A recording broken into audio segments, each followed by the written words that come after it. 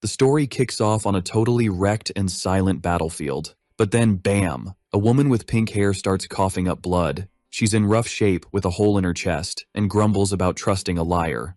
Right then, a mysterious figure strolls onto the scene. She spots some dude, surprised he's still kicking. This grabs the princess's attention, and she realizes it's Phantom Spear. The guy's so messed up he can't even talk, and the woman says she'll keep her promise, asking what he wants. The beat-up dude is too weak to speak, but she gets that he wants to be revived. She breaks it to him that it's a no-go, cause he hasn't done enough cool stuff. The spear dude, who we figure out is the MC, is so bummed he can't revive, he just dies. This makes the goddess step up, wondering why he'd want to come back to this mess. The princess gets it, calling the goddess Venerable Gluttony. He wants to rewind time to have a place to call home, but turns out, he's got nowhere to go back to. So why didn't Gluttony bring him back, since she seems pretty shook? The goddess just says it's hard not to be sad when someone who could lead others dies. Hearing this, the princess takes off a necklace, catching Gluttony's eye. There's a deal between the royal fam and the goddess, and since the world's already toast, the princess wants to make a wish. She wants the earthling's wish granted. Right then, the goddess spreads her wings and starts channeling some epic magic to revive the MC.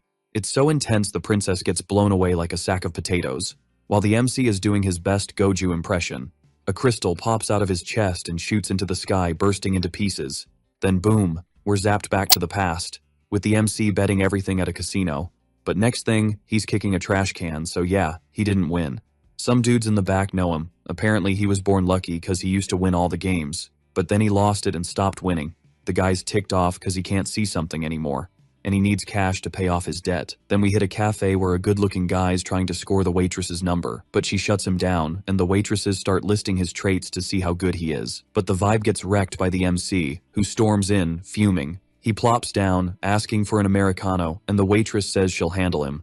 She makes the coffee and brings it to his table. He immediately calls the manager, claiming there's a nasty cockroach in his drink. But it's obvious he's up to no good, so the manager steps in. She asks what's up, and he says he wants compensation for damages, since he almost had a heart attack seeing the bug, and he also says she ditched him after he helped her. The manager's mad, but she'll still send him some cash, since he helped her when she was studying abroad. But when the money hits his account, the MC's not happy and asks if she thinks he's a beggar, throwing in her face that he funded all her fancy stuff abroad and this is how she repays him. This just makes the manager sadder, and she starts crying, wondering what kind of person he's become. Since back in the day, he was the one who helped her the most to get back on her feet. How did he break so much? Upon hearing this, the MC gets super ticked off, knowing exactly how he messed up. Turns out, he was born with this wild ability to see colors. If something was green, it was all good. But if it was colorless, things could go sideways. As a teen, he decided to test it out at a casino, and surprise, surprise, the dude raked in the cash, but he overdid it, and after a gnarly fever, he lost his color vision. By then, he was hooked and lost his girl. This is the tale of our addict, chilling by the river with a drink. Even with the cash, he's clueless about piecing his life back together, and ends up crashing right there on the ground. But when he snoozes, that piece the goddess swiped from him pops up, and dives into his head, giving him the worst nightmare ever, dreaming of monsters and chaos on a battlefield. He wakes up, totally confused about what went down, then decides to light up to chill his mind. Seems the crystal made him realize he messed up with his ex, and he decides to give her money back. But when he checks his pocket, the cash is gone, realizing he got jacked while he slept. He thinks maybe he got caught on CCTV. The dude sees a train zooming by and reaches out like he's gonna grab it, but then he's like, nah, that's a dumb idea. Laughing at himself, he wonders how he'd even pull that off. All this leaves him super frustrated. Then, ticked off, he yells about losing his money. He feels more and more defeated, and starts heading down the stairs, totally bummed out. Entering the water, he thinks the only thing left is to peace out. For him, this choice is better than living like this, and he feels bad for Sunhwa about it. He also says sorry to his parents while crying. The water mirrors his face. Finally, a tear drops from his eye, and as it hits the water, it turns green and glows. The light gets bigger as the tear mixes in. This kind of freaks Jihu Seol out. He finds it weird, not getting what's going on. The light gets even bigger, and everything around starts glowing with green light, leaving him amazed and wondering if the light is back. This time, his tears are from emotion, wanting to know how this is possible. Someone's coming towards him. The woman says the water's pretty chilly these days, then says she came to chat with him. Jihu Seol is totally impressed with the woman in front of him. She tells him again why she's there, and it makes his head hurt again. For him, it's like deja vu, but he's sure he saw something like this in his dream. She then asks him to come up, despite the view from above. For her, it's a kind of special day. Showing her card, she introduces herself as Hannah Kim, director at Shinyong. The dude then climbs the stairs with his soggy sneakers. As he gets closer, she extends her hand, and he takes the card, checking out the info. Suddenly, he finds it weird he thought of a human shield and wonders why he'd think that now. But Hannah Kim wants to cut to the chase because they're short on time. She takes the bag strap off her shoulder and then shows him the open bag with stacks of $1 bills. The woman then dares him to a bet. Jihu Seol looks at that pile of cash, super curious.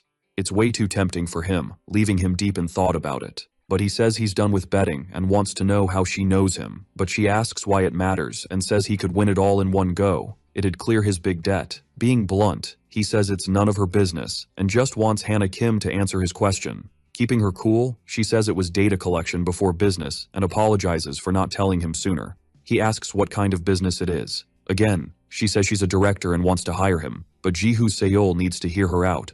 This leaves him wondering why Shin Young would hire him and what the bet's about. But that's not the main issue. For him, there's something bigger. Hannah Kim smiles in a weird way, and he can only think of a human shield. And with that, he turns down her offer. The woman seems shocked at what she heard, and she's all, "At least hear me out," thinking he's got nothing to lose, but Jihu Seol's just like, "Nah, I'm good." She's got to roll with it, so she's like, "Wow, you're really sticking to your guns." Then she whips out her phone, and she's like, "Oh, what a coincidence, the spot just got filled." Hannah Kim's all, "Sorry for the hassle, good luck," and she's about to bounce. But then the dude's like, "Hold up," and she's low-key pleased her plan's working. She turns back, "All right, spill it." Jihu Seol's like, "As long as it's not a contract." Without that, he's down to listen. Hannah Kim's kinda confused, and he's like, "I'd rather it be an invite than a contract." Suddenly, a massive monster with a huge iron ball lifts her up. The beast goes for Jihu Seol, and it's all happening at lightning speed. The knight slices through the monster, comes out untouched with the beast down for the count. He spots something out of the corner of his eye. More gnarly monsters are on the way, and in this dream, it's one battle after another, always fighting like his life's on the line, until he's just done and collapses. And right at the end, he's begging the goddess, wishing he could hit the reset button on life. First time he's ever felt like that. But in that dream, it all kicked off when he met this girl. She's not thrilled about the invite versus contract thing. Then she's like, "Are you already with the other side?" But Jihu Seol's all chill, saying she should know better. Then Hannah Kim's thinking if he was, he'd have a mark, but he's clean. She's like, "Who hired you first?" He takes a sec before answering. Then he's like, "Doesn't matter," leaving her stunned. She's finding this whole thing super weird, since he knows the difference. Jihu Seol's like, "Exactly, I just want an invite." Then Hannah Kim's like, "Why do you want that?" He's like, "Duh, if there's a choice, an invite's better." She's like, "Why waste an invite on a useless gambler?" And he's like, "It'd be a mess if you didn't." She's shook by his words. Shinyong Pharma's all over the news for a drug they made, and he thinks it's linked to the other world. She's like, "What are you gonna do, and who'd believe a gambling addict?" But he's like, "Your bosses won't be happy if you mess up an invite," which ticks her off, and she's cursing him. Jihu Seol's like, "Don't want to push it, just give me an invite." But she's like, "Invites and contracts are totally different, can't do an invite." He's like, "What about that invite you mentioned?" But Hannah Kim's not lying, she needs permission for an invite. She's digging through her bag again, pulls out her phone, unlocks it to use, and she's got one mission. She's got to keep it safe. She'll need it soon. In a memory at the goddess's statue, she's like, "Is it really soon?" The goddess is like, "You'll have no choice but to use it." Something small and shiny pops into her hand. What's happening is exactly what the goddess said, and she's annoyed. To Hannah, he's got it good, not a slave. More like a vet from the other side with a prophecy. With little choice, she's thinking about accepting, but there are conditions. Then Jihu Seol's like, "Spit it out already." First, he's got to promise he's never been to the other world. And of course, he promises. Second, he's got to spill his secrets, who he met, what he knows, but he can't do that. Then she's like, "Not even for a special invite?" This piques his interest. Jihu Seol's thinking it over, leaving her on edge. "All right, buckle up, cause this story's about to get wild." So he's all, "Nah, maybe later when I trust you more," keeping his dreams on the down low. Cause that's his secret weapon. Hannah Kim's too wiped out to argue, so she just nods along. Her last deal? If he gets in, he's got to do business with them first. No exceptions. Jihu Seol's thinking, if she said that, maybe she ditched the whole slave contract idea. She's like, if you're not a total noob, you'll get in, no matter how you do it. So he's like, deal, and she's stoked. She dives into her bag again, and bam, there's this golden glow. It's the shiny thing she got from the goddess. He's all curious, what's that stamp? Hannah Kim grabs his arm, kinda annoyed. It's my life, duh. She stamps his hand, and it starts glowing, leaving him all confused. The glow gets brighter, and the marks on his skin. Then it fades away. Poof, gone. Ji-hoo Seol's mind is blown when it vanishes. Hannah Kim hands him a letter, saying he should read it, and the portal's opening at 10:30 tonight. She's like, sort out your stuff, even if you've got nothing to do. And she's all, don't get kicked out, or I'll hunt you down to get my stuff back. She stomps off, leaving Ji-hoo Seol with no options. But wait, she remembers something, tosses him a money package. He catches it, just in time. It's the cash he was after. She warns him not to crash anywhere random, or he might freeze.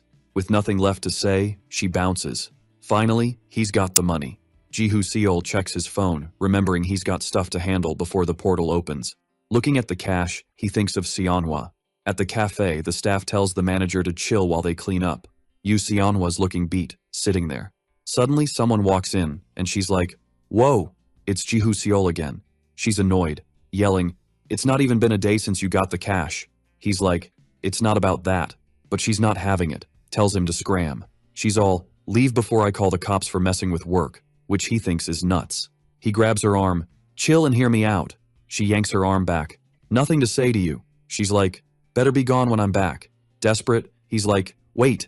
But Yu Seonhwa shuts the door. Only staff can enter now. The girls are whispering. Then, they block the door so he can't get in. Feeling bad, Ji-hoo Seol knows this was bound to happen. He checks the wall clock. Then, he asks the girls to give something to Yu Seonhwa when she's back. After lighting a cig, he heads down the street. He starts running, not wanting to waste time. Meanwhile, Yu Seonhwa peeks out, asking if he's gone. One girl nods, handing her the money he left. Ji-hoo Seol's in an alley behind the cafe, checking. His phone, he wonders if he should text. Back to Yu Seonhwa, she rushes out the cafe door. She's looking around, searching. She spots smoke behind the store. It's him, on his phone. Suddenly, a light whirlwind appears above him. It's a magical portal. Then, poof, he's gone. On the ground, just his phone and the lit cig remain. When she gets there, it's too late. She walks to the alley. Yu Seonhwa picks up the phone. The last thing he did was send a message. She looks out, clueless about what happened to him. The ceiling light's on. It's hurting his eyes, so he shuts them. But slowly, he adjusts. Ji-hoo Seol's lying on the bed, shivering. The place is a mess. Food wrappers everywhere. He's shocked to be in his room. He gets up, opens the window. But there's no one outside. His phone buzzes with a notification. On the screen, a message alert pops up, telling him to read it. The dude picks up the phone, looking all impressed. Problem is, it's not even his phone. But whatever. He picks it up anyway. Boom. An alert pops up saying the user's registration is done. There's a message notification. Curious, he taps to see what's up. It's a guide telling him to hit up the Paradise School auditorium in 9:45 minutes. Paradise School? That name's got his attention. The place is huge, with a massive field for games. Ji-hoo Seol strolls through the big area. To find his way, he checks out the signs. He realizes Paradise is the school, not some fantasy dreamland. Still, it's weird there's no one else around, like he's in a ghost town. He keeps walking through the place. Finally, he spots the Paradise School auditorium. As he's climbing up, someone's already waiting for him. Soon, he's face to face with her. The girl greets him all friendly. To Ji-hoo Seol, she seems like she's from another country. Without a word, he tries to slip through the door, but the blonde girl sticks out her hand, then the other one too, leaving him all confused. With her hands out, she seems to want something from him. He figures she's waiting for his invite to check. In a packed room, a woman says they just want him to show the contract. Some dudes are chilling in the chairs, more into cracking jokes than anything else. One of them cracks a joke about being there because he's useless. Ji-hoo Seol's kinda curious about them, but he hands over the letter from Hannah Kim. She opens it, noticing the crumpled paper right away. As she reads, the girl's already impressed. So much so, she starts trembling. He doesn't seem impressed, just wants to get her reaction. She bows to him, like he's some big deal. This impresses Ji-hoo Seol and grabs everyone's attention in the auditorium. Finally, she signals he can go in. The whole thing's got him a bit nervous, but whatever. The woman guides him. Gently, she points to his seat. Even more nervous, he takes his seat. Once again, the girl bows. And of course, people are curious about this. One guy asks why she did that, and the platinum-haired dude remembers not getting the same treatment. Now that the woman's gone, everyone's staring at Jihu Seol. He just wants to know who these people are. But everyone goes back to their own thing. Suddenly, another headache hits Jihu Seol. Then, people are all around him. This makes him suspicious and feeling super anxious. He remembers in his dream he was standing, and now things have changed. The door slams shut. Someone yells, asking if everyone's there. On stage, a uniformed guy greets them. He introduces himself as Han and says he'll be their guide. Han says he knows they have questions, but for now, they gotta stick to the schedule. He tells them to think of attribute windows or just attributes, and unless given permission, no one can see. Obviously, Jihu Seol thinks of attribute windows. Suddenly, a screen pops up for him. Not just him, everyone thought of it, surprised by what they see. A bit confused, the guy asks the woman what native ability is, and the kid next to her tells his mom he can't see. This makes Han curious, asking if he has a native ability. But the guy denies it, saying there's nothing written. Then, Han says not to worry, it's normal for humans not to have any. This catches Jihu Seol's attention. After all, his shows he has too. The dude's a bit shocked by the info. He's got the vision of the future, which he thinks is linked to the dream, and wonders if the question mark is a native ability, but he prefers not to show it while Han says they're moving to the next step. He asks them to activate the category of marks, either by thinking or saying it out loud. Someone's unsure of what to say, but, still not getting much, decides to take a shot. A young girl activates the mark category. A symbol pops up on her head, visible, and the guy behind her is startled. Curious, he takes a shot by saying the same words. Then, a similar mark appears above his head. More people do this, activating the bronze mark. Han organizes the papers in his hand. Then, he tosses them into the air. Each paper floats up, doing its own little dance before forming a circle. Then poof, they turn into bags. Magic, right? Han spills the tea that a random box is going to be handed to the bronze folks as a perk. While the girl's about to make the drop-off, he's all, use those perks ASAP, fam.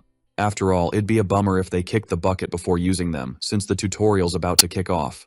Then he spots two peeps with silver marks. He's hyped to be the guide this round. The duo? Mr. Kang-suk and Miss Yu Seora.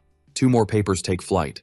Then they morph into boxes, this time in shiny silver. And, unlike the bronze crew, they score perks for the invite. He's low-key relieved the girl snagged this. Then, Han finally spots Jihu Seol chilling there, and tells the dude to activate his marks category. The guy breaks it down again on how it's done. His eyes look like they're carrying the weight of the world, until suddenly, they pop open like they're about to jump out. To his shock, Jihu Seol's rocking the gold mark. Han's mind is blown, it's the first time he's seen one, and he's all, only one person ever had this.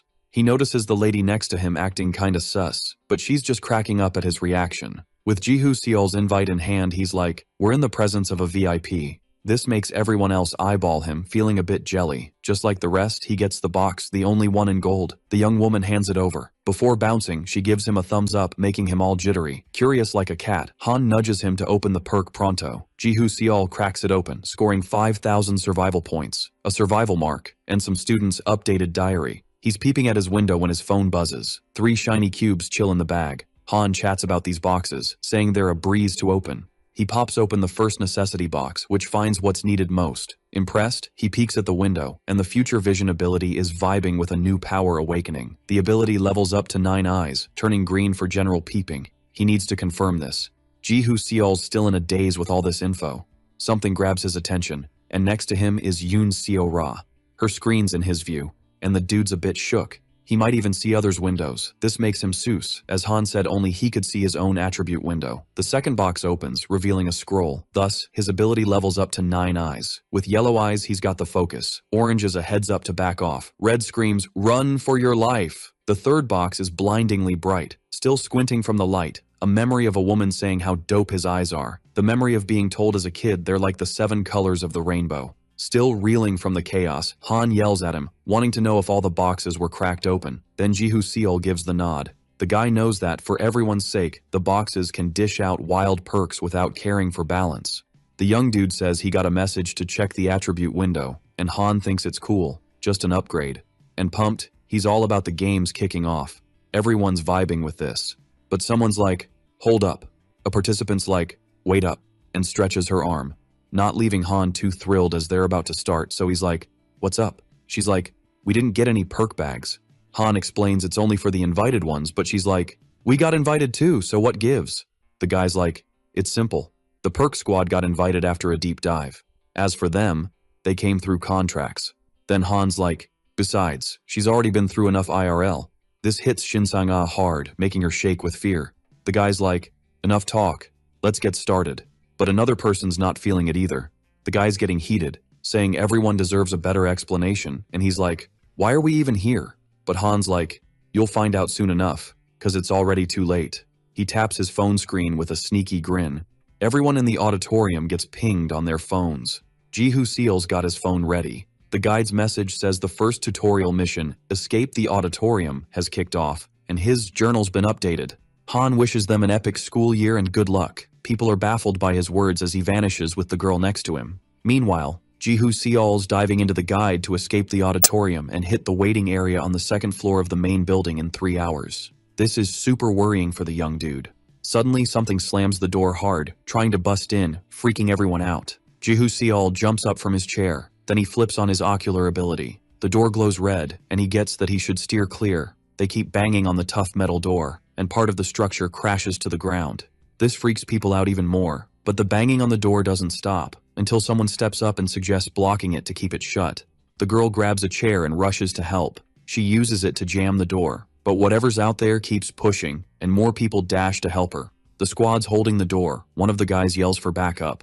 The force of whatever's hitting is so strong that 3 people get shoved. They hit the ground, totally wiped out, but they still get up to help again. It takes a ton of effort from the crew. Meanwhile, Ji-hoo Seal's hunting for info on his phone. He's reading a journal about somehow blocking the auditorium door. An interesting tidbit in the journal says blocking was pointless, but during the chaos, the person found a hole. The banging on the door stops. One of them asks if they're gone, and everyone thinks so. The worn-out girl collapses to the ground. Kang-suk says it started with a bang from the get-go and that all of this left him buzzing. He tells his crew it's time to scope the place out. Then, that dude calls for him. With a not-so-happy look, Kang-suk glances at him and asks the dude if he was talking to him. The dude just wants to know what his plan is, and Kang-suk simply says to investigate, leaving the dude puzzled. Then, he points to a specific spot. Yoon Seo-ra's on the stage checking behind the curtains. She then spots something, and pulls the curtain to get a closer look. The dude's unsure about what they're hunting for, but with the door blocked, Kang-suk says they need to find something useful. It clicks for him, so he offers to help with that. But Kang-suk tells him to do whatever he wants, saying he's not there to boss around. However, the dude says they'd wrap up faster if he and his crew pitched in. Nonetheless, the young dude doesn't seem too interested. This leaves the dude scratching his head. Kang-suk turns away, telling him to do whatever he wants since the matter's already sorted, leaving the dude fuming. Annoyed, the dude calls him a total loser. The young dude pauses and takes a deep breath. Then, it's Shin Sang-ah who calls him a selfish jerk and says he's only thinking about himself in this mess. Kang-suk asks her to repeat what she said.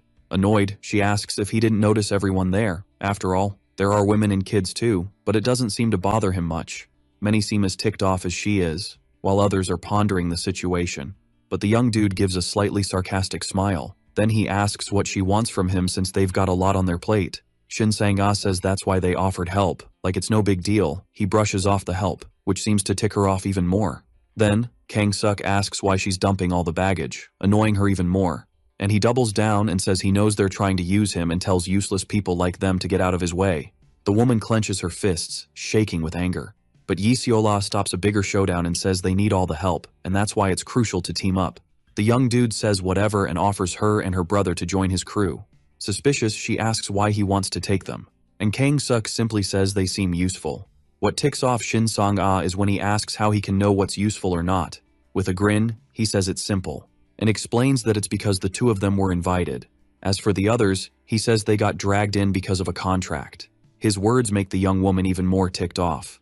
Then Kang-suk calls out to someone, and it's Ji-hoo Seol, chillin' in the middle of the auditorium. He turns around curious about who's calling him. Kang-suk asks if he wants to speedrun the tutorial, saying it'll be a breeze if he joins them. The dude pauses, deep in thought, while everyone else is staring at him, waiting for an answer. In her mind, Yi Seol-ah is hoping everyone gets a helping hand and isn't left hanging. Ji-hoo Seol shuts his eyes, and when he opens them, boom, they're green. He sees green vibes in people, and the door that's safe is glowing green too. But Kang-suk's vibe is orange, screaming for attention. But the real plot twist is Yi Seol-ah, who's got zero color. This leaves Ji-hoo Seol puzzled, and he's not sure what to say or do. Until suddenly, everything goes red, screaming, GTFO! More rumblings start. freaking everyone out. This time, the thuds are from the ground, and people are like, "What's going on?" Some even think it's an earthquake. But Ji-Hoo-seol yells for them to bolt. Everyone listens and dashes as told. People are in full-on panic mode, trying to save themselves. In the chaos, Yi Sung-jin twists his ankle, and bam, he's down on the ground. His sister spots him. She rushes over, freaking out, telling him to get up ASAP. A dark circle appears behind him, and it shatters, pieces flying everywhere. Hooks on ropes pop out of the hole. The dude's startled, like, "What the heck is that?" And the siblings are about to bounce before getting snagged, but one hook's coming right at them. Seeing this, Yi Seola shoves her bro out of the way. He hits the ground, landing hard. Desperate, he looks at his sister. She's acting as his human shield. Then something smacks her hard. It's the hook on the cables, which then drags her toward the hole. Desperate, Yi Sung-jin screams for his sis and begs others to help. The dude tells his wife to grab their daughter and get her out of the chaos. Meanwhile, Yi Seol-ah's halfway into the hole, and the others are struggling to pull her back. Ji-Hoo-seol and the crew just watch the drama unfold. Then Hyun Sang-min's like, "Yo, help out. People are frozen, unsure if they should jump in." One woman joins the squad, but for Ji-Hoo-seol it's already game over. Yi Sung-jin's desperate, clinging to his sister, and the young dude notices his look. Then he asks for help to save his sis. The crowd's whispering about someone with the gold mark not stepping up, and Ji-Hoo-seol feels the pressure to help, so he sprints to assist. From the hole comes a gnarly scream, and a ton of red goo splashes on Yi Seol-ah. Something starts spinning around her, and the others hit the ground. Another roar sends chills down their spines, and the girl's body starts shaking as the hole closes. Her legs, still outside, drop to the ground. Yi Sung-jin rushes to his sister. Desperate, he grabs her foot, pulling it out. The scene's a total horror show, leaving everyone stunned. Only part of Lee Seo-ah's left, and something's creeping out of the hole. The dude's the first to spot it. A nightmare creature with red eyes and razor-sharp teeth. It crawls out, towering over them. The monster, with its massive mouth wide open, roars again. Its feet, emerging from the hole, have just 3 toes with thick, sharp nails. Terrified, people scatter. Meanwhile, Yoon Seo-ra's hiding behind the podium, shaking like a leaf. People dash for the door. The lady in red tries to yank out the stuck chair that blocked something earlier. Young Min-woo shoves her, hitting her face. He easily removes the chair, and with it, he charges back at the monster. With all his might, he hurls the metal chair at the beast. The chair flies until it's stopped by one of the hooks. Then it crashes to the ground, missing the monster. People scramble to open the door, and Kang Suk's like, "Hurry up!" But the monster leaps, and lands on someone. The creature roars again, and people scatter, screaming for help. With its hooks, it slashes through everyone in its path. The creepy creature shows off its massive tongue. The door finally swings open, and everyone bolts for the exit. Ji-Hoo-seol's in the middle of the chaos, but he's chillin'. He's wondering why he's not freaking out, like, at all. Maybe because it feels like a video game, not real life. He stops by this random iron rod and gives it a good stare down, kicks it, trying to jog his memory or something. Then he picks it up, feeling all ninja-like, spins it around and boom, it clicks. Ji-Hoo-seol's got his new weapon, feeling like a boss. He remembers that fighter from his dream, strikes a pose. To him, it's no biggie. Everyone else is running like it's a zombie apocalypse, all heading the same way, like a herd of panicked sheep. But Kang Suk's like, "Nah. Let's go this way." Meanwhile, Hyun Sang-min's just standing there, taking it all in. The crowd splits, like a banana peel. He checks out the wrecked auditorium door, then decides to join the running crew. Meanwhile, the monster's showing off its gnarly teeth. But Ji-Hoo-seol's not even phased. The beast charges, all claws and chomping mouth. And suddenly, Ji-Hoo's got this orange glow going on. He smacks the creature, stopping it in its tracks. The hit's not epic, but it does the job. The monster's red lizard eye spots something. It glances at the auditorium exit. The iron rod's just chillin' on the ground. Ji-Hoo-seol's kind of freaked out by what he just did. Meanwhile, Kang Suk's crew's hunting for a hideout. Jung Min-woo's giving it all to open a door, but it's like wrestling a bear. Kang Suk's like, "Dude, brute force ain't gonna cut it," while Hyun Sang-min sneaks off. He totally notices. The guy heads for the windows, grabs a plant pot, ready to smash. Kang Suk's like, "Classic guest move, using your noggin," with a smirk. Glass shatters. Hyun Sang-min reaches for the lock, then his eyes go wide. In the glass shards, he spots the monster's reflection. He yells, "It's out!" Everyone's freaking out, like majorly. Kang Suk's shouting to open the door, ASAP. He catches a glimpse of something. It's Hyun Sang-min, making a run for it, and he calls him a coward. The floor's got this weird stain from the girl's liquid. Ji-Hoo-seol remembers the diary's words, and the memory of her lingers in his mind. He thinks maybe Yi Seol-ah would have made it if she hadn't hesitated. He glances at the stage. Yoon Seo-ra's hiding there, shaking like a leaf. She's trying to pep talk herself into opening her eyes, knowing what she signed up for. But fear's got her in a chokehold. She peeks out, super cautiously, and sees everyone's gone, monster included. Meanwhile, Ji-hoo Seol's on his own detective mission. Using his phone's flashlight, he's checking everything out. He keeps moving, all stealthy. Following his phone's lead, he thinks he's in the right spot. There's a message from Kang-suk. Yi Hyung-sik and Minwoo hit the second-floor waiting area, and he's shook. He's got the second-floor map. One spot's marked in red, and he's dying to know what's up with that. Something's creeping up behind him. He spins around, quick. From the hallway, he only sees a flashlight. He kills his phone's light, ninja style. Ji-hoo Seol's worried about getting busted. Someone's coming, flashlight leading the way. But lucky for Ji-hoo, they find nada. The person keeps searching, and Ji-hoo's sweating about being found. To ease his mind, he uses his eye power. A green light shines on the person. No color change, so he's confused. Then he remembers the attribute window. With a thought, he activates it. Turns out it's Hyun Sang-min. The guy's still coming, all chill. So Ji-hoo Seol lights up the lantern and tosses it at him, who asks who's there. Even blinded by the light, he figures it out and asks if it's the gold mark dude. Ji-hoo Seol stays put, and Hyun Sang-min gets closer. Then he confirms Ji-hoo's the gold mark guy, saying it took a while to find him.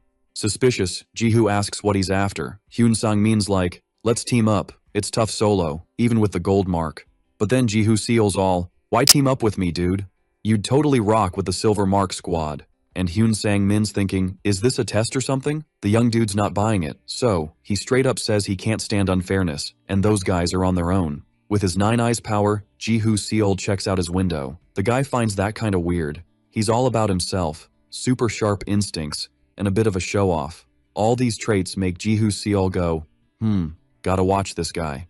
Then he tells the dude he needs to ask something. Wants to know why he ran to the girl when she got pulled into the hole. The young dude remembers Hyun Sang-min rushing over, and then yelling for backup, being the first to step up.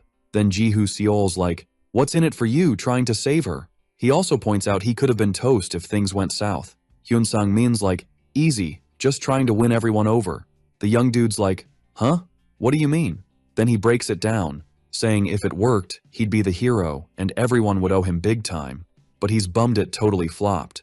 Ji-hoo Seol thinks it's all a calculated move to earn trust. Hyun Sang-min says he'll follow orders and risk it all for him too. The young dude gets it's like a pecking order and asks what's in it for him. He promises a shot at surviving, cause in his view, it's the best bet. Ji-hoo Seol gets he's laying it all out and isn't too stressed about it. At least he's easier to handle than Kang-suk. All that's left is to say his name's Seol. Hyun Sang-min jokes it sounds girly and promises to pay him back. But the young dude's like, for what? We haven't done squat yet. Hyun Sang-min asks what the plan is and wants the deets. And Ji-hoo Seol just says he has to figure it out, leaving him stumped. Then he explains that's why they have 4 hours of data. Elsewhere, things are looking rough. Outside, it's a ghost town. Meanwhile, the survivors are laying low. The guy says the main entrance is blocked by an invisible wall and the monster's chilling in the auditorium. His wife asks what to do and he thinks they should hit the second floor like the other crew. Annoyed, the guy's like, if I knew this, I'd have tagged along. He blames his wife for going the other way and she defends herself, saying she was just trying to bail. Shin Sang-ah watches the awkward scene. In the other corner, Yi Sung-jin's whining about his sister's death. Meanwhile, the lady in red asks if he's got any genius ideas. The guy starts brainstorming a new plan. With his eyes, he spots something. He sees the girl in the blue cloak wandering around, and with a grin, he says he does. Ji-hoo Seol explains the mission's simple, even with the monster glitch, and the auditorium's close to the main building. Hyun Sang-min gets it, cause Kang-suk and the crew already nailed their mission. Ji-hoo Seol figures there'll be more missions and the guy wants to know why they got so much time, and he says it's to grab what they need. And Hyun Sang-min asks if it's a monster-busting weapon, but he says he's not sure, he's after something else. Curious, the guy asks what it is then, with the answer that they'll find it there. Hyun Sang-min asked what place he opened the door to, and like it's obvious, Ji-hoo Seol says it's the main building. Meanwhile, the guy asks if everyone got what he said. From their faces, they're not totally on board. Then Shin Sang-ah asks if they really gotta do this. Cocky, the guy asks if she's got a better idea. The lady in red's the only one backing his plan, asking who'd say they should just give up. Shin Sang-ah looks at the guy's wife, but she quickly looks away like she's scared of something. With no one else speaking up, the guy says they should start and find something more fitting. Alright, buckle up, cause this is gonna be a wild ride. Each person heads to their corner. They're searching every nook and cranny. Meanwhile, the lady in red asks the boy if he's sticking around in the same state. Yi Sung-jin just shrugs, not really bothered. Then Shin Sang-ah's all, I get it, but don't throw in the towel, there's a reason we're here. The young dude just whimpers, not much else. She's like, are you gonna let your sis's death be for nothing? That hits him right in the feels. He remembers his super cheerful sister. Then someone yells, found it. The man's like, time to get this party started. Elsewhere, Yoon Seo-ra's digging through stuff. She's flipping through papers, until, bam, she finds what she needs. She holds the paper up, all triumphant. Then, uh-oh. She hears a noise. It's the monster, hunting for its next snack. She dives under a bookshelf, ninja style, the creature's sniffing around, peeking through the window. To stay hidden, she covers her mouth, staying super quiet. The monster's about to bounce. Then, crash, a stone smashes the window. The thing lands right by her. The monster's all, what's this? Turns out, the boy nailed the window, and the man's like, nice shot. The boy's bragging, told you I was a pitcher on the basketball team. The lady in red's like, should we bounce? But the man's like, hold up, gotta make sure the monster's in. One kid's squinting, still don't see anything. The building's dark, no one's creeping around. The monster opens the door. Yoon Seo-ra's heart's racing, she's freaking out. With its giant mouth, the monster's on the prowl, and the girl's squeezing her eyes shut. It spots the glass shards on the floor, which makes it peek outside, and bam, it sees the squad making a run for it. The monster leaps through the window. Everyone's eyes go wide with fear. The man's yelling, run for it! He's leading the charge carrying his kid. Basketball boy's like, head to the back. Meanwhile, the monster's picking its first target. Someone trips on a rock, face planting. The monster's red eyes lock on. It charges, tongue out, teeth bared. The kid on the ground's terrified. The creature's ready to chow down, but the pitcher hurls something at it. Now the monster's all about him. The rest keep sprinting for their lives. The man spots the iron door. He's trying to open it like before. He gets it open, and the crew rushes in, but Sang-ah's hesitating. She's eyeing the trio in danger, but the bossy guy's like, get in now, scaring her. She's got no choice but to listen. Once she's in, the man slams the door shut, and locks it, just to be sure. Worried, she's like, what are you doing? He points at the monster. Too late for them, but she's like, no need to lock it. He's all, we need every second. Sang-ah tries to argue, but he cuts her off. Think you'll survive without getting dirty? He adds, don't let your justice get us all killed. And he storms past everyone, all grumpy. Sang-ah glances at his wife, who looks away. The woman tells her daughter Hee-jin, let's go. Sang-ah's about to join them. Then she spots Sung-jin standing there. Curious, she asks if he agrees, and the boy's looking nervous. But he just says, we couldn't save them. This hits them hard, feeling the weight of it all. Meanwhile, Ji-hoo Seol and Sang-min are snooping around the building. He's shining a light on a store's facade, and Ji-hoo Seol's like, the guide didn't mention this, no one asked. Then he's like, it's the time limit and tutorial conditions. Hearing this, Sang-mi's spooked. He's thinking, no wonder the guy's got the gold mark. So he's planning to level up, sticking close so Kang-suk doesn't outshine him. Ji-hoo Seol's at the store's door. He's about to open it when the other's like, hold up. Sang-mi's like, let me handle it, who knows what's in there. And with confidence, he's like, use me for this kind of stuff. The store looks chill, no danger vibes or signs of anyone lurking around. The dude lights up the place with his phone's flashlight. He tiptoes through the store, all sneaky-like. Outside, Ji-hoo Seol is just chilling, waiting for him. The young dude is super chill while waiting, and, seizing the moment, he activates his Nine Eyes ability. The store glows all green, like a neon party. Then the door swings open again, and Sang-mi says it's all clear inside, no spooks. Trusting his ability, the young dude just nods. The plan? Hunt for snacks and anything useful for emergencies. While digging through the bag, Sang-mi jokes they could beat the monster, and maybe even delete it. Thinking about that, Ji-hoo Seol rummages through his bag too. Noticing this, the dude jokes even the bags are different, but they share stuff almost equally. Then Ji-hoo Seol gets it. That's the gold mark's worth. As they walk, Sang-mi asks if they're hunting for weapons, and the young dude says they're heading up, got something to check. Telling him to peep the stairs, the young dude says the waiting room's upstairs, leaving Sang-mi curious about how he knows this stuff. Then the phone gets flashed. This surprises the dude with the map he didn't get, but it's all thanks to the perks. Sang-mi asks if they gotta go up there yet. Tapping the screen, Ji-Hoo-seol tells him to look. The map's zoomed in, super detailed. He explains the points were blue, but when Kang-suk rolled in with the crew, everything went red, and the dude asks if that bugs him. Then he says the crew's got 3 peeps and there are 3 red points. Not just a coincidence, huh? Thinking it over, Sang-mi gets it. Makes sense.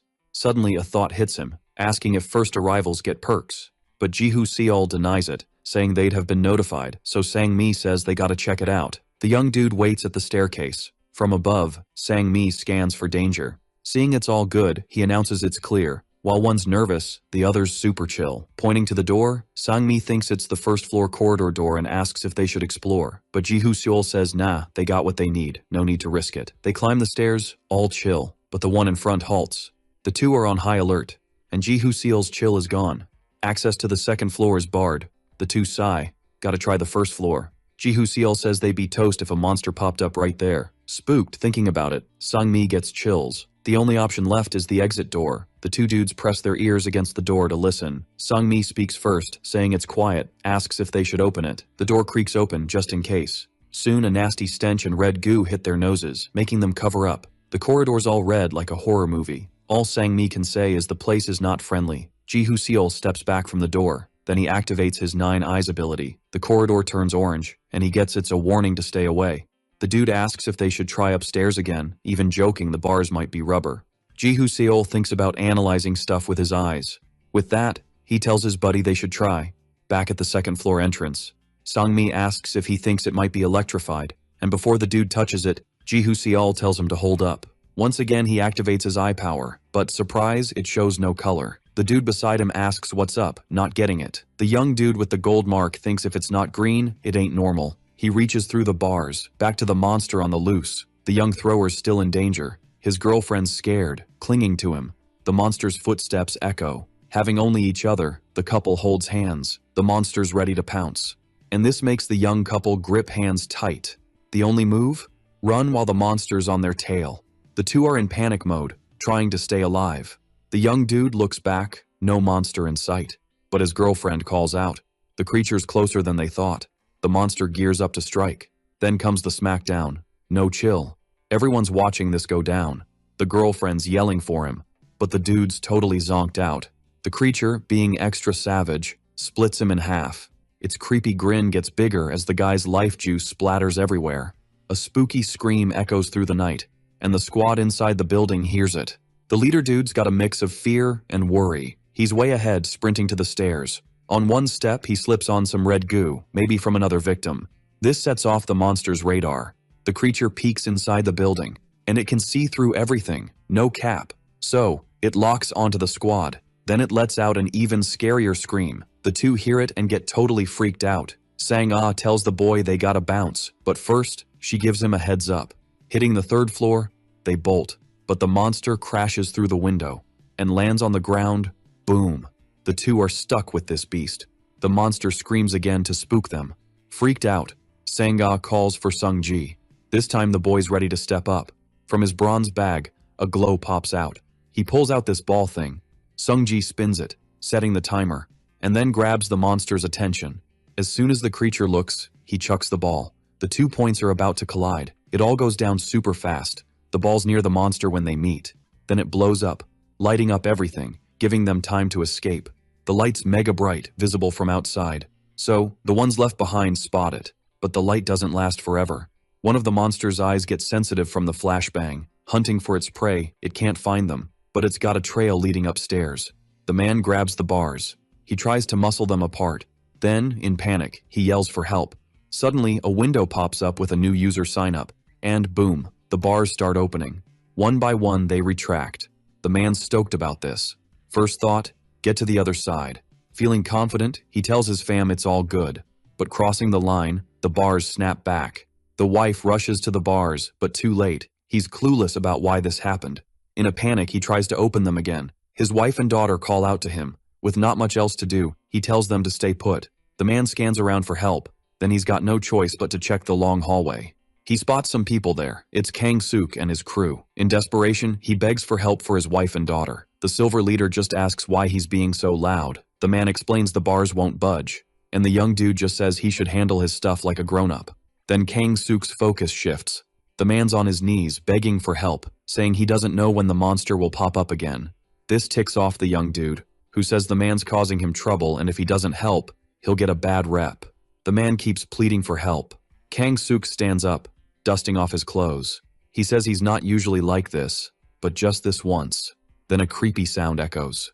This freaks the man out, imagining what it could be. In a rush, he gets up and dashes back to his family, stopping as soon as he reaches them. His wife and daughter are upside down. The monsters got them, calling for him. Kang Suk, right behind, says it's a bummer. Without a care, he says they showed up too late. But the man turns to him, and once more begs for help, his last desperate move. The young dude looks at him seriously, then frees the arm the man's holding, to point at the button on the wall. The man eyes the button, thinking hard. Kang Suk says it'll open if he presses it, but they're too late. But the man insists it's not too late. He's about to press it when the young dude asks if he can take out the monster. Kang Suk says instead of asking for help, he should have been more careful while searching. His wife calls for him again. Even near the button, the man wonders if he should do it or not. Meanwhile, the dude's all, "Yo, if I open these bars, we're all toast." And then he's like, "Your call, no hard feelings, bro." His fam's screams are echoing in his brain, and he's sweating over what to do. Meanwhile, Jihu Seol's poking the bars. And boom, a window pops up, asking for a new user sign-up. Super sus, right? Sangmi's all, "How'd you do that?" But even Jihu's clueless. And then he stops Jihu Seol from climbing, saying there might be traps. But as soon as he gets close, the bars snap back. And just like that, the whole path's blocked again. Jihu Seol's thinking it's set to let only one person through. The dude looks at him, totally freaking out, but just turns around and starts climbing the stairs. Sangmi's like, "You're just gonna leave me here?"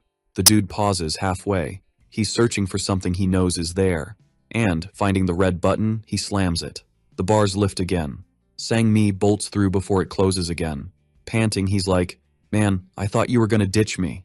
And Jihu Seol's like, "Yeah, it crossed my mind." While climbing, Sangmi asks if it was a prank. Way ahead, the dude spots something. It's Kang Suk's two buddies, and they spot them too. But before they can react, a monster's roar freaks them out.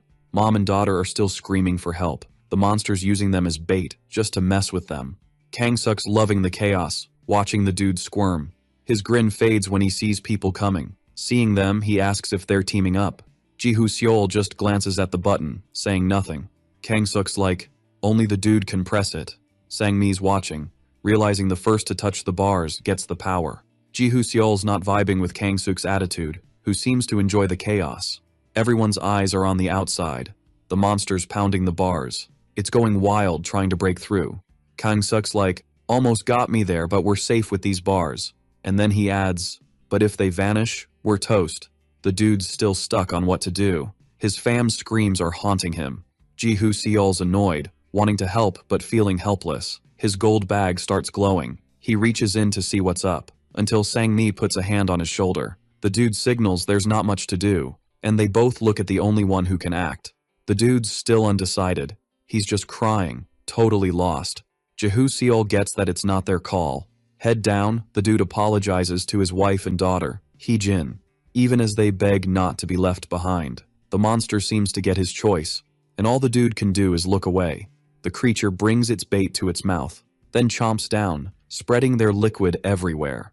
Jihu Seol's horrified, while Sangmi tries not to watch. The monster wipes its mouth after its meal, then turns away, finally leaving. Defeated, the dude collapses. He's crying, and Kang Suk's amused by it all. The dude's like, "Tough luck, but you did the right thing," and says they should rest in peace. Nothing could have saved them, and Kang Suk's crew bounces. Otherwise, they all could have been toast for nothing. That's just how it goes. In this world, only the strong survive. But Jihu Seol's like, the real world's always been like this, and he wonders if he could have done the same. If it was Seonhwa instead, what would he do? The dude's alone in his pain. Kang Suk and his pals chat like nothing happened, while Jihu Seol and Sangmi are bummed out. The dude tells him to stay focused, saying paradise is even wilder, which shocks the other, asking if they're not already in paradise, since that's the school's name. Sangmi's shook, not knowing this, even though he's from the gold mark. But Jihu Seol, feeling a bit nervous, says he just stumbled into it. The other dude nods, saying everyone's got their reasons, so he won't pry. He explains they're not in paradise, but in the portal, hence the whole tutorial vibe. Ji-hoo Seol recalls Hannah Kim's advice about staying alive, realizing she meant this. Sang-mi looks at the guy, wondering how his whole fam ended up here. He doesn't want to pity the guy, but if he brought his wife and kid here, his life must have been rough. Ji-hoo Seol says everyone's got stories, stuff you wouldn't get unless you lived it. With a smirk, the young dude agrees, saying he doesn't need the guy's life story. Something on the floor grabs everyone's attention. A window pops up, announcing Yoon Seol-ah's arrival on the second floor. The girl shows up, and Kang-suk starts teasing and calling her quiet one, but she's not bothered, and just keeps walking. Then she leans against a corner and pulls her hood up to dodge the stairs. Kang-suk comments again, saying she's doing her usual loner thing. Meanwhile, Ji-hoo Seol notes they're now 6. Sang-mi, curious, asks what's up, about the iron bars in the waiting room. They're designed so the first to touch them gets registered as users. That way, they can open or close the entrance. There are 6 entrances total. Kang-suk's crew, being first, snagged 3 entrances. Ji-hoo Seol figures he took one of the 3 left. One belongs to the guy who lost his family. And with Yoon Seol-ah, all entrances are claimed, but the young dude's still puzzled. Sang-mi gets its 1 person per entrance, but it's still a head-scratcher. In short, Ji-hoo Seol says there's a 50% shot for the rest to find their entrance. The guy gets that part. Ji-hoo Seol asks if he thinks they'll just let others waltz in, and finally, he gets the worry. Meanwhile, the rest keep climbing the stairs. Sang-ah spots the issue first. They finally hit the iron bars. Clueless, she asks why it's blocked. The lady in red, impatient, tells her to move. In a panic, she yells for help. The guy behind her freaks out, telling her to hush so the monster won't hear. Soon, the entrance owner comes down, curious. The group's startled by who shows up. Kang-suk, impressed, says she made it, calling her a crybaby. This ticks off the woman, asking who he's calling a crybaby. But it's not her, he's talking about Sang-ah. Just hearing him annoys her, but she tries to ignore it, asking how to get in. With a grin, he says it's easy, and points to the red button, saying it'll open if he presses it. He makes it clear it only works if he presses it, claiming the entrance as his. Sang-ah's surprised to hear this, but she tells him to quit messing around and open it. Again, the young dude asks for quiet. Everyone's scared of drawing the monster's attention. The others also head down the stairs. Meanwhile, Sang-ah, desperate, begs for the entrance to open. But Seok-suk and his crew only focus on the other 2. Ji-hoo Seol confirms he's the owner, so he's the only one who can open it. And this makes the guy with the silver mark show off.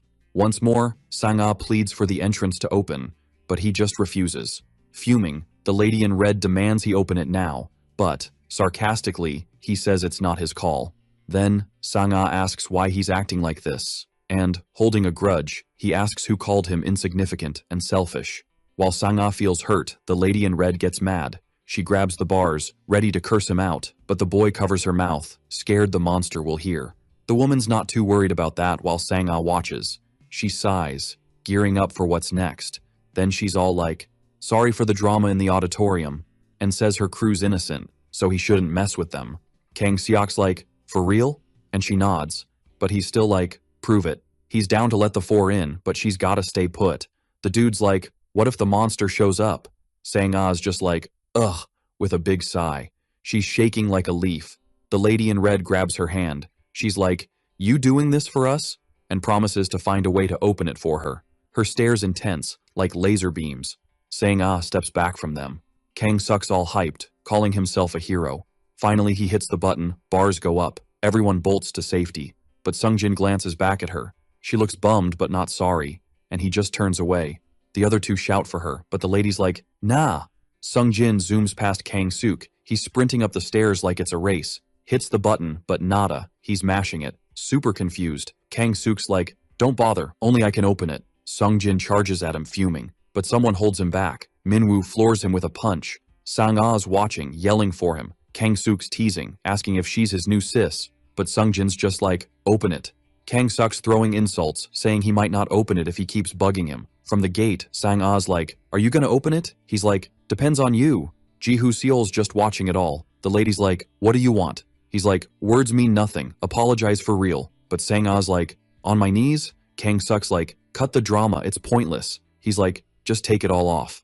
Everyone not in his crew is shook, but Kang-suk's like, I'll feel better with a dance. You can keep your undies. And she's like, you're sick. He's like, no biggie, just use the other entrance. His pals Hyunsik and Minwoo have other entrances too. He's like, what's the holdup? Get lost if you're not going. With no options, she's like, fine. Kang-suk's like, 10 seconds to lose the pants. With a smirk, he's like, start. Sang-a's had enough. Ji-Hoo-seol's watching, annoyed. He's thinking of stepping in, but Sang-mi stops him. He's like, I hate this too, but it's survival of the fittest. As the countdown ticks, Sang-a's trembling, taking off her clothes.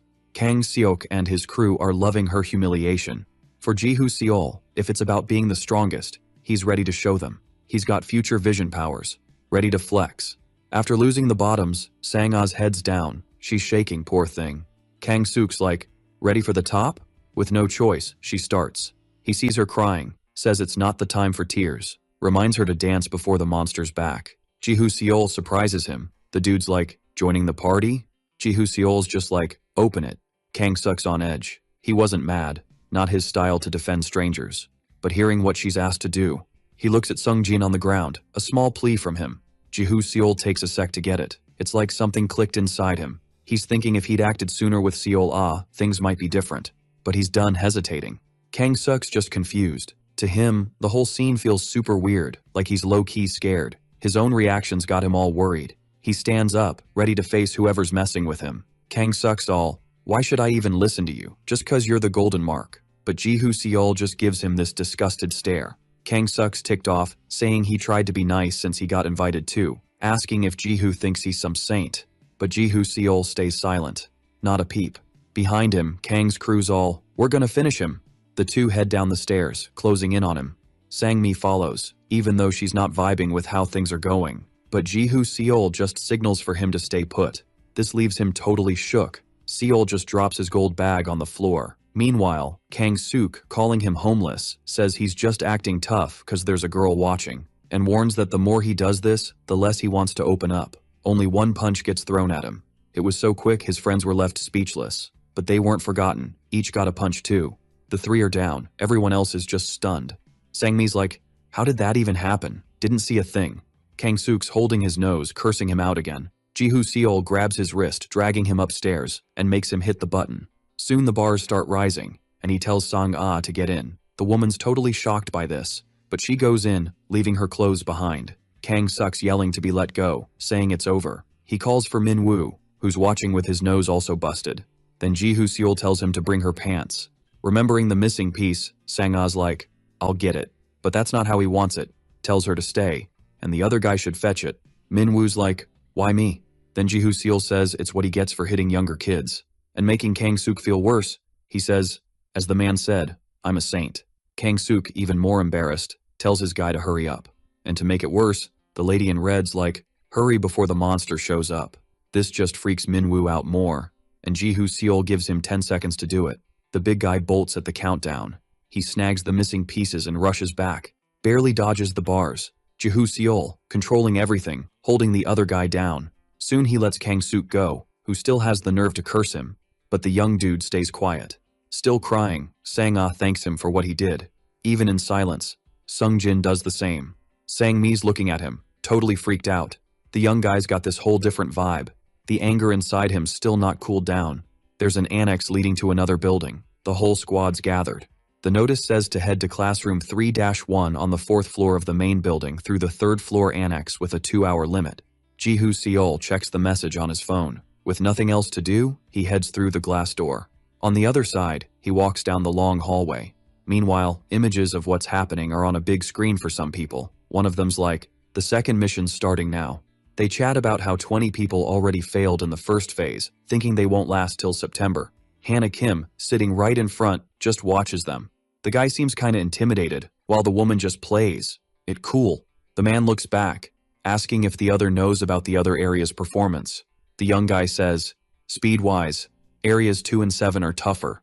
The answer doesn't sit well with him, saying he gets it if it's Europe. But what's up with the Chinese? Apparently, they're finishing missions and sacrificing contracts when needed. Worried, the man asks about Area 2, and the young guy says a French girl named Delphine's carrying everyone using her initial bonus and taking out the Spectre. He also wants to know about the rest.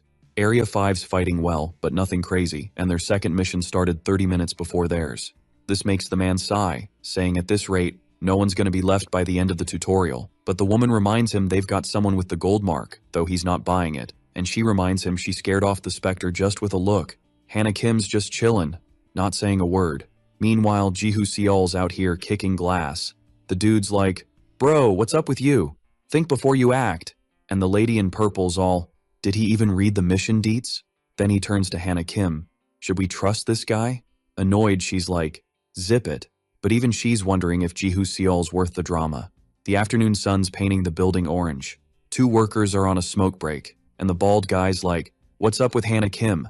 To him, it's wild she gave a gold mark to a dude supposedly under a slave contract. The young guy nods. She must know who he is. And the bald guy's like, he's the type to gamble while his fam and girl suffer.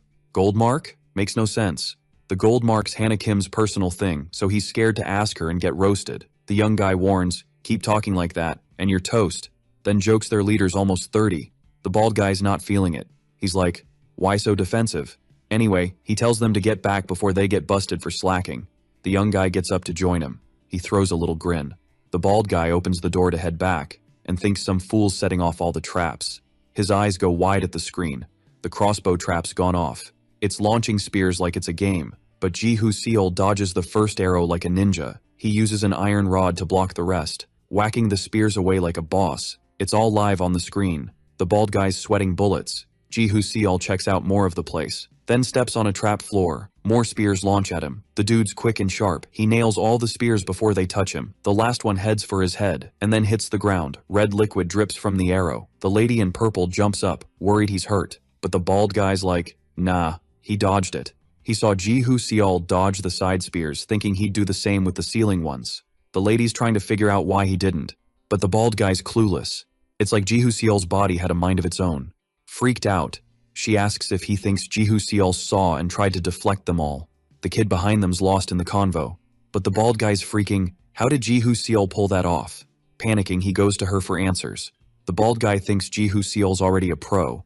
But Hannah Kim's just like, what's the speed record for mission 2? This time the kid stands up. Sung Shi-hyun's record is 29 minutes and 39 seconds. She's like, that's insane, catching the other lady's attention. What's up? Suddenly, mission 2 of Area 1's done. They wait for the time count. In the room, jaws drop. Except Hannah Kim, who's smirking, thinking he was just a nobody. But Jihu Seol smashed it in 16 minutes and 24 seconds. To the lady, he's a jackpot. The mission winners are in room 3-1. Han's hyped. Congrats on reaching floor 4. Was the first and second lesson fun? The room's not as packed as the auditorium. Jihu Seol's not hyped, just like the other survivors. Sang-mi's in her own world eyeing the back. In the last seats are Kang-suk and his crew. Yoon Seo-ra's also chilling away from the crowd. The guy's got his head down, but Han's loving it. He's like, good news, only one tutorial part left. Sang-ah's surprised, there's more? Han nods, don't sweat it. He says it's an easy mission, might even be fun. Some are sus about what's next, given the supposed ease. Han's all, yo, just stick to the rules and we're golden. He makes it clear, everyone's gotta play by them. Sung-jin and Sang-ah are giving each other those sneaky side eyes. Han's like, alright, here's the deal. Get from the 4th floor to the 5th, then hit up the 6th. But plot twist, there are rules. He grabs some chalk and draws a circle on the board. Ever heard of a treasure hunt relay? He asks. Crickets. Everyone's just waiting for the deets. Han sighs, alright, let's just dive in. He spills that there are coins all over the 4th and 5th floors. Tonight's mission. Grab as many coins as you can. You'll need them for the toll and the roulette. The lady in red's all, what's up with the roulette and toll? Han's like, 6th floor, that's where the magic happens. Everyone's ears perk up, especially Jihu Seol's. But Han's like, no free rides, the toll's 100 coins. Even Kang-suk's stressing about snagging that many coins. Han's all, chill, there are 3,000 coins out there, and 100's a breeze if you've got a map. Yoon Seo-ra's just fiddling with her hoodie pocket. Han continues, roulette's on the 5th floor. Got coins? Use the machine. Score some items that'll be super clutch. Sang-ah's curious about what they might score. Han's like, food, essentials, maybe even gear, weapons, and magic spheres. And catching Sung-ji and the other dude's attention, he hints they might find something to bring the dead back. He warns, it's possible, but don't treat life like a game. One guy tries to sneak out but gets busted. Han's like, nope. Mission kicks off 30 minutes after my spiel. The guy just accepts he's gotta wait it out. Jihu Seol asks why the roulette's got such wild items, and Han flips it. Why not? The young dude's like, why need all this if it's supposed to be easy and fun? Han grins. Smart question, you're thinking. He taps his phone. That's your answer. Everyone's phones buzz, and they scramble to check. Han drops a hint. Watch out for the hour of the dead. They hate the living. This grabs the attention of the mourners. He stresses, teamwork makes the dream work, but only if they really team up. Everyone gathers, and Sang-mi's like, something's off. He wonders if opening the 6th floor also opens the 2nd, letting the monster loose. The girl suggests opening it and chilling for 30 minutes. Sang-mi's like, what if it's waiting there? He's almost losing it. This ain't easy or fun. Ji-Hoo-seol surprises everyone. Maybe it is.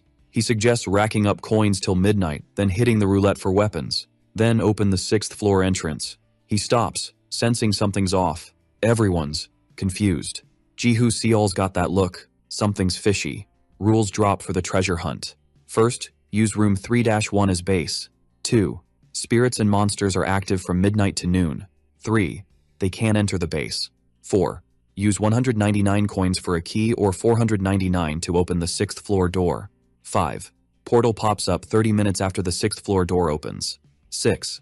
Opening the 6th floor door deactivates the 2nd floor bars. Some are spooked. The lady in red notices some peeps are MIA. Ji-Hoo-seol knows cooperation's the first big hurdle. Meanwhile, Sang-mi's like, wanna grab a bite? We've got time before the mission kicks off. So, this dude's thinking it's a solid plan, and Sang-ah's totally eavesdropping on their chat. This lady pops in, asking if there's any grub around. Boom, everything edible is laid out on the table. Everyone's jaws drop at the smorgasbord of snacks. Sang-ah's all, where'd you score all this? Sang-mi spills the beans, saying Ji-Hoo-seol had a lightbulb moment. If it's a simple mission, why give us 4 hours? So they hit up a convenience store. Everyone's mind is blown. The girl's all hard eyes, saying he's not just a combat pro, but not everyone's vibing with it. The food's getting demolished. Ji-Hoo-seol's inhaling everything in sight. He's not just munching, he's chugging drinks too. Dude's feeling pretty content. Sang-ah's watching him, says he eats a ton, and offers her sandwich, catching him off guard. Even though he's a bit shy, Ji-Hoo-seol takes it and thanks her.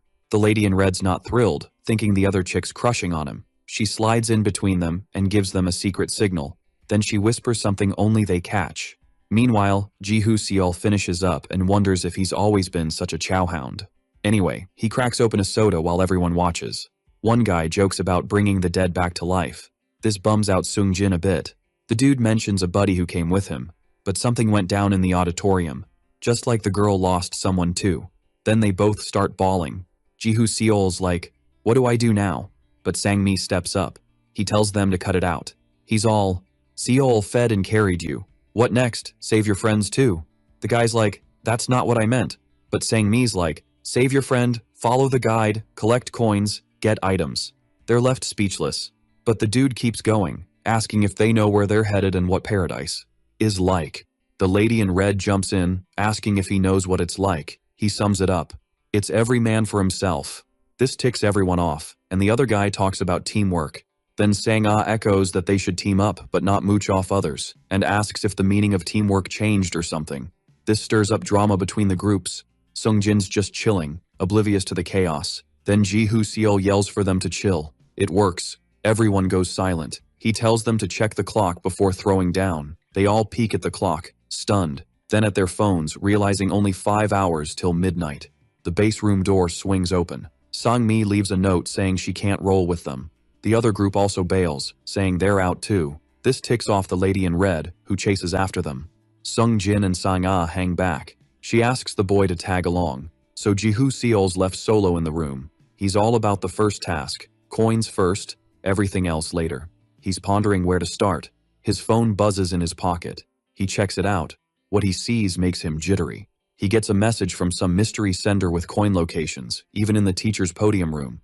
He eyes the spot where Han was laying down the rules. He heads over to search, finds at least 4 coins. Score, but he's thinking, that was way too easy. In room 3-8, Yoon Seo-ra's on a coin hunt too. Ji-Hoo-seol strolls into the same room. His eyes are locked on certain people. Then Ji-Hoo-seol thinks Yoon Seo-ra's got a map, but it's weird she's searching everywhere. Something catches her eye. She finally snags a coin, impressing the dude. While Ji-Hoo-seol's lost in thought, Yoon Seo-ra gets all shy realizing she's being watched. She turns to leave, and he thinks she manages a smile. Then he checks his wallet. He scores more coins, totaling 12. While he's celebrating, he spots something. Yoon Seo-ra's staring, blinking back tears. A bit awkwardly, Ji-Hoo-seol wishes her good luck, leaving the girl a bit puzzled, until a light bulb moment hits her. Meanwhile, He's on a mission in room 3-7. Coins are popping up so easily, it's like a snooze fest for him. With the mission complete, he heads for the exit. Boom, he's face to face with Yoon Seo-ra. She peeks inside, curious, notices only one locker's been messed with. Then she gives Ji-hoo Seol the side eye, who's trying to act all chill. Yoon Seo-ra blinks, pulling a sad puppy face. This makes Ji-hoo Seol a bit jittery, and she, feeling awkward, looks down, but they both go their own ways. Yoon Seo-ra's clutching a paper, still looking bummed. It's a map showing where the coins are stashed. Ji-hoo Seol sneaks a peek to check on her, and thinks about swinging by 3-8 again. Peeping at the map, room 3-9's got 3 coins on the teacher's desk and 1 in the TV stand. Something grabs his attention. It's Yoon Seo-ra sprinting with a freaked-out expression, not getting it. Ji-hoo Seol bolts away from her. Each dives through a door into the room. They face off like epic rivals. Then they dash to see who hits the podium first. Ji-hoo Seol's got the luck, snagging the 3 coins. The girl leaps for another spot. The boy's like, "What's she doing?" She's jumping like crazy to snag the coin on the TV. Her eyes start watering again. Watching her, Ji-hoo Seol thinks she should just use a desk to reach. Each fail makes her more frantic, until the boy surprises her, offering to grab it for her. With just a little hop, Ji-hoo Seol snags the coin. From her angle, she spots a red stain on his shirt. With ease, he grabs the coin. Grinning, he offers it to her, but she looks spooked. Instead of taking it, Yoon Seo-ra just bolts, and he wonders if he bruised her ego. 10 minutes to midnight, and the scoreboard reads Hyun Sang-mi with 100 coins, Shin Sana with her 70 coins, Ji-hoo Seol with a jaw-dropping 1,552 coins, but Yoon Seo-ra with a big fat 0. Phones light up the dark room. Sang-mi and Sang-ah are chilling in chairs. Ji-hoo Seol bursts in, giving them a jump scare. He asks where the others are since it's almost ghost o'clock. Sang-mi says duh, he wondered if he'd come back too, but he did with 100 coins. A bit later, Sang-ah says he's lucky, she only got 70. Then, casually, Ji-hoo Seol dumps coins and says now she's got 100. She's shocked by the 30 coins and asks if he's just giving them away. Sang-mi's impressed, and Ji-hoo Seol asks if he wants some too. Surprised, he asks how many coins he's got, and Ji-hoo Seol just says enough to keep kicking. Then Sang-mi realizes it wasn't Yoon Seo-ra hoarding them all, like he thought. Talking about her perks up Ji-hoo Seol, who asks what's up with her. The guy asks if he didn't notice she's got a map. Ji-hoo Seol thinks he wasn't the only one to spot it. Suddenly he jumps up, startling Sang-mi, who asks what's up. And he just says Yoon Seo-ra's in trouble. This gets them on edge. And the guy even suggests Kang Suk might be the issue. Ji-hoo Seol just nods. Suddenly, phones start buzzing. Not just his, but everyone's. The alert says it's ghost hour. The moon lights up the whole room. Drawers are open, stuff's everywhere. Meanwhile, Sung-jin's on a coin hunt. He's working hard to clear the clutter. Carefully, he moves the glass vases and scores a single coin. The boy nudges, almost there. But the coin slips away. It hits the ground before he can grab it, and rolls under the tables. Sung-jin hunts for the coin, not caring about anything else. Desperate, he searches for the coin that should be there. Using his flashlight, he finally spots it. But suddenly, a drop of red liquid lands beside him. The boy stands to see what's up. A creepy silhouette is floating. To see better, he shines his flashlight. His eyes go wide when he sees who it is. Sung-jin calls out to his late sister. The creature's turned away and starts to turn around, until it fully shows its zombie face. Startled, the boy hits the ground. The dead calls out her brother's name. The boy's all freaked out, asking if it's really her, and the creature's like, "Get up, quick!" Sung-jin hops up, still asking if it's really her. The spirit's all, "Search!" and the boy's like, "Chill, I got the coins." Seol-ah opens her creepy mouth and more gross liquid spills out. Freaked by the sight, he promises to do anything to save her, and the ghost just calls out, saying he's hers. With bloody tears, she says she'll always love him. Then the boy bounces out of the room. He's got this super serious look, and he's all in to do whatever it takes to get his sis back. Sung-jin's at the women's bathroom entrance, thinking he might not find squat. The boy lights up the end of the hallway, then starts to walk away from the bathroom, but suddenly he freezes. His mind's racing, thinking he must do whatever it takes to save his sis. Meanwhile, in room 3-1, Sang-ah's like, "Is Ji-hoo Seol really going out to find the girl?" He says he'll be back once he finds Yoon Seo-ra and Sung-jin. Sang-mi's all, "If the leader goes, I'm in." But then a terrifying scream freaks them out. The 3 peek through the classroom window. Sung-jin sees something super scary. He even drops his phone in fear. The trio rushes to him, and Ji-hoo Seol's like, "What happened?" Still spooked, the boy can only stammer, "Nuna." As they enter the bathroom, Sang-ah asks if he's talking about his sis. A voice from one of the guys startles Sang-ah. In the bathroom, they find Yoon Seo-ra, hurt bad. Quickly, Sang-ah takes off her blouse, and with her teeth, she rips pieces off. She says the girl will die if they don't act fast. Desperate, Sung-mi's like, "What do we do? Where's the infirmary?"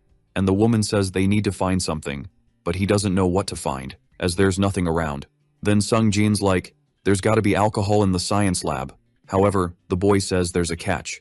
And worried, Sung-jin's like, "What is it?" The boy talks about his sis, and Ji-hoo Seol gets that when they mentioned the dead, it was about those who died there. But Sang-mi remembers they were warned to be careful but claims the boy is fine, and the other says it's because they are siblings. Sung-jin defends his sis, saying she doesn't hurt anyone and that he only found Nuna because she asked him to search. Seol still thinks it's dangerous. Sang-ah's like, "Alcohol won't cut it, we need to prep in case she goes into shock." Desperate, Sang-mi's like, "How do we do that? There's no pharmacy nearby." Staying chill even with the chaos, Ji-hoo Seol's like, "There's a way." Then he remembers the roulette. Sang-mi's phone buzzes, alerting a message. The locks on the 6th floor door are deactivated, and the bars on the 2nd floor too. The portal will open in 30 minutes. Sang-mi's like, "Got an idea." They head to the bookstore, and the coins are used on the roulette. An object rolls out. This time it's a disinfectant. They just keep healing items for themselves. Sang-mi's like, "I'll take these for now." And Ji-hoo Seol's like, "Go ahead. I'll grab more." The man says he'll deliver the meds, and if he doesn't return in 2 minutes, something's up. But Ji-hoo Seol doesn't seem to care about that. Then the guy bounces, alone. The young man's wondering what's up with him. But to him, they're strangers, and it doesn't matter if they live or die. The image of his beloved pops in his mind, asking how he got to this state. He sighs and puts the coins back on the roulette. The boy manages to snag a bunch of meds, but his face is super sad. Concerned, Ji-hoo Seol thinks more than 2 minutes have passed. He then heads down the stairs and spots a group gathered. This makes him curious about what's going on. At the entrance of room 3-1 are Kang-suk and his crew. The man welcomes them. Noticing the approach, Sang-mi's like, "It's an entry denial spell." But without a word, Ji-hoo Seol steps up. He punches, hitting a magical shield. With an item in hand, Kang-suk's like, "It's useless." He says he activated it with a special scroll, so no one can enter without his say-so. Ji-hoo Seol asks if he opened the 6th floor door, and he confirms. Then he asks why. Ironically, Kang-suk's like, "Why do you think?" Ji-hoo Seol's thinking he probs had a tough time paying for the ticket since the two with maps snagged most of it. This gets the boy thinking. He remembers Yoon Seo-ra hurt. Grinning, Kang-suk says he needed 2 things for everything to work out, and it only worked because Ji-hoo Seol left HQ. The boy stays silent, and Kang-suk says he knew he'd leave since a saint wouldn't just chill and watch. Ji-hoo Seol's glare is intense, but the squad doesn't seem fazed. From the dark hallway, a scream echoes. Everyone freaks out, realizing it's the unleashed monster. Ji-hoo Seol says he won't hit the 6th floor if the monster gets there. But chillin', Kang-suk whips out another scroll. The kid with the cap pleads to be let in. He says he did nothing wrong, and Ji-hoo Seol thinks he's hinting he did. Agreeing, Kang-suk says they must think it's unfair. Then he lets the 3 in. The trio exchange looks, all sus of everything and everyone. But without waiting, they dash through the barrier and head straight to the room. The rest hang outside while they're safe. But luckily, Ji-hoo Seol's glad he came prepared. Pulling something from his pocket, he knows he has to end it. To stir things up, Kang-suk asks what he and Sang-mi plan to do. Ji-hoo Seol's just on high alert. He slips his hand in his pants pocket.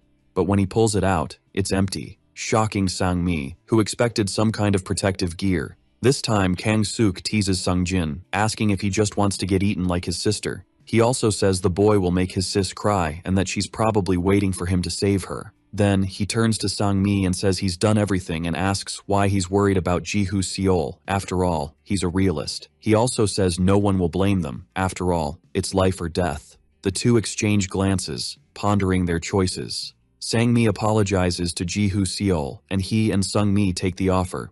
The two finally enter room 3-1, but Sang-ah and Yoon Seo-ra stay. She becomes Kang-suk's target, who jokes about her pants being off making her an exhibitionist. And then he says it's a joke. The dude says he noticed she was trying to stop the bleeding and thinks it's admirable. Then he asks if she knows she might catch a cold like that.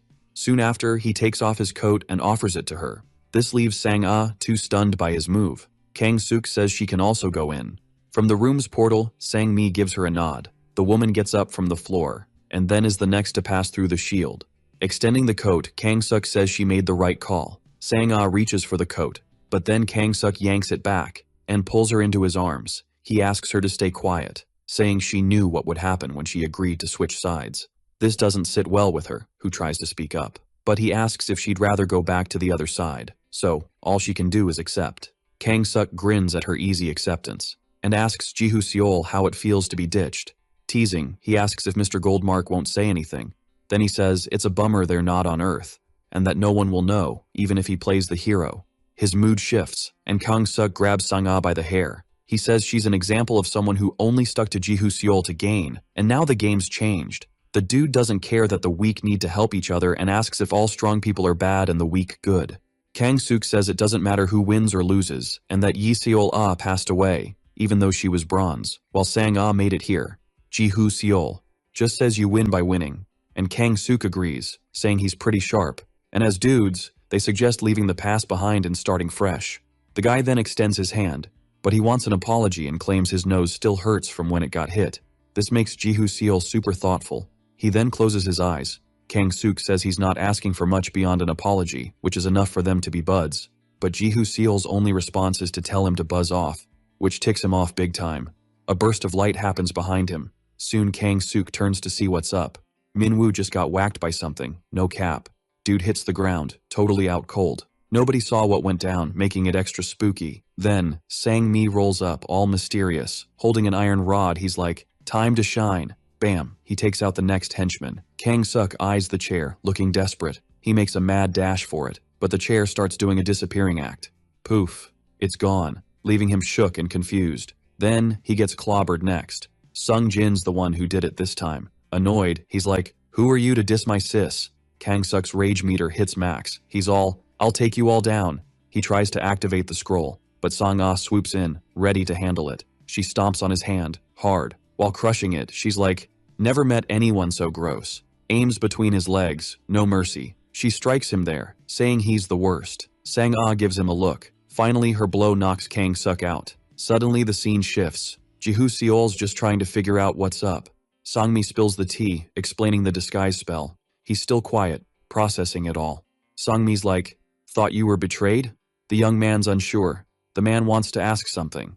Sang-mi mentions the magic sphere, curious why he hesitated. Ji-Hoo-seol's like, "Wanted to see it for myself." Everyone's puzzled by this. He's like, "Wanted to see how you'd act under pressure." Sang-ah's annoyed at being tested. The young man just shrugs it off.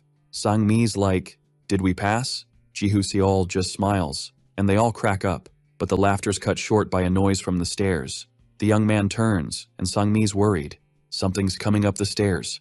It's the wide-mouthed monster, carrying Yoon Seo-ra. Sang-mi's like, "Hurry!" Ji-Hoo-seol's not thrilled about another fight, but the base general door slams shut. They peek through the window. Heavy footsteps echo. The monster's searching every room. It finds room 3-1. The lady in red's like, "Can't it get in?" Sang-ah tells her to hush. The monster spots something interesting.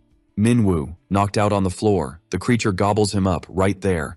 The door to 3-1 swings open. Kang-suk's trembling, begging for help. Everyone's frozen, unsure what to do. He's almost hopeless on the floor. Then someone steps up.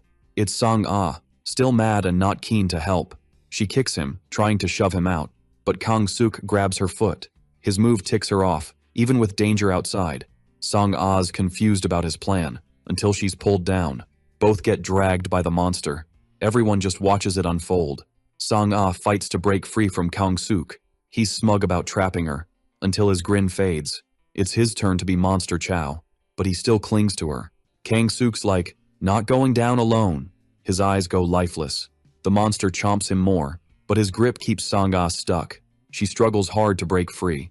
The lady in red warns her about staying outside. Sung Jin grabs a mop, not just gonna watch. Sang-mi gets it, but says a mop won't cut it. He spots Ji-Hoo-seol digging in his bag. The young man's deep in thought. Meanwhile, the monster keeps munching, and Sang-ah's desperate for help. The two guys rush to her. She reaches out to them. They grab her, pulling with all their might. They're almost getting dragged too. Despite their effort, the monster's too strong. A crack sounds as the creature's jaw snaps shut, leaving only Kang-suk's remains. Everyone tumbles to the ground, but the monster's ready for another bite. Sang-mi gives the heads up. Ji-Hoo-seol's ready. He takes advantage of the open mouth, tossing the sphere. Inside the monster, it's a bubbling mess. Explosions start popping off, and the monster's zooming around, crashing into everything. Another grenade gets lobbed its way. Soon the timers sync up. Boom! An explosion wraps the monster like a giant net. It's caught, totally stuck. Jihu Seol's gearing up for the big finish. He chucks another one of those magic spheres. Its timer syncs up too. Kaboom! It blows up right above the monster. Lava-like drops start raining down. The monster's screeching, burning up. Slowly, it melts away, until there's nothing left, just like it did to its victims. Everyone's jaws are on the floor, and Sang-mi's like, "Whoa, he actually did it." Sang-ah's all, "Dude's a legend with just a few magic spheres." But Jihu Seol's all humble, saying he just got lucky with the right combo. The monster's toast, and he's thinking, "Teamwork, man. The guide was spot on."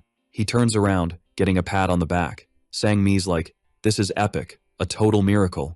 And young Sung-jin's cheering, totally agreeing. Jihu Seol, keeping it cool, thinks they're right. But then he notices the old man's MIA, and everyone else is avoiding eye contact. Sang-mi's like, he's probably still hunting for coins, trying to ease his guilt. Jihu Seol just keeps scanning the scene. Meanwhile, the old man's still on his coin quest. A noise pops up behind him. Confused, he spins around, and his eyes go wide at the sight.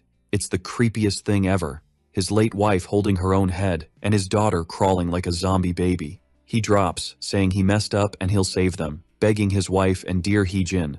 But they're not here to forgive. Jihu Seol's chilling with his head down at a desk while Sang-mi's munching away in the back. Feeling groggy, he gets up. Everything's clear now. He checks the wall clock, asks about the others, and Sang-mi's like, "They're treasure hunting." He asks if Yoon Seora's with them, and the guy's like, "Her arms hurt, not her legs. Even Sung-jin's out there." Then he asks about Sang-ah, and Sang-mi's like, "She's helping them." And Jihu Seol's like, "What about me?" The guy's like, "Someone had to watch you." And Seol remembers there's 3 hours left till the dead's time is up. Sang-mi's like, "The dead won't spook us now, we've handled the specter," and asks what he'll do with all the coins. Jihu Seol's deep in thought. He heads out, pays 100 for the toll, leaving him with 785 coins, still clueless on how to spend them. He climbs the last step, and bam, there's Sung-jin, sprinting in panic. They almost crash. The boy's all, "Sorry," and Jihu Seol's like, "No worries," asking if he scored any coins. A bit sheepish, he says he only got enough for his passage, and Seol's like, "Bummer, gotta go." Jihu Seol then muses that desperation makes people impulsive, and impulsive folks miss the obvious. He spots 2 coins, surprising the boy. Tossing them to Sung-jin, he tells him to go, leaving the boy puzzled. Then he's like, "Let's go find that treasure." They're back at the bookstore. Jihu Seol's like, "I'll try my best, but no promises." With his 800 coins, he figures the Renaissance should be special, so he can run the machine twice. Sung-jin's only thinking about his sister, but as they open the door, they see someone already at the machine. It's Yoon Seora, using her coins. Worried, Jihu Seol asks if she's okay, but she's just there, tears in her eyes. Sung-jin offers his coins. The young man notices she can't even move. Yoon Seora's shaking, barely holding the coins. Even closing her hands is tough. She's still pretty hurt. Sung-jin looks super bummed for her, but Jihu Seol pats his shoulder, reminding him they've got stuff to do too, and that it'll take a while. The coins are stacking up, hitting 299. Finally, they get to 300 coins.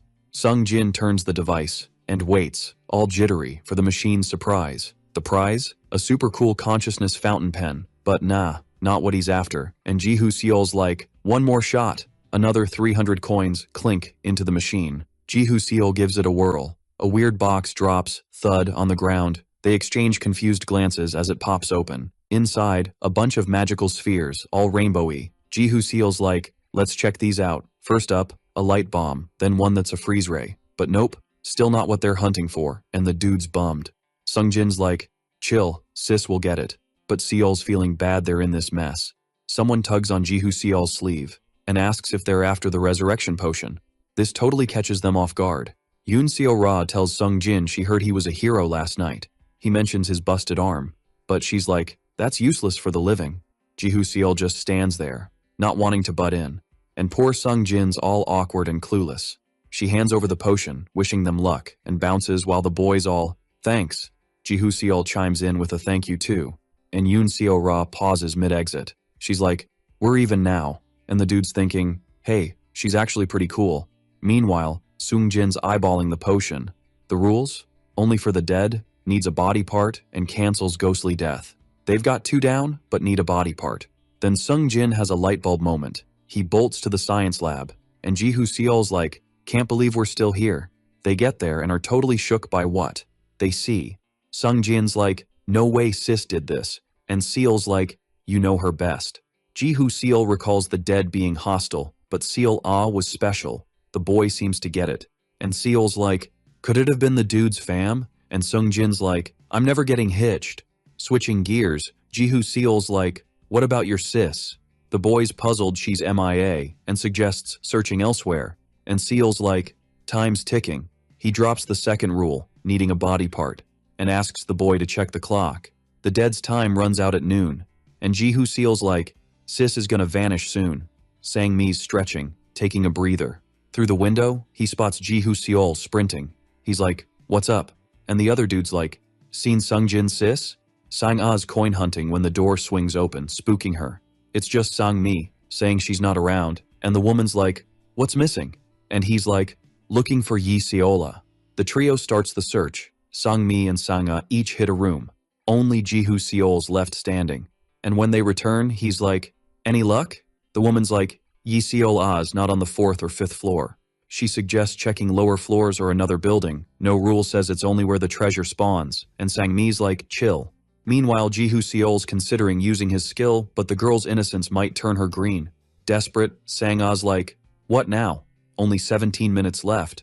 Sang Mi's like, Seol, hit the auditorium, it's fastest. And the other remembers it's where she died. He tells Seol to head back to the underground parking if she's not there, and says he'll start in the teacher's room.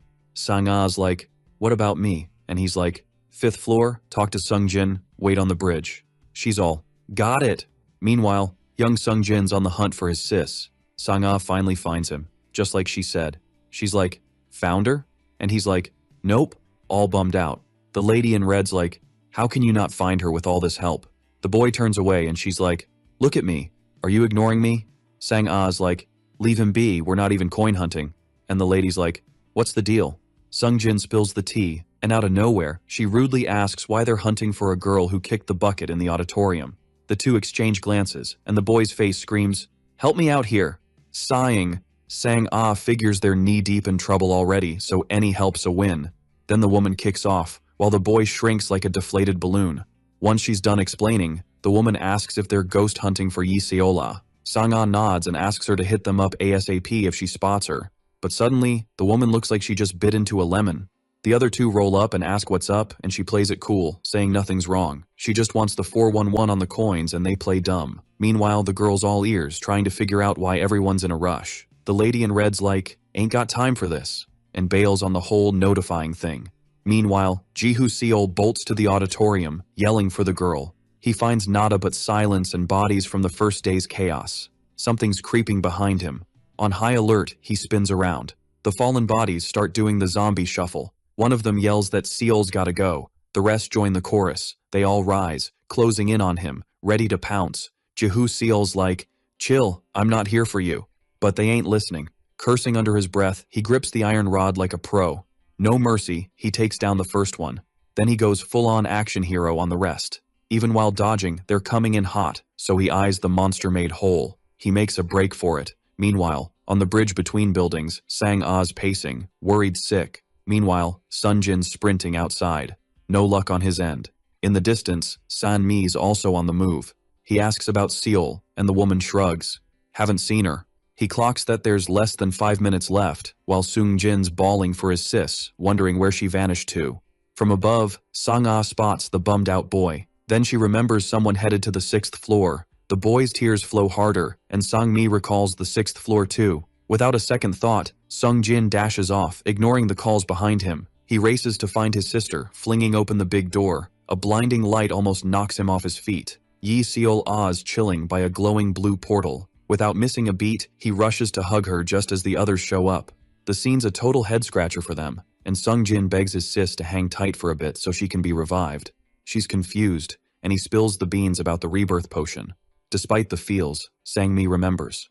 Something crucial. He yells, they're out of time. Soon he and Sang Ah are shouting for Ji Hoo Seol. Meanwhile, the young dude's running for his life. But the undead mob's hot on his heels, not fast enough to dodge the bomb that goes boom, turning them to dust. Seol's main mission is to link up with Sungjin, pronto. He sprints across the field, clueless about where the others went. With just a minute left, Jihu Seol bursts through the glass door. His eyes scan the place, but it's a ghost town. Just before Jihu Seol shows up, Ghost Yi Seol Ah tries to tell her bro he can go on without her. But with tears streaming, the boy pleads with his sis not to leave him. Sangmi and Sang-ah watch, feeling helpless. Back to Seol's grand entrance. Finally he gets what's up. The squad split cause they're on the other building's terrace. Only 10 seconds left and Sangmi's thinking it's game over, even though the boy's here. But Jihu Seol's not about to let it end like this. He remembers Sungjin saying he'd deal if they couldn't make it, but he's not down with that. The boy starts backing up. Everyone's watching and Sang-ah's like, "Wait, what's he up to?" But Jihu Seol's not just gonna stand there. With 10 seconds ticking down, he takes a running start. 9 seconds and he flips on his future vision power. With 8 seconds, he leaps. Everyone's watching, jaws dropping, feeling the danger. In 5 seconds, he lands on the other side. With 4 seconds, he sprints to reach her. And in the 3rd second, he pops open the potion. A pink specter floats out of the bottle. With just 2 seconds left, a wild pink light beams down on Yi Seol Ah's lifeless body. She's glowing like a neon sign at a pizza joint. Everyone's jaws drop, caught in the pink light show. The girl floats up like she's on some invisible elevator. And something wild is happening to young Yi Seola. Sungjin's got that worried big bro look as a tiny pink glow hits her chest. Her heart's like, surprise, I'm back. And it shines so bright, everyone has to squint. The pink light spreads everywhere, lighting up the sky like a disco ball. Jihu Seol's peeking through his fingers, trying to catch the action. Slowly, the girl floats back down, until she lands right in Seol's arms. Yi Seol Ah blinks, looking all kinds of confused. She's like, wait, who's holding me? Blushing, she steps back while everyone stares like she just pulled off a magic trick. But no time to chill. Sungjin hugs her tight, asking how she got there. Sang-ah's like, you remember anything? But Yi Seol Ah's memories stuck on the monster in the auditorium. Sang-mi notices Jihu Seol's looking rough. Helping him lean, he spills the tea. You died. Seol saved you. Sang-ah elbows him. Dude, you almost gave me a heart attack. He just grins, all tired and sorry. Treasure hunt. Done and dusted. Behind them, a voice claps. Congrats on finishing the missions. Everyone's here. With applause, Han wraps up Area 1 of the tutorial. Seol's like, wait, some folks are MIA. But Han's all, not a race, but we gotta move. Suddenly, the terrace door swings open. It's Yoon Seora, looking beat and limping. She hands over a coin bag, and Han's like, I'll take the toll at the entrance. Sang-ah helps her, while Seol regrets not offering a hand earlier. Sungjin panics, remembering his sister's toll. But good guy Jihu Seol's like, chill, I got extra coins. Yi Seol Ah beams at the help. Then the trio shows up and the lady in red's like, what about us? She's annoyed, and Seol's not thrilled either. The two beg, promising eternal gratitude. Sangmi's like, they're sketchy Seol, you sure? Even Sang-ah's like, don't give 'em squat. The lady in red snaps, zip it, not talking to you. She tells Seol, help me, forget the others, I'll make it worth your while. Everyone's shocked. Seol asks, how many coins? They need 30 coins each. The other guy needs just 25. Jihu Seol shows Yi Seol Ah a coin bag. Here's your passage, making her super grateful. He's got 85 coins left. The woman says that's enough to help them. But then Seol does something wild. He tosses the coin bag across the room. Coins fly everywhere. Chaos ensues. The lady in red's fuming, but before she can react, Sangmi's like, hurry, time's ticking. The woman glares at Jihu Seol. The trio scrambles, trying to grab the coins. Laughing, Sang-ah's like, that was epic. Then Sang-ah spots something in Seol's hand. Seol's like, I only tossed 80, the rest's a fee for risking our necks. Han grins, seeing it as a step to becoming an earthling. He calls everyone, ready to dish out points. Meanwhile, the trio's still scrambling for coins. The two women bicker, elbowing each other. The guy's like, chill, there's enough for all. Annoyed, the girl snaps, where's your confidence from? Thinking we'll find them all. The lady in red thinks the girl's clueless, not knowing Seol didn't toss all 85. Han starts announcing scores. Yoon Seo-ra's got 317 points. Next, Hyun Sang-mi with 302 points. Yi Sung-jin with 114 points. Shin Sang-ah with 116 points. Yi Seola with 46 points considering her auditorium performance. And then he's all, dude, I almost fainted doing the math, and drops Jihu Seol's epic 350 points bomb. Everyone's hyped, cheering for the dude who's looking a bit like a deer in headlights, but Han's like, hold up, that's just the first round score in the auditorium. He takes a deep breath, gearing up for the big reveal. For all the epic stuff the dude pulled off, from the first mission, the second phase trap, saving his pals, and a bunch more. Then, bam. His mind-blowing score is 2,150. Everyone's jaws hit the floor with that news. But Han's like, wait, there's more. With a 10 times multiplier, the total survival points hit 21,500, breaking all records. Everyone's too stunned to speak. Sang-mi's the one who asks if he's stoked, and Seol gets why helping out scores points, realizing why he stepped up when the spotlight was on him. Then, Sang-ah's all, so, where do we spend these points? Han just shrugs, saying they'll find out when they get there. The dude then tells Jihu Seol he must be over the moon and hints he might hit up the VIP store. Han just drops a hint about the store and reminds him not to forget the paper he snagged. Back with the trio, while the kids are on the hunt, the lady in red's skeptical but thinks they might find it first. The girl yells, "Found 'em all!" She's bouncing around, singing her victory song, while the defeated dude just watches. The young guy's like, "Yo, help me out," saying teamwork makes the dream work, since they got this far together. Meanwhile, the lady in red's just watching, plotting her next move. Her eyes are glued to the fallen iron pipe on the ground. The young guy keeps begging for help, saying they can all make it if they just try a bit harder. But she's like, "Not my problem if you can't find your stuff." She's about to bounce without even a good luck. Then, bam, the hit lands. The girl hits the ground, covered in her own stuff. Annoyed, the woman's like, "You think you're some kind of goddess wishing luck on people?" Rifling through the girl's pockets, she says, this is the quickest and safest way, calling them suckers for falling for sweet talk. She then asks if he's coming or if he's squeamish about coins with someone else's stuff on them. The dude gulps. But in the end, he's in, and all the woman needs is a sidekick, since nobody else wants to roll with her. Han tells them to pay the toll, handing it to the assistant next to him. A knock echoes behind them. The group spins around, shocked. It's the lady in red and the regretful dude. She tosses the stained pipe on the ground, and struts past Jihu Seol. Sang-mi cracks a joke about how terrifying she is. She says she's got the toll cash, but Han gives her a weird look. Annoyed, she's like, "What's your deal?" Grinning, he says they'll take it, since the portal's still open. She drops the cash and heads for the portal, but Han says her survival points are 35, making Min Young, the infamous lady in red, freeze. She turns and asks what these survival points are, and the dude spills that she got them for her earlier aggro behavior. Even shaking at his words, she steps through the portal.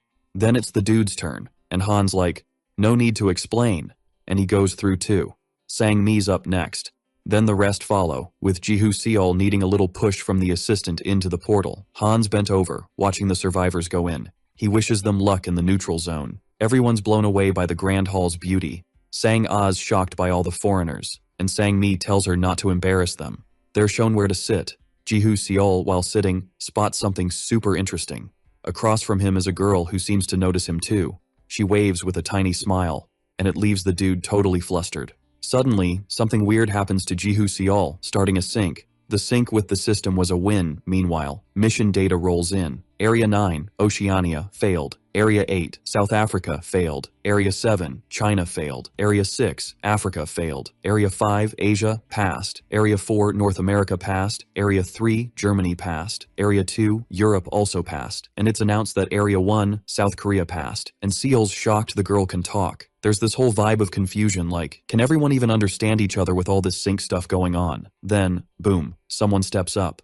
On stage. They stroll around, giving props to everyone for smashing the tutorial and giving them a big welcome. Suddenly, just one stage light flicks on. It lights up this woman who's all about welcoming them to the infernal neutral zone. Everyone's chilling in their seats, ears wide open. She starts talking about this sacred land, blessed by the 7 gods, where they can show their worth. To get there, they gotta rack up 1,000 survival points. They've got a month to do it, which totally ticks off this dude who thought they'd be sent right after the tutorial. With a serious face, she tells him to sit down, threatening to handle him and his crew.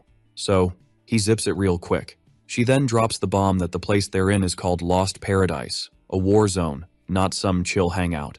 She can't believe they got cocky after beating a few lame monsters. She asks if they really thought the real challenges would be like the tutorial. Then, she switches it up, saying some rewards are coming and they should stand when their names are called. First up is Thong Chai from Area 5. He's already good to go to paradise if he wants, but he decides to stick around. She tosses him something. He catches a golden key. The key's got the number 6 on it. Next, she calls Salvatore Liorda from Area 2. He also decides to stay and snags a key too. Then it's Area 7's turn with Hao Win. She asks if he wants to stay. Grinning, he says it's a no-brainer, of course. He's staying. He gets a golden key with the number 3. Next is Delphine from Area 2, who also decides to stay. No shocker there, so she tosses a key to the girl. The girl catches it and then asks for a sec. She thinks the key number's off. The woman says she didn't give it, and even though the girl racked up 7,500 points, she didn't top the charts. The girl figures if second place has 7,500 points, there's gotta be a higher score. Finally, she calls Seal from Area 1, who quickly says he's staying. Everyone's buzzing about the boy who snagged first place and wants to know his score. Jiho's choice to stay was based on what everyone else decided, which to him means something's still missing. His key gets handed over. A woman is watching everything. With the last key given, she snaps her fingers. Then, the double doors swing open with a blinding light pouring out. Yelling, she says the countdown's already ticking. The scene is super impressive, leaving everyone speechless. The survivors from Area 1 are also blown away. The place is super fancy and comfy, but Jihu Seol can't remember the details of the dreams he had about this place. All he remembers is dreaming about it. As they get closer, Sangmi asks why everyone's gathered. All hyped, Sang-ah suggests they check it out until she suddenly notices Yoon Seo-ra is missing. But nobody knows where she is, and Sung Jin says he hasn't seen her since they got transported. Sang-mi also mentions not seeing the trio, and the woman suggests they stick together and look for Seo-ra later. The group says their goodbyes, promising to meet up later. After splitting from the group, Seol takes a different path. He's stopped by someone who greets him. Confused, Jihu Seol asks if they're talking to him. The woman introduces herself as an instructor from Area 2. And, surprise, she says she hoped to have the honor of guiding him through the place. This makes the boy a bit jittery, unsure of what to say. Someone nudges the instructor from Area 2. With a different look, she turns around. And, to Jihu Seol's relief, it's the girl tagging along. The woman says the tutorial's done and asks if she could let her guide the young man. But, without a word, the girl just flips the bird, which bums the woman out, saying she's still vulgar. To tick her off even more, with a bigger grin, the girl flips both birds. And it totally works. Fed up, the woman says they'll meet again. As she turns away, the girl says the habit of wanting to grab things first hasn't changed. Smiling, she says she'll show him around, and all the boy can say is she's got some serious persuasion skills. She spills that she stayed quiet to practice silence, thinking it might be smart to think a bit before blurting stuff out. The girl then suggests Seol buy them a drink, and when he says he's broke, she reminds him of the 21,500 points plus the 5,000 bonus. Jihu Seol remembers snagging that bonus back in the auditorium. Finally, he gets that survival points are the new cash. The girl explains that survival points are the currency in the neutral zone. Everything's paid with these points. This makes him realize that besides collecting, they can be spent, cranking up the challenge. The two climb the massive circular staircase. The girl seems super happy with her drink, and Seol, trailing behind, is curious. He asks if the drink's any good. The girl says yes, and that he should have grabbed one since it would have been free, and he asks about the 100% discount at normal shops and restaurants. She explains that the gold mark gets a 30% discount, and those in first place 70%, totaling 100%, and Seol gets it'll be tough for others. Curious, Jihu Seol asks how survival points are earned. It's explained that the basic way is through missions on the bulletin board, so he asks if there are other ways, which are loans and transfers, and he realizes that with this, loan sharking and theft are common there. The instructor says it was smart for him to stay, as it's tricky to return to the neutral zone and he'd lose the perks. And to clear Seol's doubts, with a grin, she says one of the perks is the VIP store. Curious, he asks if they sell luxury items and brands at lower prices or something. And in the most blunt way, she asks what he's on about and what he'd do with a bag in the war zone. She says the goal in the neutral zone is to shop at the VIP store, as nothing compares to it elsewhere. Cheerful, she shows the top floor of the royalty, used by players who scored more than 1,000 points in the tutorial. But Jihu Seol is too tired to care and grumbles about how a place like this doesn't have an elevator. Panting, he asks if she expects him to go up and down all these stairs and how it's not the floor of royalty. Unfazed, she says it shouldn't be a big deal for those who have the right to stay on the floor. After all, it's not a resort. Then she tells him to quit whining. And continuing excitedly, she says she'll take him to check out the spot she's pointing to. Seol's shocked face is pretty obvious. She says the room will give him an epic recovery, and only 4 hours of sleep will totally heal his body. The place has a chill zone and fun stuff. A big fancy bathroom with a sweet bathtub, a super cozy room with a fireplace to warm things up. Impressed, he asks how a place like this can exist. She explains that the neutral zone is blessed by the 7 gods, so no effort spared to help the reps, and Seal thought he'd only have tests. The young man gets thoughtful as she says the main goal is to boost survival chances. The rep then hands him an item, and says it's better for him to see to believe. It's about the VIP store of the Lost Eden. Bidding farewell, she says may the blessing of lust be with him. Still confused, he just waves back, while she marches to the exit, annoyed by how far it is. The young man then remembers he doesn't even know her name. Near the door, the girl asks if he said something. For her to hear, CL shouts asking her name. Then she asks if he already forgot and says her name is Maria Yariel. A bit intimidated, he says goodbye. Yet the boy realizes it's the first time he's heard that name. Soon he flops onto the big circular bed. Super tired. For him, it was a long day. His sleep-heavy eyes start to close. He sees only a small blur. The image then slowly forms. Until it fully forms, he wonders if he fell asleep in the hours. Looking at his phone, it's 11:12 p.m. Yawning, for him it was a good nap. Looking at the bed, he remembers what Maria Yariel handed him. Curious, he opens it and wonders what kind of stuff they must sell to be so hyped. His eyes widen at what he's seeing on the list. The cheapest item costs 30,000 points. He drops the info paper on the bed, thinking it's all bonkers. Jihu Seol bounces out of room number 1. Curious, he wonders if the squad hit their rooms and if the shops are shut. There's a small crew huddled around the info board. He strolls over to check it out. The crowd, spotting him, doesn't hide their stares. They don't seem thrilled with the dude's vibe. Hao Win eyes him suspiciously, while Delphine looks intrigued. For Jihu Seol, it's all a bit much, but whatever, he's all about the mission. He has to pick one and rip the paper, then boom, he's transported to the spot, and for team missions, they gotta squad up with peeps from other zones. He wonders if missions have a retry limit. One mission is a normal level maze with a 2-hour cap. The prize is 100 points. So he picks this mission, even if failing means a restart or getting booted. Delphine calls him over, and he spins around. With a cheeky grin, she invites him for tea. Suddenly, a bright light zaps the dude. Then the ripped mission paper flutters down. This ticks off the girl for being totally ghosted. Crying, she insists that's not what went down. Meanwhile, Jihu Seol finds himself somewhere else. First thing he spots are weird structures lit by torches. He scopes it all out, and then shuts his eyes, activating the 9 eyes ability. Each eye glows different colors with just 1 green, 3 oranges, and 1 red. He picks the green one. Meanwhile, back in the neutral zone, suddenly Jihu Seol pops back. Everyone's shook by the speed. Only 20 minutes passed. He thinks about trying another, maybe one with a juicier reward. The dude then spots one with impossible difficulty, but a sweet reward of 172,800 points. But something grabs his attention. To figure it out, he activates the 9 eyes. A paper stands out among the reds. It's a mission worth 1,000 points and can have up to 6 players. The yellow signal means he should tread carefully. The mission still has 15 tries left. No one's dared yet. And he remembers Kang Suk also turned yellow. Whatever. Life's a gamble. And he takes the mission. Delphine calls him again and asks if he remembers Thong Chai.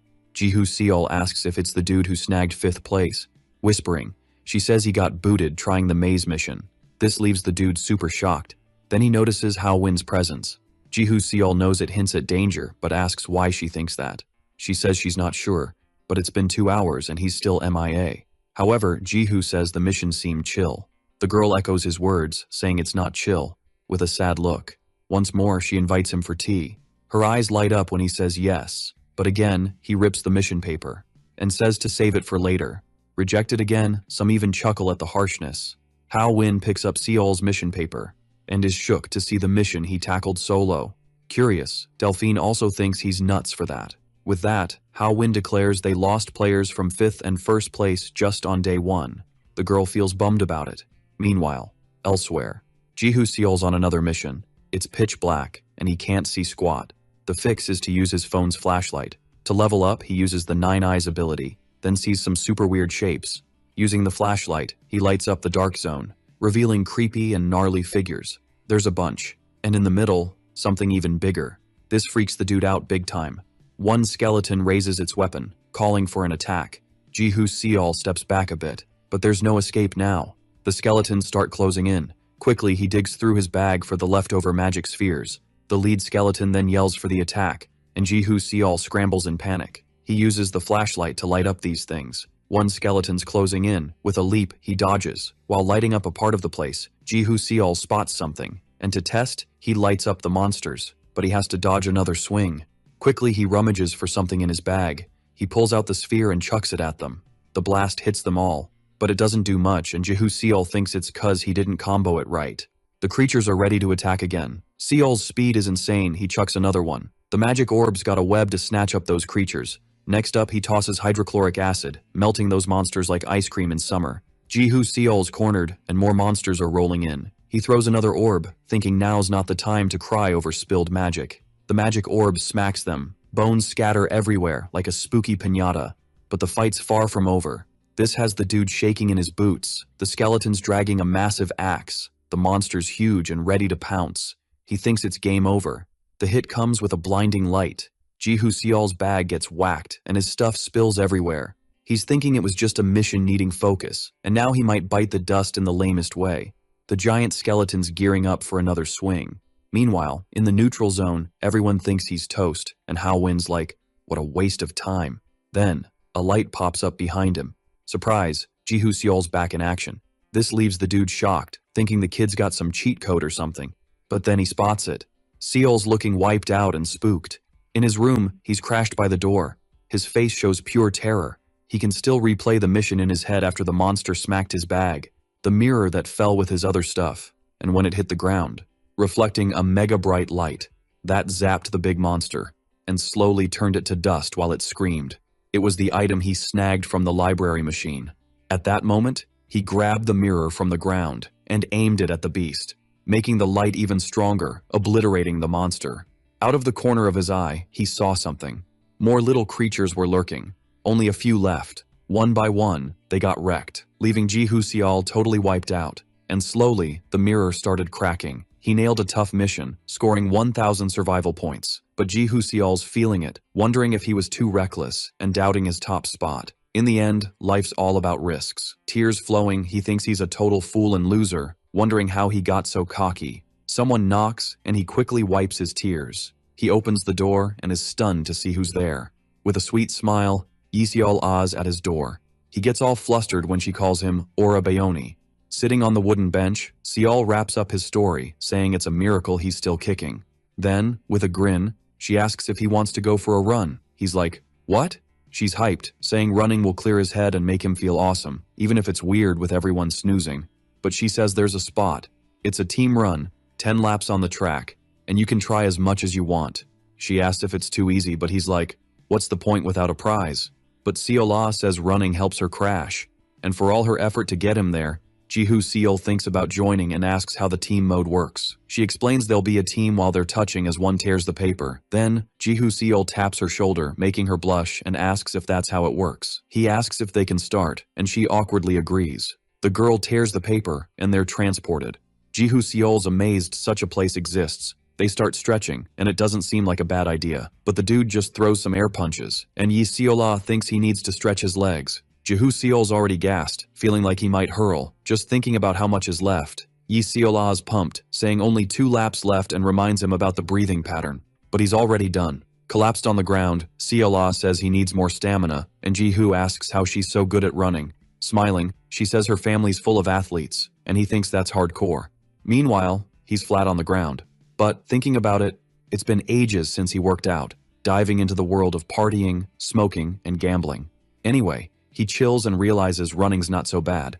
Seol-Ah's all hyped, saying running's the ultimate stamina booster. He just nods, leaving her all confused. He's like, I can think straight now, all thanks to you.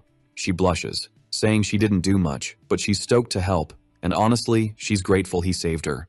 Jehu's down for another round, and she's totally in, calling him her Ora Bayoni. Chill, he grabs her hand, but she's like, dude, you haven't even finished the last lap. Meanwhile, in the dorms, Yoon-seo-Ra strolls into a room. She drops her bag on a bed and plops down. The others fake sleep but are totally spying on her. Her arm's still hurting, and she's trying hard not to cry. She thinks she can't ask for help anymore, feeling she's been a burden. She wants to show she's got this, and she's got to survive on her own strength. Meanwhile, Sang-Ah's wondering where Yoon-seo-Ra is, and Sang-Mi's like, let her be, no points for helping. She's like, how can you be so cold? One day you might need help too. He sighs, saying she thinks only he's cold. She's annoyed, asking what he means. Sung-Jin jumps in, saying thanks to her, his sis is back, and Seol-Ah's all about repaying.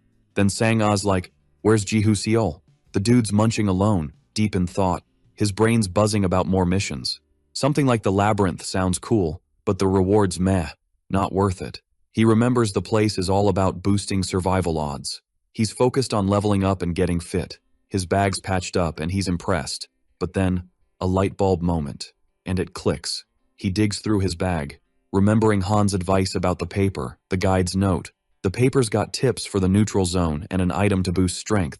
Jihu Seol's curious about the item and realizes everyone's buzzing about the VIP store, so he decides to check it out. The attendant's snoozing on the counter. Half asleep and drooling, he greets him to the VIP store. The dude's exhausted but still checks him out. He's like, only those with 30,000 survival points can enter. Jihu Seol's shocked, asking if he can't even peek. But the guy's face says nope. Seol's just curious about competence, catching the attendant's interest. Surprised, the guy's like, did you just say competence? To clear things up, Seol reads the paper and the guy realizes it's from the guide, asking for the ticket. The guy heads to the cabinet behind the counter. He opens the door.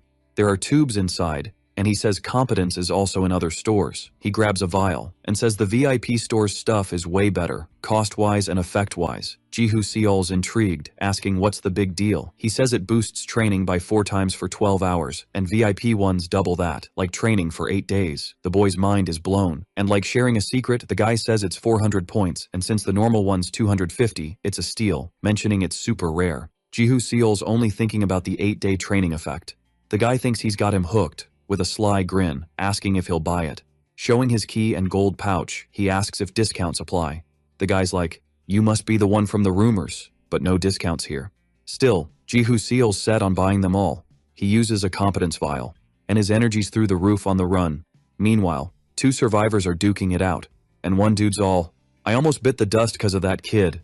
Min Young's just chillin', watching the drama unfold, same as everyone else trying to figure out the tea. Little Delphine's all ears, super curious about what went down. Lorda spills the beans about his teamwork issues, saying they got picked by score and faced some serious struggles. The guy mentions Thong Chai went through something similar, firsthand. But the other dude's like, nah, my story's different. I just did the challenge out of pure curiosity. And Delphine's like, everyone thought you got booted cause you took forever. Thong Chai's all, my bad, I'm just a wanderer at heart.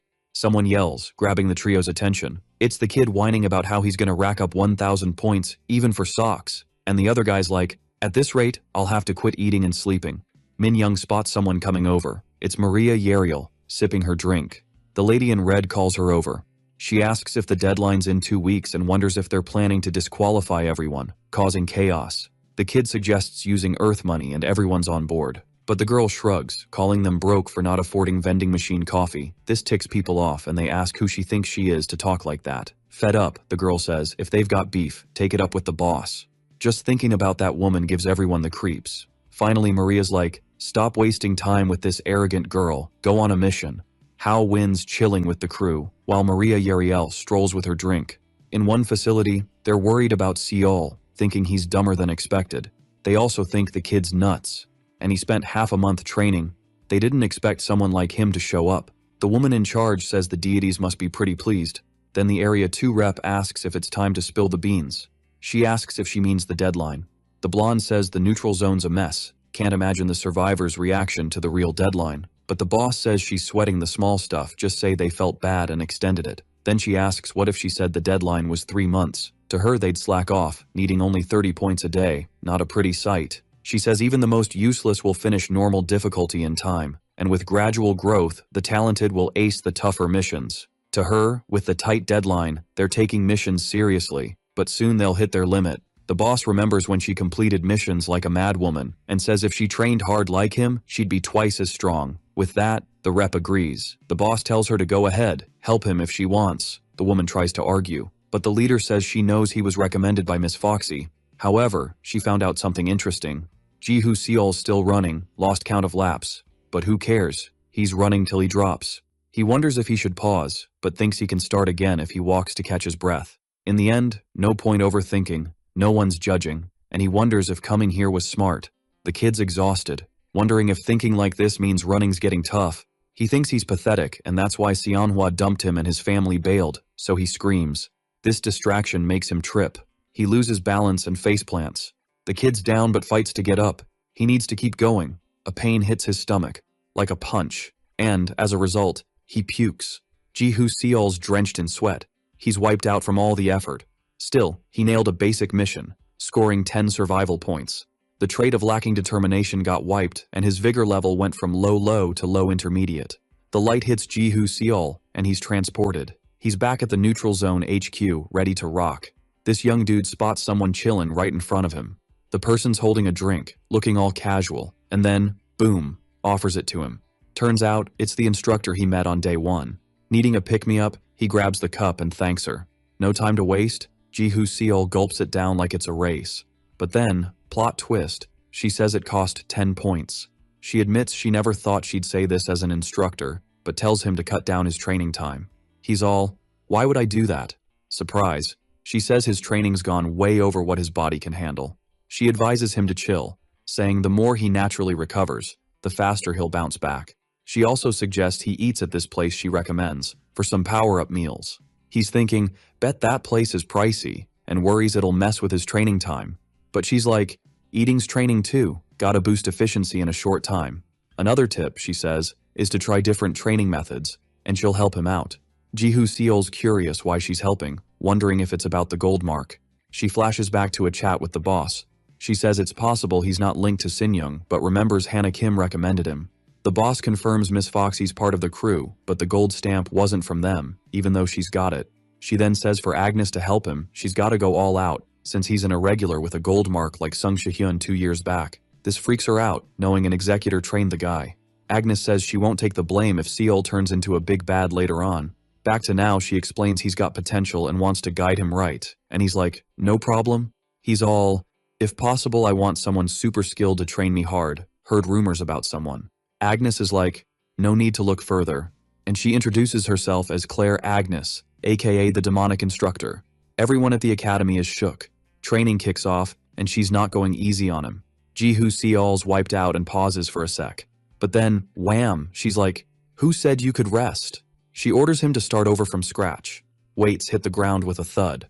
Out of breath, he's got no strength left, and Agnes asks what he's doing, and he's like, break time? But she's like, rest comes after, not during. He's in deep trouble with her. She says she can be nicer, though she thinks she's still being chill, and she threatens to find someone else, and he's like, okay, I'll do it. Agnes tells him to quit whining and get up fast. She pushes him harder, and now he gets why she's called the demonic instructor. Ji-hoo Seol dives back into training, giving it his all, but during the workout, his legs shaking like crazy. She yells, told you to watch those knees. From the infirmary, the doc's already saying it's getting worse and needs proper treatment. The woman wraps Yoon Seo-ra's arm, saying a basic fix holds for now, but a better one costs 2,000 points. But the girl's broke, and the woman suggests borrowing from the gold mark dude. The girl's super shy, and the doc's like, no time for embarrassment. Yoon Seo-ra bows, grateful for the help. The doc reminds her to use the reagent to stop infection and beg for survival points. Suddenly Maria pops up, sarcastically commenting on the advice. She says priests should look out for each other before awakening, but Maria's just talking about the arm. And Maria seems to agree with that. Yoon Seo-ra checks the reagent's price. She's only got 23 points, but she might be toast without it. Sadly, she thinks if that happens, her dad would be bummed. The girl remembers the woman saying now's not the time to be embarrassed. She crumples the paper nervously, just thinking about it. Someone spots her and calls her over. It's Seol-ah, all cheerful and bubbly. They chat about what they've been up to, and Yoon Seo-ra fibs, saying her arm's all good. Seol-ah asks if she's eaten, and, as a thank you for saving her life, offers to pay. Yoon Seo-ra, super shy, asks about Seol-ah's brother. She says he's off on a mission with Sang-mi, and Yoon Seo-ra thinks how sweet she is, even after delivering the potion. Someone super annoyed bumps into Yoon Seo-ra's hurt arm. She hits the ground, wincing in pain. Yi Seol-ah spins around, annoyed to see who it was, and tells him he should apologize for bumping into someone. But the guy turns, curses, and asks her to repeat herself. She just asks him to apologize, saying the girl's arm is injured. Even more intimidating, he asks if she's saying he dislocated her shoulder, but Seol-ah explains what happened. Very arrogantly, he tells her to put a cast or a sign on it, and a crowd gathers to watch. Meanwhile, Yoon Seo-ra's freaked out by people's comments. She even asks her chances of going to paradise, and they say she should leave. Another one calls her a nuisance, making her even sadder. And Seol Ah's worried because this isn't how she pictured things going down. Not wanting to hear more, Yoon Seo-ra asks them to leave. The guy spits on the ground in disdain, while the lady in red looks disapprovingly at the scene. But Yi Seol-ah feels dumb for causing this mess. Yoon Seo-ra just keeps walking, not waiting for anyone, and says she just remembered she has something to do. But before she vanishes, someone calls out to them. It's Sang-ah, rocking a new and stylish outfit. The woman bangs on the table, hearing the whole story. She says she should have been there, but Yoon Seo-ra tells her not to worry, and Seol-ah says it was her fault. Sang-ah says the guy's nuts, and curious about the meds, asks to see them. The girl agrees and tries to fish the paper from her pocket. The woman notices she still can't use her right arm. When she finally gets it, she hands it over. Sang-ah remembers they talked about the pricey antibiotics. The woman hands it over and asks about the points, saying she's spending more than she earns. The girls feel awkward talking about it. Then Sang-ah suggests asking Seol, but Yoon Seo-ra insists on finding her own solution. However, the woman reminds her it's tough to gather 1,000 points alone with less than 10 days left, and she should treat her arm. But Yoon Seo-ra says she thinks they don't have just 1 month. This leaves the two confused about what she means. Meanwhile, at the Neutral Zone Academy, Ji-hoo Seol keeps up with his training ritual. He pushes himself to the max while the count goes on. Upon reaching number 1, Agnes tells him to stop, but he keeps going, wanting just a bit more time like this. He wants to test beyond his limit, which doesn't last long, and he collapses on the mat, exhausted. Agnes says she admires his willpower, but overdoing it will harm his body. Besides, it'd be terrible if he got injured. But for her, it's great that Seol follows through without complaining. Her worry is he might get impatient or greedy with missions. Ji-hoo Seol wants to ask her something, and she encourages him to go ahead. The young man wants to know what they do in paradise, catching her off guard. Agnes says for someone with a gold mark, he asked a question only a contractor would ask, and wonders if the person who used the stamp didn't explain. He thinks Hannah Kim kind of explained, but he doesn't remember much from the dream. To explain, Agnes says it's like fantasy medieval-style games, but IRL, and Seol asks if it's about slaying monsters and selling loot, but she says the only difference is you're really risking your life, but skips the war part. Then Ji-hoo Seol stands up, more determined, and asks if he shouldn't be learning some techniques. For a new question from the young dude, Agnes is all, chill, it's not time yet. He's stressing, saying there's only 9 days left, so they should totally do some missions, but she's like, trust me if you want me as your trainer, or bounce and do your thing. Ji-hoo Seol's worried he'll just be dead weight when he gets there. Agnes is confused, like, why worry? Your class isn't even picked yet. Then she's all, what if you just keep training till the end? He's deep in thought about what he'd do. The young dude's like, even with little time, I know you're being real with me. And she's thinking, how can he say that without cringing? But he's a bit unsure about her weird reaction. Anyway, she's not supposed to spill, but she'll tell him if he keeps it hush-hush. Back with the girls, Yoon Seo-ra spills about the 3 months and how they haven't done the big thing yet. Then she drops the bomb. It's the awakening. Agnes explains to Ji-hoo Seol he'll get one of 4 classes in the awakening chamber and train up. The boy's like, that's way too short to do everything. And she's like, we'll get more time. Everyone's hyped hearing this. While Seol Ah's celebrating, someone's creeping on her. The boy's mind is blown by the news. He bolts to a dorm and yells he's got good news. But Min Young's not alone. Annoyed, she's like, next time, knock. Don't be rude. The guy's like, close the door. It's getting chilly. The boy's all, what's he doing here? And she's like, just 'cause we ate and slept doesn't mean we're dating. Don't be naive. Her words leave him shook. The moon's just chilling, watching it all. The guy doesn't hold back and punches the other. The boy hits the ground. Min Young's like, ready to cooperate now? The young dude's like, I couldn't get all my points. She gives a signal and the other gets it quick. So she punches him again, right in the ribs. He's down, drooling from the pain. Min Young steps on his head and she's like, wanna keep going? We can do this all night. But he's done. Begging her to stop, he'll hand it over. And she's like, see? No need for round 2. They only get 70 points, which ticks off Min Young, who's like, we need 500 more. The guy's like, what now? No one left to take from. The whole thing's stressing her out. On the morning of day 30, instructors gather, and Cinzia makes an announcement to all survivors in the plaza. And obviously not everyone's thrilled, and the guy's like, what's this about? Cinzia's like, are you deaf? Anyone without 1,000 points failed. Even annoyed, she's like, here's who passed. The names are Ji-hoo Seol, Delphine, and Leorda. And finally, Hyun from Area 1. Only a few made it. A bit salty, Sang-ah calls him stingy, but the guy's like, every man for himself. But Hao Win from Area 7's like, That's not what I heard. Cinzia's like, don't care what you heard. I'm the boss here. He and his crew aren't happy. Then Yoon Seo-ra from Area 1's like, what about the awakening? With sass, the woman's like, you think the 7 deities bless those who can't get 1,000 points? But this just confuses everyone. And they all want to know about the awakening and the gods. Hao Win's like, what if I get 1,000 points now? This gets Shinzia curious, and she's like, how? He orders his crew to send all the points, and they do it. No fuss. And then everyone's like, we can do this, and start begging for points. But Shinzia's not having it. She's like, stop it. She's like, you're trash. Not even good for a human shield. Not worthy of the awakening. To her, they're all useless, just like on Earth. That shuts them up real quick. Shinzia's all right, last shot folks. You got 2 months to show me you can turn into recyclable trash. Everyone's buzzing, thinking they're saved. But she's like, hold up, party after you meet the 7 deities. 'Cause, you know, it might be a bit of a downer for some. So, they line up to the 8th floor, heading to the awakening chamber. Right now, Jihu Seol's up next. Something grabs his attention. It's Delphine, just out of the machine, chilling on the floor. He checks if she's cool. Even though she's wiped, she grins and says she's a mage. This piques his interest because of something he heard. When Agnes broke down the 4 main classes in Paradise, warrior, archer, priest, and mage.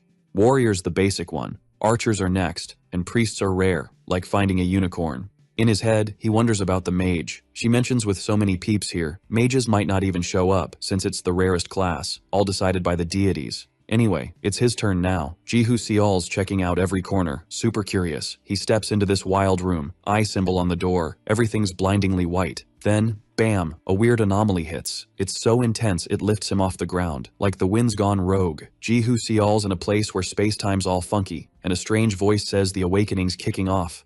A ball of energy zooms towards his belly. The deities are chatting, shocked by his mana levels and native skills. They mention he lost an ability once, draining his mana, but he was clueless. At least they agree to make him a mage, but the dude's not feeling it. That's not his vibe. They get he wants to be a warrior, thinking maybe mage isn't his jam. The deities can't decide, so they vote, ending in a tie. But Gluttony hasn't spoken yet. Jihu Seol kinda senses the deity, even if it's just a glowing shape. That seems to be inching closer. He exits the room like Delphine did, and right away Agnes asks about his class, even though he's still catching his breath from the whole ordeal. They celebrate with toasts. At least some of the Area 1 crew is there. Sangmi teases, saying Sang-A's on cloud 9, and she jokes he should think about what to say to a priestess. Jihu Seol notices Seol-A's not too thrilled, so he says the archer class is awesome too. She says she's worried about her brother, but Sung-Jin says he's not the only warrior. To chill them out, Jihu Seol says they need all classes, each in their spot, but Sang-Mi says he's only saying that cause he's in a good spot, and not everyone like Yoon Seo-ra took the result well. Meanwhile, Maria Yeriel's eavesdropping, but she thinks they're all clueless, thinking it's easy to survive with a busted arm, especially as a warrior. One customer complains the order's wrong, but all she cares about is why she's even stressing. Even with the customer whining, she decides not to sweat it since Yoon Seo-ra won't pay her. With a sly grin, she plans to snag the special perks and stack some cash. Then, with a sweet smile, she says she'll handle the customer. Shinzia's chilling, getting another drink. The awakening ended with 1 mage, 4 priests, 22 archers, and finally, 51 warriors. She asks if Agnes is bummed about the outcome, and Shinzia guesses she's thinking if he was at least an archer, he could have led an expedition. She says warriors are needed too, but there are so many, they end up as human shields, and now Jihu Seol's one of them, but Agnes says she just needs to train him right. She's in a meditation sesh with the young dude. The exercise looks tough from his face, and Agnes stays firm, saying she just needs to train him right. She then announces they're moving to the next training phase. To Jihu Seol's surprise, it's all about feeling the mana. The woman's all, yo, mana kicks in once your class is set. Can you feel it yet? Then he's like, oh yeah, that energy from the awakening chamber. She's like, time to train your class in mana, dude. Suddenly he jumps up and Agnes is like, what's up? Jihu Seol's like, I heard I can buy stuff at the store. But nope, he just gets a playful smack on the head. She's like, sure it helps, but if you don't train, you'll hit a wall. The mana kicks in when he tears the mission ticket, zapping him to the chosen spot, and she's got his back for a week. She's like, remember that awakening chamber vibe. You've got a week. The boy's all, huh? But he gives it a shot. Boom, hit by a blinding white light. Something super weird's going down. Jihu Seol's feeling like he's in a whole new world. He's trying to figure out if it's mana. It's like breathing in a sauna. A wild energy smacks him.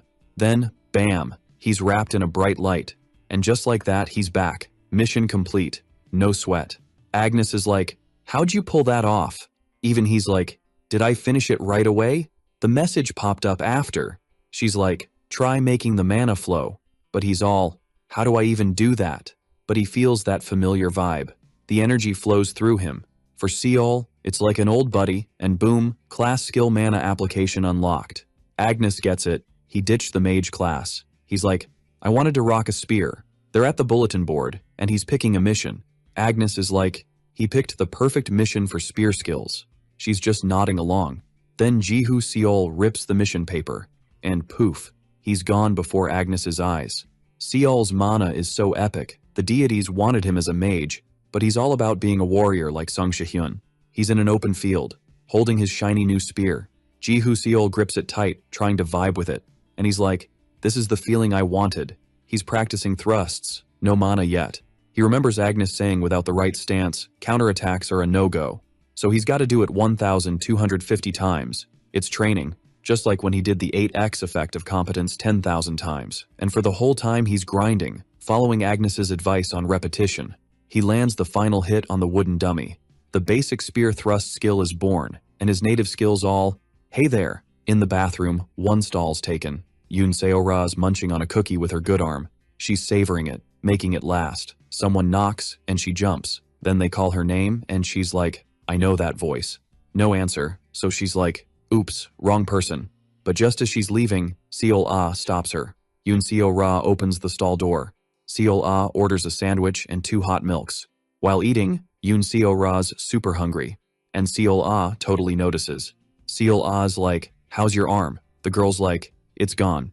Seol-ah's like, ask Jihu for help, you gotta train, but like this, you might not. But Yoon Seo-ra's like, I can't always lean on him.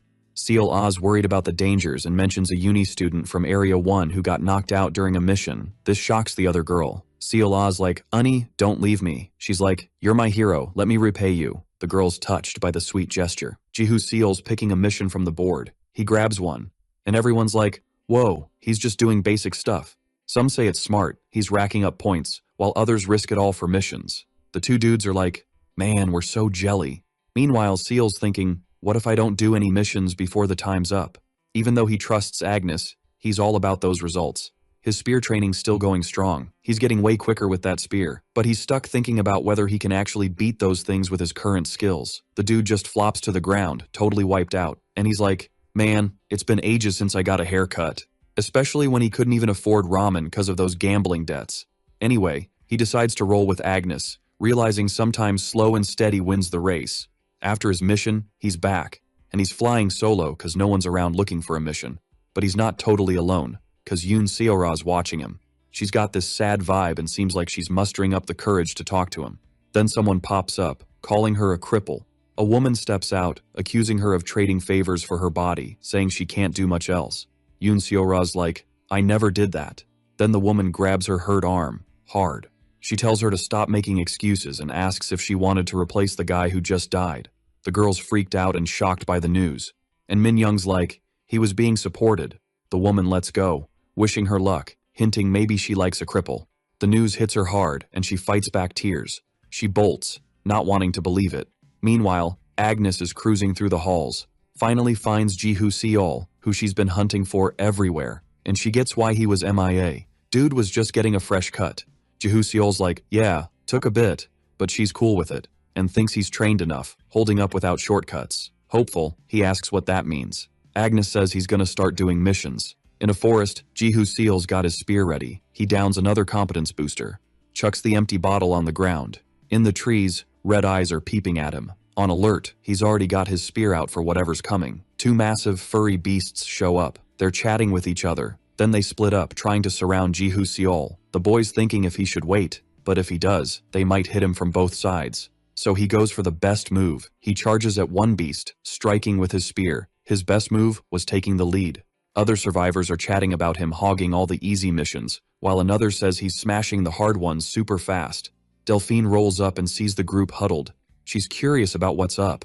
Meanwhile, Jihu Seol's becoming unstoppable, hunting for new missions. He's caught off guard by Delphine, who says he'll need a team someday. She explains that handling missions way above his level solo is a no-go, and even if he's not feeling it, he needs teamwork experience. Jihu Seol gets she's got a point, cause these missions, though tough, offer 10,000 points. But he says there's something he needs to handle alone, and without waiting, he rips the paper, ignoring her again. Delphine figures out where he went. Transported to his chosen spot, Jihu Seol grins at seeing them again. He's back where his fears kicked off. The creatures are charging at him. No escape, no retreat, only one thing left to do. This time, Jihu Seol's not standing still. He charges to attack. With his spear, he takes down everything in his way, his weapons glowing with mana. A few more fall easily to him. The Monster King roars, trying to intimidate, and with a huge axe, it goes for the attack. It comes from behind while Jihu Seol's dealing with a smaller skeleton. He's been waiting for this day forever. With fire in their eyes, the two face off.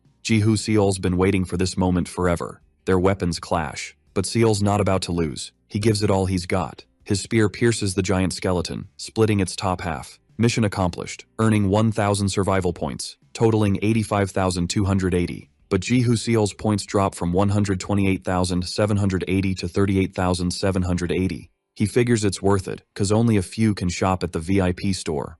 Alright, so check this out. Jihu Seol's got this magic potion, right? But he's saving the super strength one for later, cause right now, he's all about those 9 eyes. He just lets the empty bottle drop, no biggie, and boom, his skills level up, unlocking this epic runaway now warning. He's stoked, just needs one more potion to max out. Then, Jihu spots someone in his room. It's Hannah Kim, and it's been a hot minute since they last hung out. She's going on about some letter he didn't read, saying he's got an assistant perk, but Seol's like, nah, what's up? She's got a warning and needs help, but thinks he's chillin' and doesn't need a pep talk. Hannah's all, find some squad mates, suggesting Delphine or this big shot, Hao-Win. Jihu jokes about her being his mom picking friends, then asks what she really wants. Turns out, she needs him to help Yoon Seo-ra. It's a favor from her boss. They want Seo-ra to level up naturally, but things are messy right now. Seol's smart, says since they invited her, they owe him big time. He's like, what's in it for me? Hannah drops a Bible verse. Treat others how you want to be treated. Seol's like, huh? She explains debts always get paid in paradise thanks to the golden rule. As she bounces, she leaves the choice to him, and Seol's just thinking about sorting his own stuff first. He eyes the potion. Everything's spinning around him. Another potion down, and his 9 eyes skill levels up again. The golden color, the golden rule, is unlocked. He stumbles out, noticing the timing with Hannah's chat. He's wondering how to use this new power. Activates the 9 eyes. Only one floor in the whole building glows gold. The door looks busted open, and he's hyped to see what's inside. He steps in and sees the glows coming from a person. Gets closer, and it's Yoon Seo-ra. Her room's all cozy with a fireplace. Meanwhile, Maria Yariel's saying they gotta chop an arm off.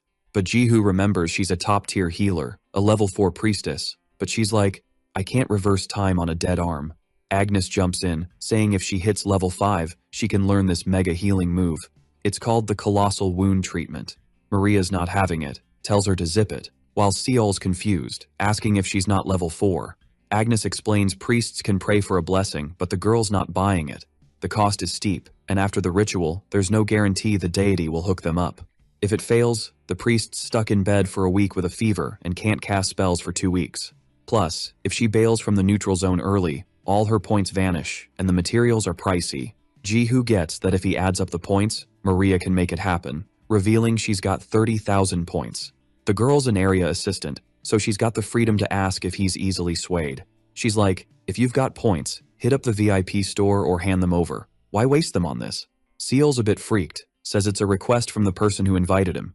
She figures Hannah Kim's visit was about this. She sighs, dropping some choice words about the hassle. The girl mentions 82,000 points, leaving them all puzzled. Then she spills that's the total cost for the ceremony materials. Only 10 tough missions left, and she's got 10 tries. Delphine checks the mission board, thinking only the top-ranked could handle it. Someone asks if she's down for coffee, but she brushes it off, thinking it's just a scout. Then she notices something and turns around. Jihu Seol's the one who invited her. He's like, I want to roll with your crew. The squad's together, and Hao-Win's shocked at the 82,000 points price tag. At least with Seol joining the squad, the endless chatter about his mission obsession might finally chill, plus he can tackle those mega hard challenges. Anyway, Hao wins all in, wanting him on the team, and promises they'll help him rack up those 82,000 points. Thongchai thinks they're going overboard, suggesting finding another skilled warrior might be smarter, but Delphine argues he's awesome enough to handle missions solo, though the dude's not totally convinced. Then Liorda's like, Seol, show us what you got, needing proof to believe. So, Jihu Seol's ready to step up and prove himself. The siblings feel bad about the whole situation, feeling guilty for dragging Seol into this. Meanwhile, Seola's freaking out about how to score all those points. Suddenly, the door swings open with a bang. The siblings jump, surprised by the visitor. Maria Yariel bursts in, all hyped, with her crew, announcing she's here for the ritual. Meanwhile, the rest hang outside the room. Sung Jin calls out for Jihu Seol. The dude's curious how he snagged almost 80,000 points in a day. Hao Win, puffing away to chill, asks what he's on about. The guy says they only managed around 40,000 points. The room's so lit up, the golden glow's peeking through the door cracks, freaking everyone out. They all want to know what's going down inside. Finally, the door swings open. Maria Yariel stumbles out, exhausted, with the other priestesses helping her, all beat up and worn out. She reminds Seol he's now in her debt. Then, he remembers the golden rule, as Jihu. Seol watches her leave. Everyone stares in awe at the door. It's Yoon Seora, fully healed. Yi Seola rushes to her, super happy she's okay. Yoon Seora then glances at Jihu Seol. The young guy just gives her a nod. That's all she needs, and she smiles back in thanks. Watching the scene, Hao Win wonders if this is love. With Seol and Delphine's crew, they crushed every mission they took on. Seol paid back all the points he borrowed in just 2 days. And as a bonus, Seora, Seol-ah, and Sung Jin started training with a certain instructor. Agnes, showing no mercy, tells them to whine during breaks and orders them to start over. The trio agrees she's basically the devil in disguise. Only 1 day left until the neutral zone's deadline, and another team mission's done. Just one left, the impossible mission. Liorda says it's nuts, and Hao agrees, warning not to mix up stupidity with courage. And the girl sighs over the lost VIP store coupon. Jihu Seol grins watching the scene. Then, the moment arrives, and they wonder if it's time to split up. In room number 1, the trio gathers while Seol checks his stuff, like 3 spheres, a consciousness fluidity pen. Among his things, he finds a scroll that's been forgotten forever. It was what he got in the auditorium. Yoon Seo-ra says it's a shame he hasn't used it yet, but he insists it'll come in handy someday. Then, Sungjin mentions the rumor that when the neutral zone ends, items gained by privilege vanish, and they'd have to give up their phones too. Jihu Seol sighs, wondering if at least the activated magic is random. Curious, Yoon Seo-ra wants to know what kind of magic it might have, and shares hers was the imprisonment type, but he doubts that's what the scroll's about. With the end near, the place is deserted. Meanwhile, Jihu Seol eyes the lone mission on the bulletin board, thinking about another gamble. He grabs the mission paper. Ripping the paper, he's ready to do whatever it takes. For him, this time it's a sure thing. The mission's a one-shot deal, needing to wipe out the Guardian race and wreck the fortress in 48 hours, with elimination on the line. A blue card slides under Jihu Seol's room door. Yoon Seo-ra's there and curious about what it is. She picks up the card and sees it's for her. It's a mission scroll for sword training, but there's another one that makes her eyes pop when she sees what's inside. The corridor's empty and dimly lit. In the room, the lady in red's bummed the boy's gone. With him there, she feels she wouldn't be in this mess. She notices something happening outside. Her room door swings open, and she stands up, on high alert. A hand reaches out from the shadows and grabs her. The woman's super scared. It's Yoon Seo-ra who grabs her by her dress. Suddenly, a light shines on them. They're whisked away to another place. The girl's staring, trying to figure out what's up with her.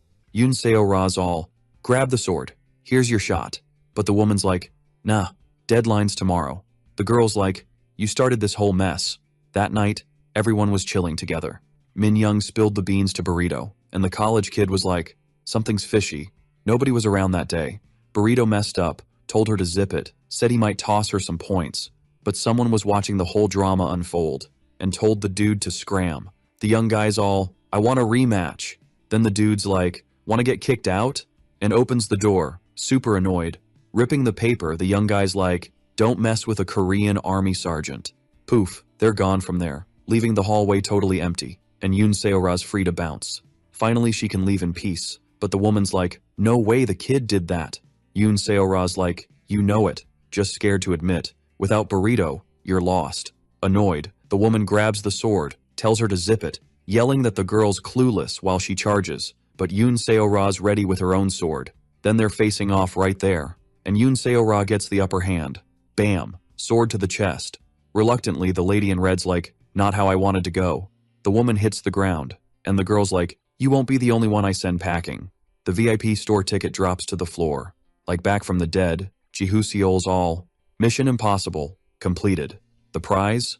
A VIP store ticket and 172,800 survival points, making it 477,977 total. Agnes jokes if he's got a death wish with a bamboo stick, but trusts he's got a plan, and yeah, he's got something cooking. Ji-hoo Seol remembers chatting with Hannah about the impossible mission, asking why it's even a thing. She spills about the only dude who did it, Sung Shi-hyun, but thinks, he just got super lucky. The cube Seol opened found the perfect talisman for the moment. A level 12 earthquake's about to hit where he's at. His win?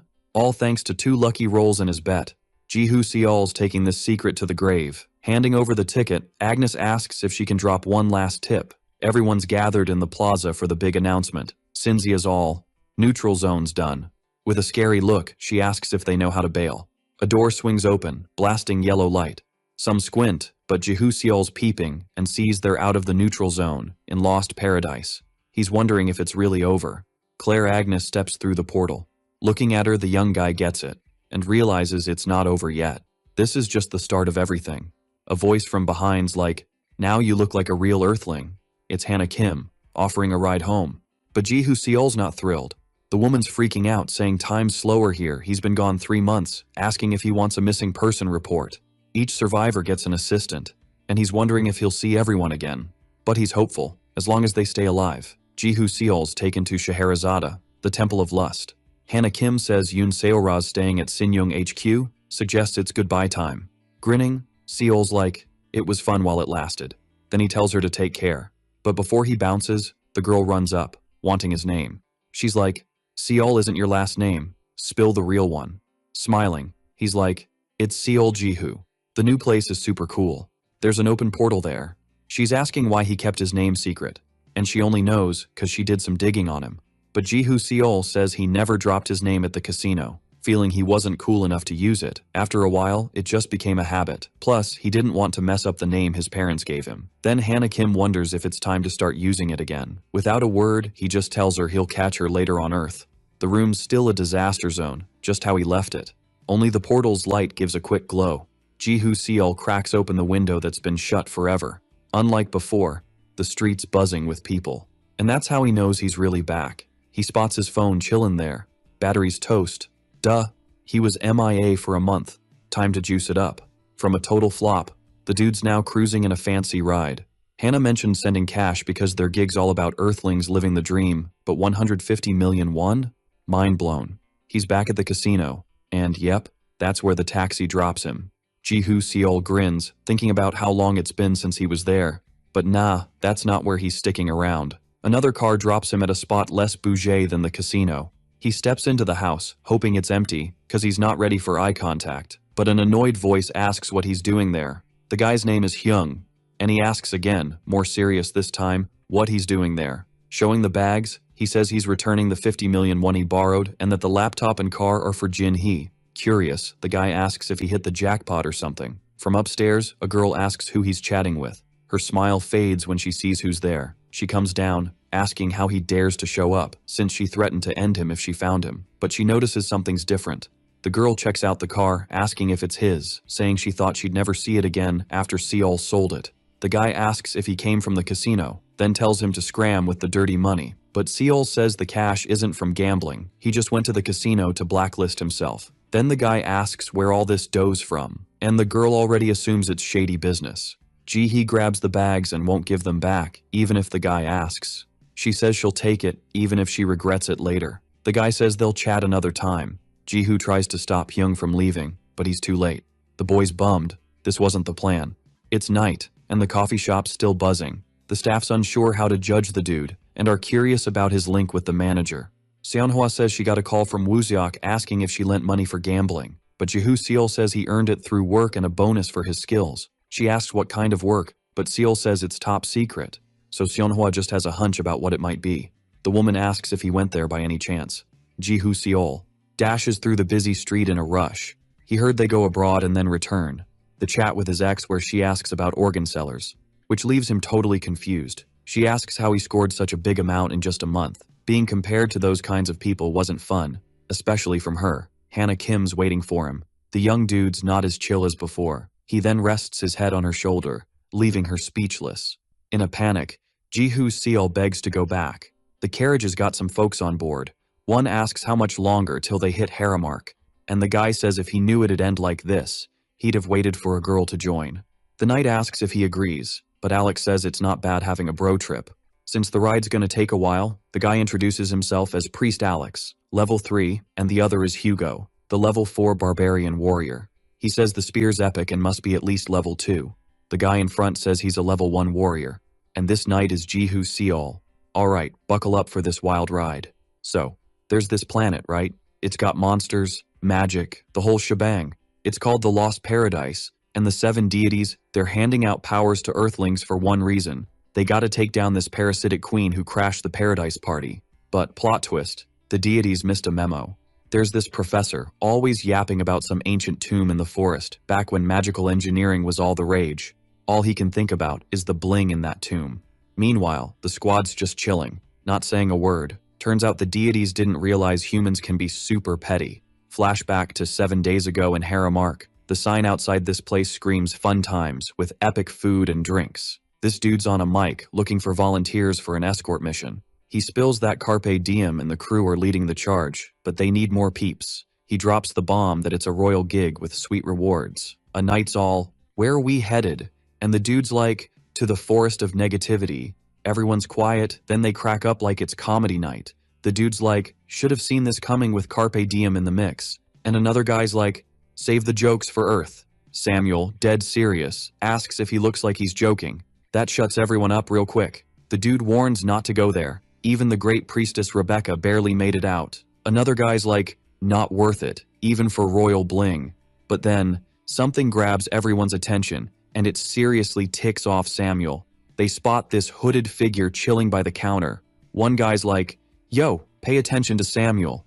But the dude's just munching on his meat. Some whisper they've never seen him before. Maybe he's from Scheherazade. That's where a level 2 gets booted for being cocky. The guy stands up saying even dogs deserve peace when eating, but not here. The redhead's like, "What's your deal?" He pulls back his hood, says he's level 1, and goes by Seol, keeping his name low-key. For some reason, everyone's shook. The warriors are like, "He's gotta be level 2 with that magic spear. No newbie could handle that."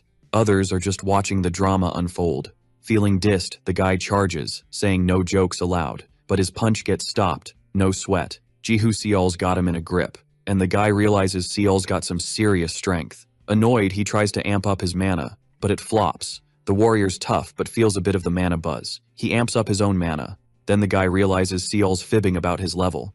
Ji-Hoo Seol's barely trying, while the other dude's wiped out on the floor. Seol's like, "Lost my appetite. What now?"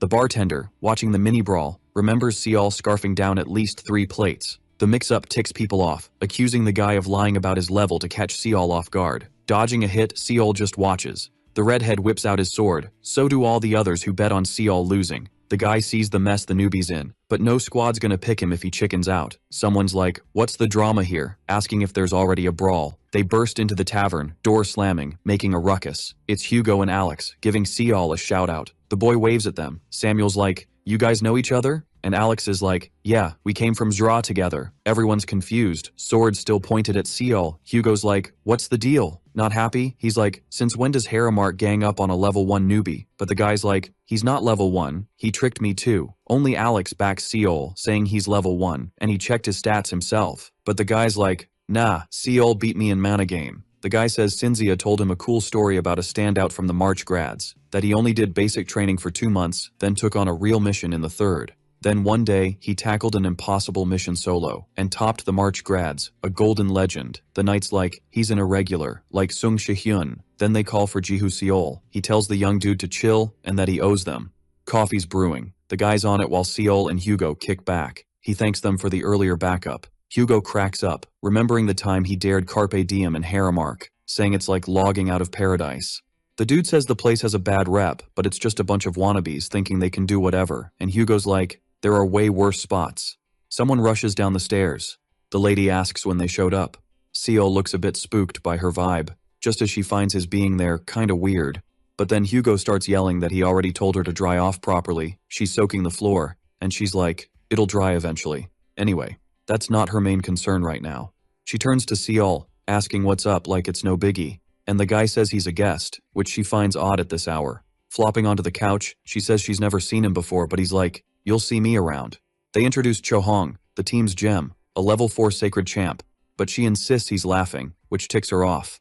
As mentioned, Hugo's the level 4 barbarian warrior, the bald guy, and he claims it's super stylish. And finally, he introduces himself as a level 5 archer and the team leader. This is Haramark's Carpe Diem, but Seal thinks his 9-eye is glitching for seeing gold. Hugo says their motto is to do whatever feels right and happiness is key. Chohong asks if they're adding Seal to the squad. Pumped, the guy asks to join and promises to look after him, and Seal's like, that's kinda sudden. The guy explains Seal will be the mule on the mission, and since it's his first trip, he's here to show him the ropes, and that a promising talent like him will be a great asset to the team, even though he sees them as the Three Stooges. Seal gets that the Golden One has potential, but he doesn't need to join their crew. Chohong asks if he's basically saying Seal's just a newbie. He says his name when asked, but she keeps on about his grin, saying he doesn't know how scary Haramark is and asks if he wants to see what she can do. When he asks how to prove it, Chohong wants to know why he's so confident. Meanwhile, he's drooling over the drink, saying it's not coffee and tastes like medicine. Hugo asks what the plus alpha in the mission is, something they can snag even if it's not the main goal. He explains it's the same for Samuel's group and it's not just a simple escort gig, revealing they're heading to the depths, smack in the middle of the forest. The guy says they found a way to wrap up the forest of negativity. Bright and early, they gear up to leave. The Carpe Diem leader and Samuel are gathered. The old man greets them, noting it's been ages since they saw the professor, and soon he greets the lovely ladies, as usual. The old man doesn't miss a beat to tell Chohong she's still stunning, and she threatens to cut the old perv's life even shorter. Seal asks about the guy, and Hugo explains that Professor Ian is a level 4 alchemist, a mage from Haramark's royal fam, a big deal in paradise. Soon Samuel tells everyone to get ready. Each of them braces for what's next. Then, the guy declares it's time to roll out. The group splits between the two carriages that'll take them, and Jihu Seol can only think this is his first big adventure. The young dude can't shake off what he heard about being a gold mark at the top, but irregular. He wonders what it was all for, since in the end, a level 1 warrior's just a pack mule. Jihu Seol thinks maybe he should have hit up Sin Young, but if it weren't for the golden glow, the team keeps moving, until Samuel signals everyone to halt. There's an Etten cave, 30 of them at 12 o'clock and 10 at 10 o'clock from their spot. Then, all the troops get ready to rumble. You can already feel the massive creature's presence, and Samuel warns they're coming. Giant two-headed beasts start showing up, all fierce, and the signal's given to kick off the showdown. Jihu Seol's eyes are locked in, his spear's ready for action, but Chohong asks why a pack mule, wants to fight and tells him to chill and watch. Samuel leads the charge, hurling his weapons at them. The shurikens are lightning fast, and make a clean and precise cut on each monster hit. His move just made the monster even more ticked off. They start roaring, charging like they're in a monster derby. But then, arrows zoom in, and land right in their eyes bullseye. The team's archer grins, totally proud of her shots. Meanwhile, another warrior shows up. The dude uses his shield to knock down the Ettins like they're giant bowling pins, and just strolls right through the creatures. Banging on his shield, he gets the monster's attention like, hey, over here. Some Ettins are all confused by the noise, but they didn't even have time to react before losing their heads. Hugo swings his axe like a boss. The guy's grinning at his epic win over them. The forest is super chill, until suddenly, there's more rustling from it. Freaked out, Jihu Seol thinks it's an ambush. Anyway, more fierce Ettins show up, but most of them get roasted, thanks to a flaming arrow shot by the leader of Carpe Diem. Chohong gives Dylan props, and he tells her she's in charge of cleanup. And with a smile, she goes to do her thing. Some leftover Ettins are still dazed from the hit, but soon the woman's heavy weapon ends one of them. She smiles, just admiring her work, then takes out the rest of the Ettins. Impressed, Seal realizes this is how high rankers roll. Ian, watching, tells the young dude how awesome Chohong is, and she wastes no time telling the old creep to keep her name out of his dirty mouth. Hugo asks her to be nicer to the master, but she tells him to back off. To Jihu Seol, they act like one big, weird family. His smile catches Ian's eye, who says even a smile is something. The professor notices they didn't do intros right, so they swap names. The day rolls on during the trip. Hugo's all happy and calls Seol over. The young dude heads over and catches Samuel's eye. The guy sees the other pack mules are totally wiped out. Annoyed, he asks if they're dumping everything on Seal, and the woman says the locals always slack off.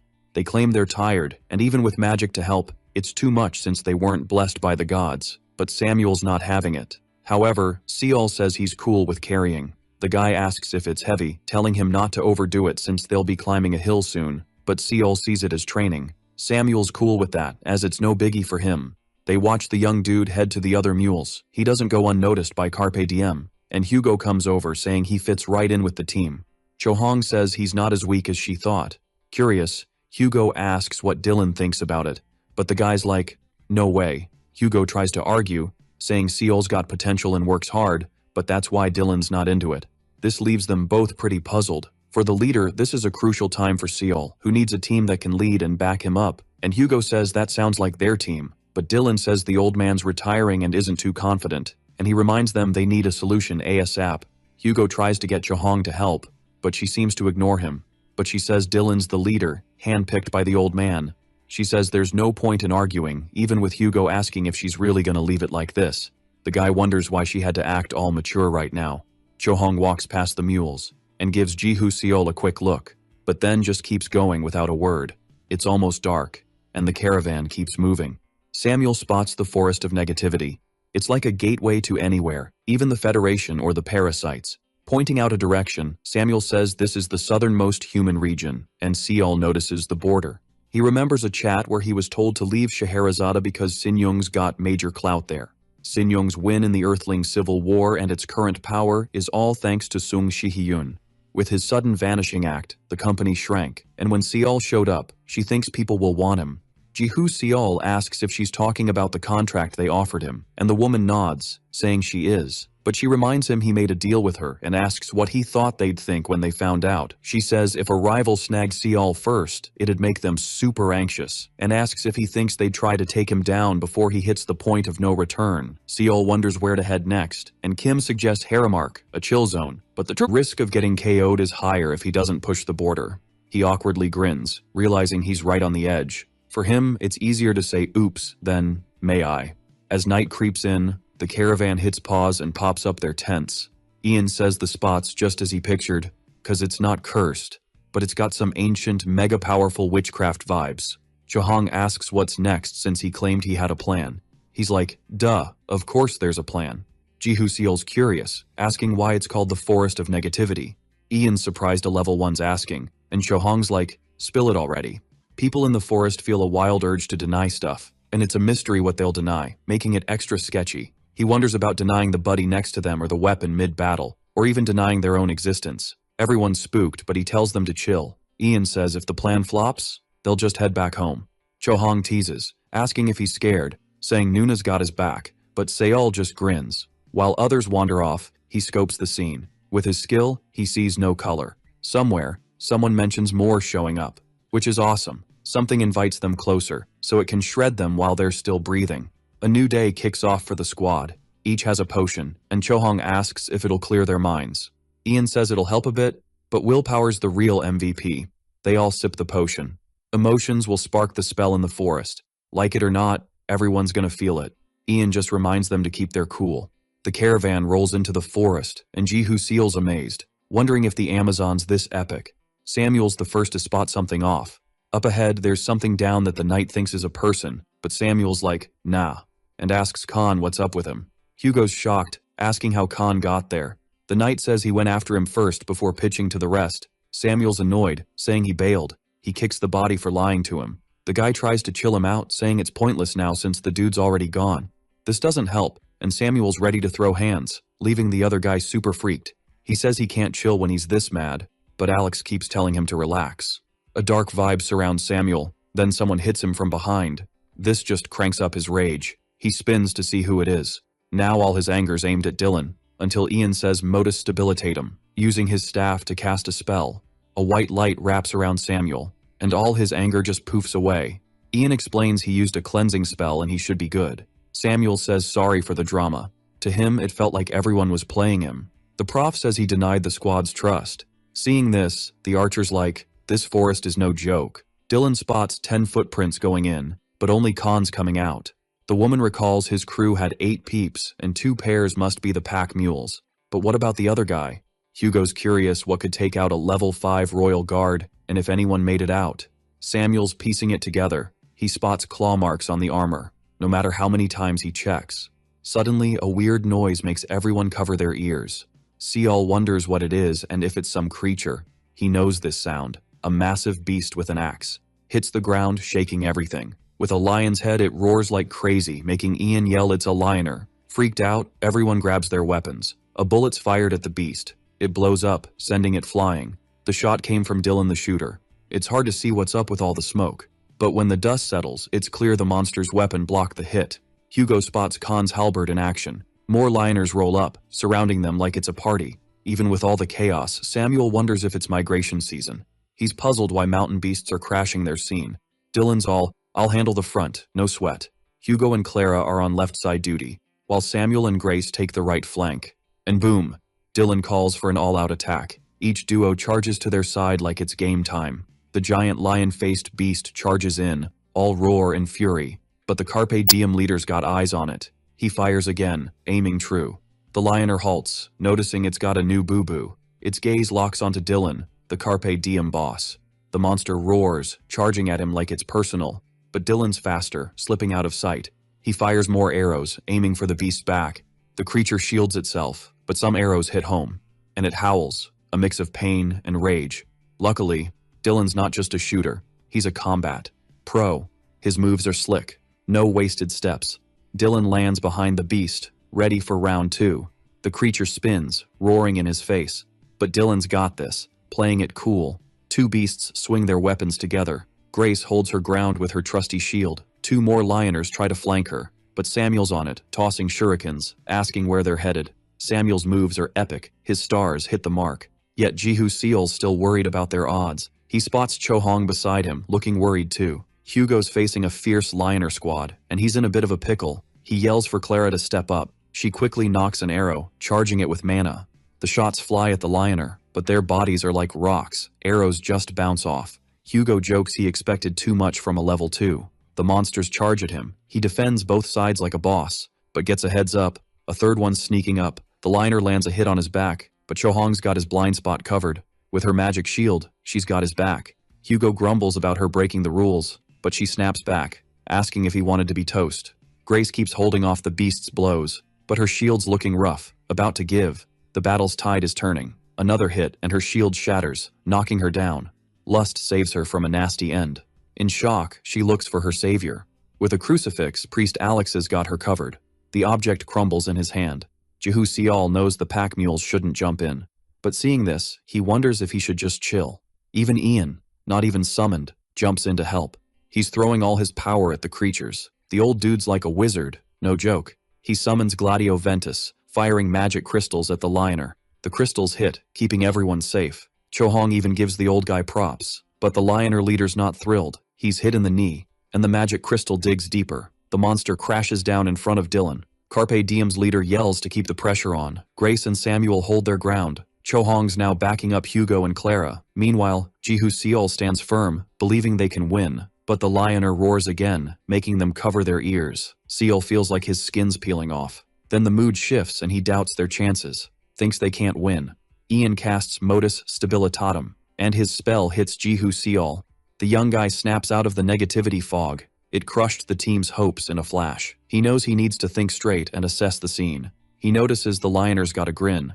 Jihu Seol tries to figure out its game plan. He looks at Ian.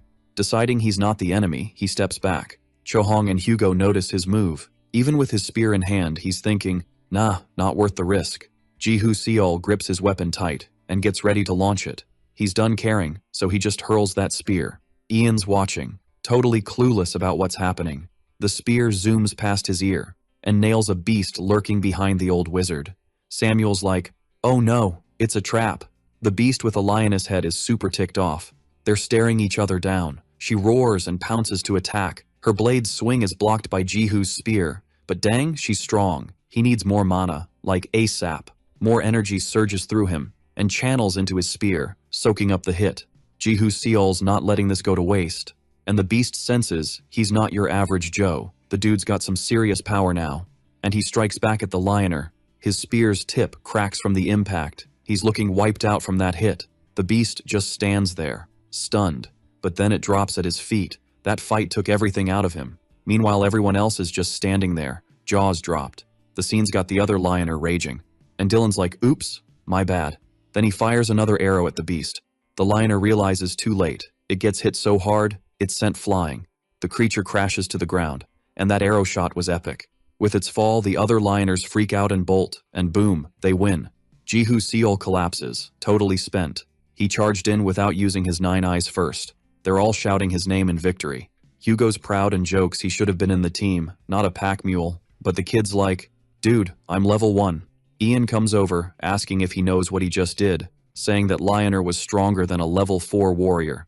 The old man tells Seol he saved his life. Samuel's like, I thought the irregulars thing was just a myth. He's pumped to work with Seol for the rest of the expedition, but as a real team member. He asks what Seol thinks about it. Dylan, the Carpe Diem leader, is watching. So is Chahong, waiting for his answer. With a grin, Jihu seals in, and says he's counting on everyone's help. The squad keeps moving on their adventure.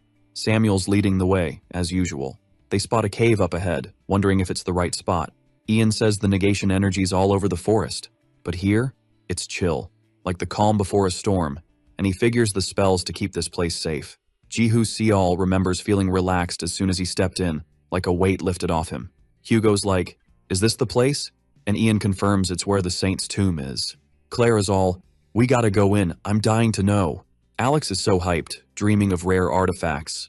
But Jihu Seol's not thrilled, wondering if they're really going in. Samuel says they need to find the entrance first, and someone's like, should we really go in? Jihu Seol's still worried about it. When asked why, Seol says it's because they're looting a tomb. 2 teammates are like, what's the big deal? It's normal here. Our hero's like, is it cool to rob the dead's resting place? Clara's like, he's such a newbie, and the warrior says he's not used to it yet. The blonde dude explains that's the whole point of the trip. For Mr. Ian, just proving theories is enough, but they need rewards. If it bugs him, he can wait outside, but then he'd get last pick of the loot. At the crypt entrance, Samuel spots signs of another group, and Hugo's like, probably Khan's crew. Samuel's like, we gotta hustle. If Khan's team took the artifact, they'll have to chase them. Outside the tomb, Chohong asks Seol what he did before ending up in this world. The young dude's all, isn't there a rule about not asking that stuff? And the girl's just curious, you know? Switching gears, Seol's like, why didn't Chohong roll in with the squad? And she's all, just in case things go sideways, she's got his back. He wants to tell her he's got it covered with his 9 eyes, but then, bam, the dungeon's gone all dark mode. Time to bounce, ASAP. Seol's thinking, last time this happened, it was during that insane level mission. Wondering what went down inside, he asks Chohong about the usual tomb hazards. She says, could be weak monsters, traps, or even ghosts. Then he remembers what the instructor said. He figures if the dead are hostile, they might have a brain, so maybe there's a way. Inside, Samuel's crew is on the hunt. The knight's like, Samuel, you almost got that door? Samuel's all, not so easy, this door's tricky. Dylan's like, is it really that tough? No sign of Khan's crew here. Samuel's unsure but agrees with Dylan, it's super weird. They finally crack the tomb door, and Clara, all hyped, tells them to open it up stat. Just then, Chohong shows up with Seol, who's wiped out. She warns, going in there is a death wish. Seol explains he read the dead's thoughts with the consciousness feather. Clara looks at Ian, who says it's a pricey item that lets you see someone's thoughts. Checking the paper, Samuel's like, are these the tomb's thoughts? Samuel asks Seol whose thoughts they are, and he says they're the tomb owners. Old Ian spills the tea about a noble daughter whose groom died at their wedding. The bride, now a widow, got buried alive with him, and that's why she's a saint. Chohong and Hugo are shook, and the girl's like, was she really buried alive? Ian confirms, but she planned it, which is why she's called a saint. He adds that a famous wizard supposedly cast a spell there. Seol thinks the thoughts could be the couple protecting each other.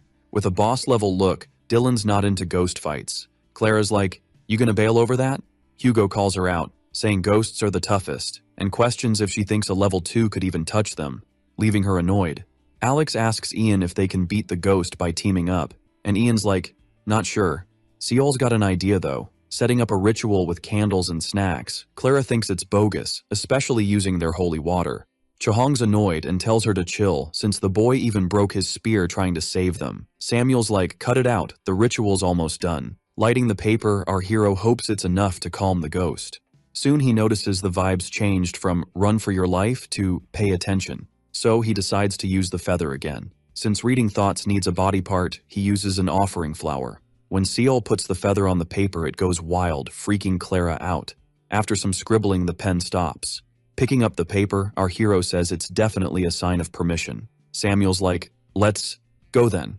Inside the chamber, they find a treasure trove. Everyone's pumped. Samuel asks Seol if being allowed in means they can grab whatever. Our hero says as long as they leave the coffin stuff alone, they're good. They figure the consciousness is probably the saints, the only exception. Clara spots a cross in the saint's tomb and thinks it's epic. Alex is all, dude, if I'm not tripping, this is like the ultimate priest gear. Old Ian jumps in, saying it's some artifact that lets you cast spells without any offerings. Alex, sweating bullets, asks if it's really what he's thinking. Ian confirms, saying it's the proof given to the saint for being super pure. Clara and Alex, eyes gleaming, joke they'd die happy if they snagged it. As soon as they grab the artifact, everything goes wild, and Seal's yelling at them to put it back. He asks if they missed the memo about not waking the saint from her eternal nap. Clearly, the tomb's owner is ticked off. The girl, annoyed, says if he's scared of a ghost, he shouldn't have come to paradise. Samuel shows up, telling the greedy duo to chill and drop it for now. Even though they're bummed, they leave the cross, and the shaking stops. Clara asks if she can snag something else from the tomb. Seal, super mad, says they're being way too greedy. The blonde dude with long hair says risking it might be worth it if it means never coming back. Holding his spear, our hero says they'd have to step over his dead body to take anything. Clara points her bow at Seol, saying he asked for it. Hugo steps in, saying now's not the time for a brawl. The group's warrior says the rookie started it. Johong asks if they've lost it, telling them to put their weapons down. Looking at Dylan, Samuel asks if he's also against taking all the loot. Dylan says it's been bugging him since Khan's team couldn't even get in, so maybe they got wiped out before opening the door. Samuel says Clara and Seal should duke it out to settle it. Ian stops the fight, agreeing with the boy.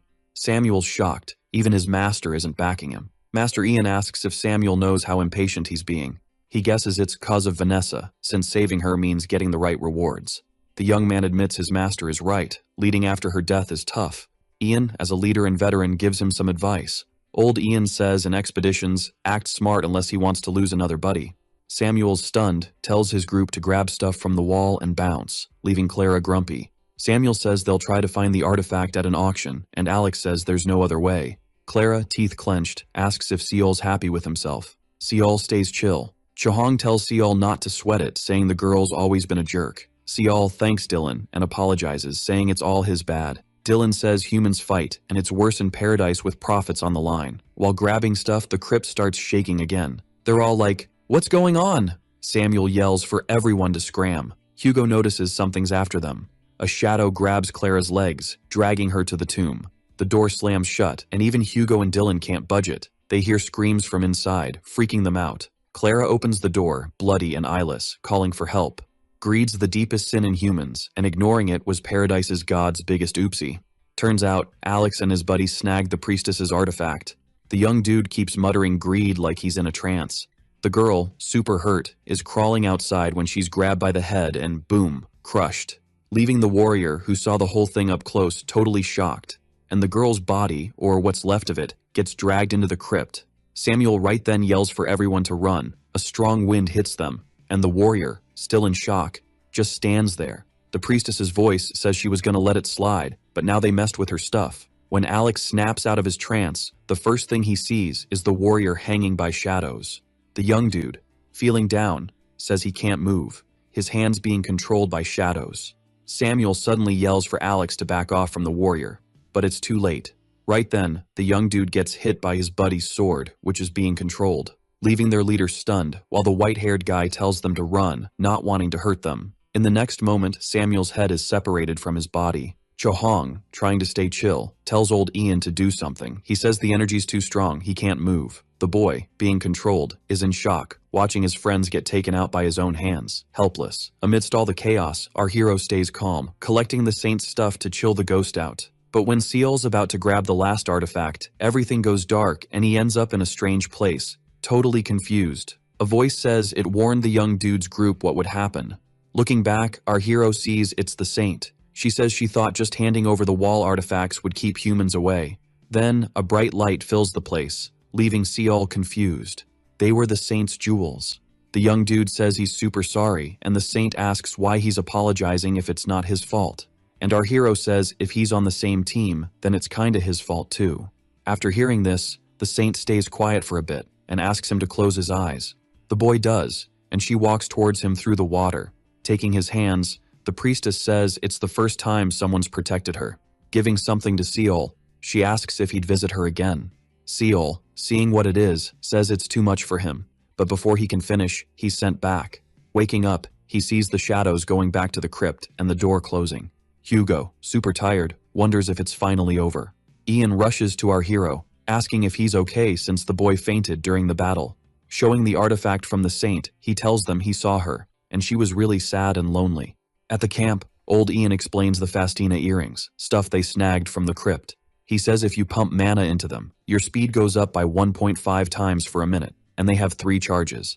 Plus, the coolest part is the effects can stack. Hugo jokes that the saint was loaded with stuff since she gave all this to the boy. But the catch is, it's a bound item. He hopes the young dude uses them since they can't be sold. Dylan agrees with Hugo, saying finding something like this is super rare. Chahong says the boy could give her the gift if he doesn't want it. She needs a cool accessory. Laughing, Hugo says Chahong's face can't be fixed with something so simple. While the girl grabs Hugo by the neck, Seol thinks he's not desperate for cash. He decides to use the earrings himself. Seeing the young dude with the earrings, Chahong says they suit him. Blushing a bit, Seol asks if she's serious. Outside the cabin, Ian explains to Seol how to use the earrings' power. He says to let his mana flow through them to activate. Doing what old Ian said, the young dude feels like invisible energies wrapping around him. Our hero decides to test the earrings' power, sprinting away from the cabin at top speed. He's blown away by the speed. Then he remembers there's still the option to stack the earrings' power. Alright, buckle up because this is going to be a wild ride. So, when the other dude kicks it into high gear, he zooms so fast it's like everything around him just blurs out of existence. Hugo's all, man, I should have been nicer to that saint too, huh? Dylan's like, yeah, good luck controlling that speed, bro. Ian gets a call on his magic orb thinking it's the royal court and he's like, yo, Dylan, can I take this? Meanwhile, Seol's zooming so fast he can't even hit the brakes. Bam! He smacks into a tree and finally stops. Chahong's cracking up. Great, now we've got 2 clowns on the team. And Hugo's like, hey, don't put yourself on Seol's level. Dylan's watching and thinking, nah, make that 3 clowns. Later, they're chilling by the campfire. Dylan's like, hey Seol, wanna roll with Carpe Diem? Seol's like, did I hear that right? And Dylan's all, dude, you could join any squad, but we're the only ones who get your vibe. Plus, Dylan's sure there's a reason Seol hit up Hallmark, and if so, they're his crew. Next morning, Dylan finds Hugo and Chahong bickering, as usual. He's like, guys, pack it up. You're supposed to be the role models here. Seol shows up, wiped from training, saying he needs more practice to nail his running. Dylan's like, no worries, you can train on the way back. Master Ian steps out, saying the trip back's gonna be a doozy. He drops the bomb that the royal court's calling Earthlings for backup. Dylan's piecing it together, but Ian's like, yep, you guessed it, parasites are here. At Fort Arden, knights are going ham on the parasites. A commander's watching from a distance. Then, they hear a noise at the door. The knights freak out as the door latch starts cracking. A knight rushes to the commander, saying the fort's barriers are about to give. He warns it's their last shot to bail, while another knight's like, we need a plan to take it back. The commander takes a deep breath, saying if they bail now, humanity's toast. He tells them to hold the line till reinforcements show, strapping on his helmet. With Seol's crew, Ian asks what he knows about Paradise, and Seol's like, just that there's a war. Ian explains it's not just humans there, but dwarves, beast folks, fairies, and even angels. These races are usually beefing, especially the cave fairies and celestial ones, total frenemies. But now they're all squad goals, and Ian asks Seol if he knows why. Seol's like, common enemy? Ian nods. Yep, the parasites. He explains the parasites are a queen-led army from another world. Since the Empire fell, only the 5-force confederation's been holding them back. Ian says the royal court's been gearing up, even building a fortress in Arden Valley. The valley's right next to parasite territory, meaning an attack could pop off any time. He says if the fort's been hit, it's go time for humanity. Then we see a horde of monsters charging a fortress. A captain orders to fire, saying they can't let any through. As monsters scale the first walls, they unleash a barrage. One wasp dodges arrows but meets the captain's sword. But with the wasp down, monsters are already swarming the lower walls. Soldiers behind the walls are getting swarmed. A soldier tries to spear a cockroach, but it skins like armor. The commander swoops in, decapitating the bug, saying if they're going down, it's in battle. Then, someone tells him reinforcements are here. Through the gate, an elegant young woman with pink hair strides in. She asks the general what's the sitch. The dude spills that the bug squad broke through their defenses. He also wonders when the Earthlings are gonna show up. With a zillion monsters around, the girl says they'll be here soon. Helmet on, she mentions that, as the general knows, they'll only jump in when the odds are in their favor. She and her crew head towards Fort Arden. Meanwhile, with our hero's squad, Ian tells them this is Arden Valley. He explains it's the link between humans and parasites. Ian and the gang hear carriages behind them and guess it's the Earthlings answering the call. A guy in a carriage waves at Hugo, asking what they're up to, and Hugo says they're with Ian. The dude jokes that being a royal mage sounds dull and wishes Ian luck. Seeing the boy lost in thought, Cho Hong asks what's up, and he says it's not as bad as he thought. The girl shrugs, saying it's not their problem. Ian, eavesdropping, says the 7 gods would love that. She replies it's up to each person if they want to risk it. Hugo nods, saying, YOLO. The mage seriously notes that's the reality of paradise. In his head, Seal thinks he used to agree with them. Dylan suggests they get a move on. At Fortress Arden, our hero wonders if it's really unbreakable. Inside, they see a battlefield and note it's wilder than expected. They spot the captain giving orders to the knights. Feeling better, Ian says he was worried the distortion waves messed with comms. The captain takes off her helmet, leaving Seal awestruck by her looks. She's stoked since Dylan and the Carpe Diem crew finally showed up. Dylan's glad the princess is safe, and she says even more so since no rank S showed up. Cho Hong, always ready to rumble, tells the princess not to get too happy. They just came for Mr. Ian. The princess spits, pretending it's the dust, making Cho Hong fume. Seol, watching from afar, wonders if she's really a princess since she acts like a grumpy old dude. The princess asks when Samuel's team will arrive. They break the news that Samuel's and Khan's crews are toast. Looking sad, she gets it and asks about the new guy. They introduce Seol to Princess Teresa, and Ian explains Seol's from the exploration class, tagging along for this mission. Teresa comments on his level and jokes her conscience says to send him packing. But since Seol's with Carpe Diem, she just tells him to stay alive. The princess says it's strategy time. Looking at her, our hero wonders why his heart's racing. It's like she's someone he hasn't seen in ages, or might never see again. In the meeting room, the pink-haired girl suggests starting with the Medusa. The room goes silent. Then a guy asks how she's sure there's a Medusa. The same general from before says his troops risked it all for this. Mocking the general, the guy and his buddy say the soldiers aren't weak, just unlucky. Having a déjà vu, our hero wonders about this weird feeling. At dawn, in Fort Arden's command room, a guy says even if there's a Medusa, no point risking it with the fortress there. The princess says the fortress has limits, while the Medusa can keep cranking out bugs, wearing them down. Another guy suggests ditching the fort and ambushing the parasites in the valley. Teresa says if they do that and the parasites don't follow, they'll lose the fort for nothing. And Cho Hong asks why they built the fort there and ticked off the parasite queen.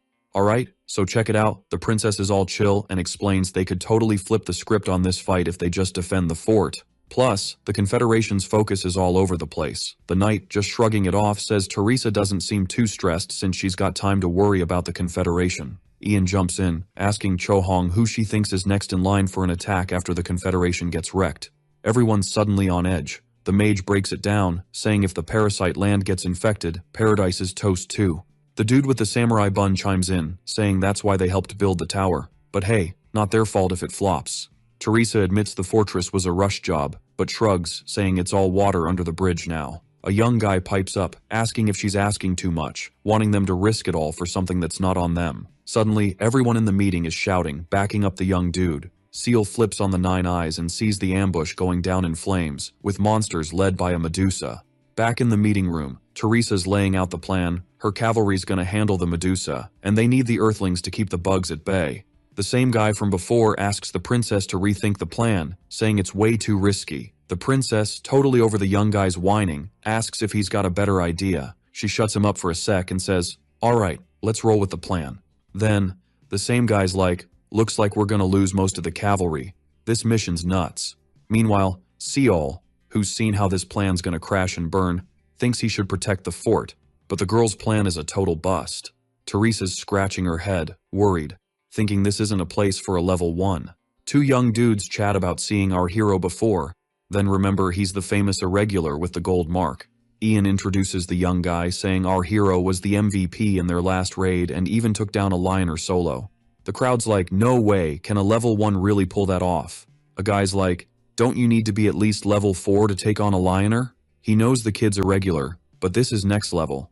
The elder's like, even though he's old, he saw it all go down, looking at Dylan. Dylan's like, sure, the kid's strong. But the battlefield's a whole different beast, and Ian's like, don't forget the kids from Region 1. Hearing this, the young guy finally gets what the mage was on about. The crowd's buzzing, saying if the kid's really from Zone 1, he's got army cred. Then, Teresa rolls up to Cial. She's heard about his epic feats and says if that's true, they'll hear him out. By dusk, everyone's outside the fortress, ready to kick off the plan. The princess checks if the kid's sure about going, since no one's got his back if things go south. Our hero's like, it's cool, he's used to flying solo. She asks why he's even here, since no one would blame him for bailing. The kid glances around, searching for words, and says it's because the fortress and paradise need saving.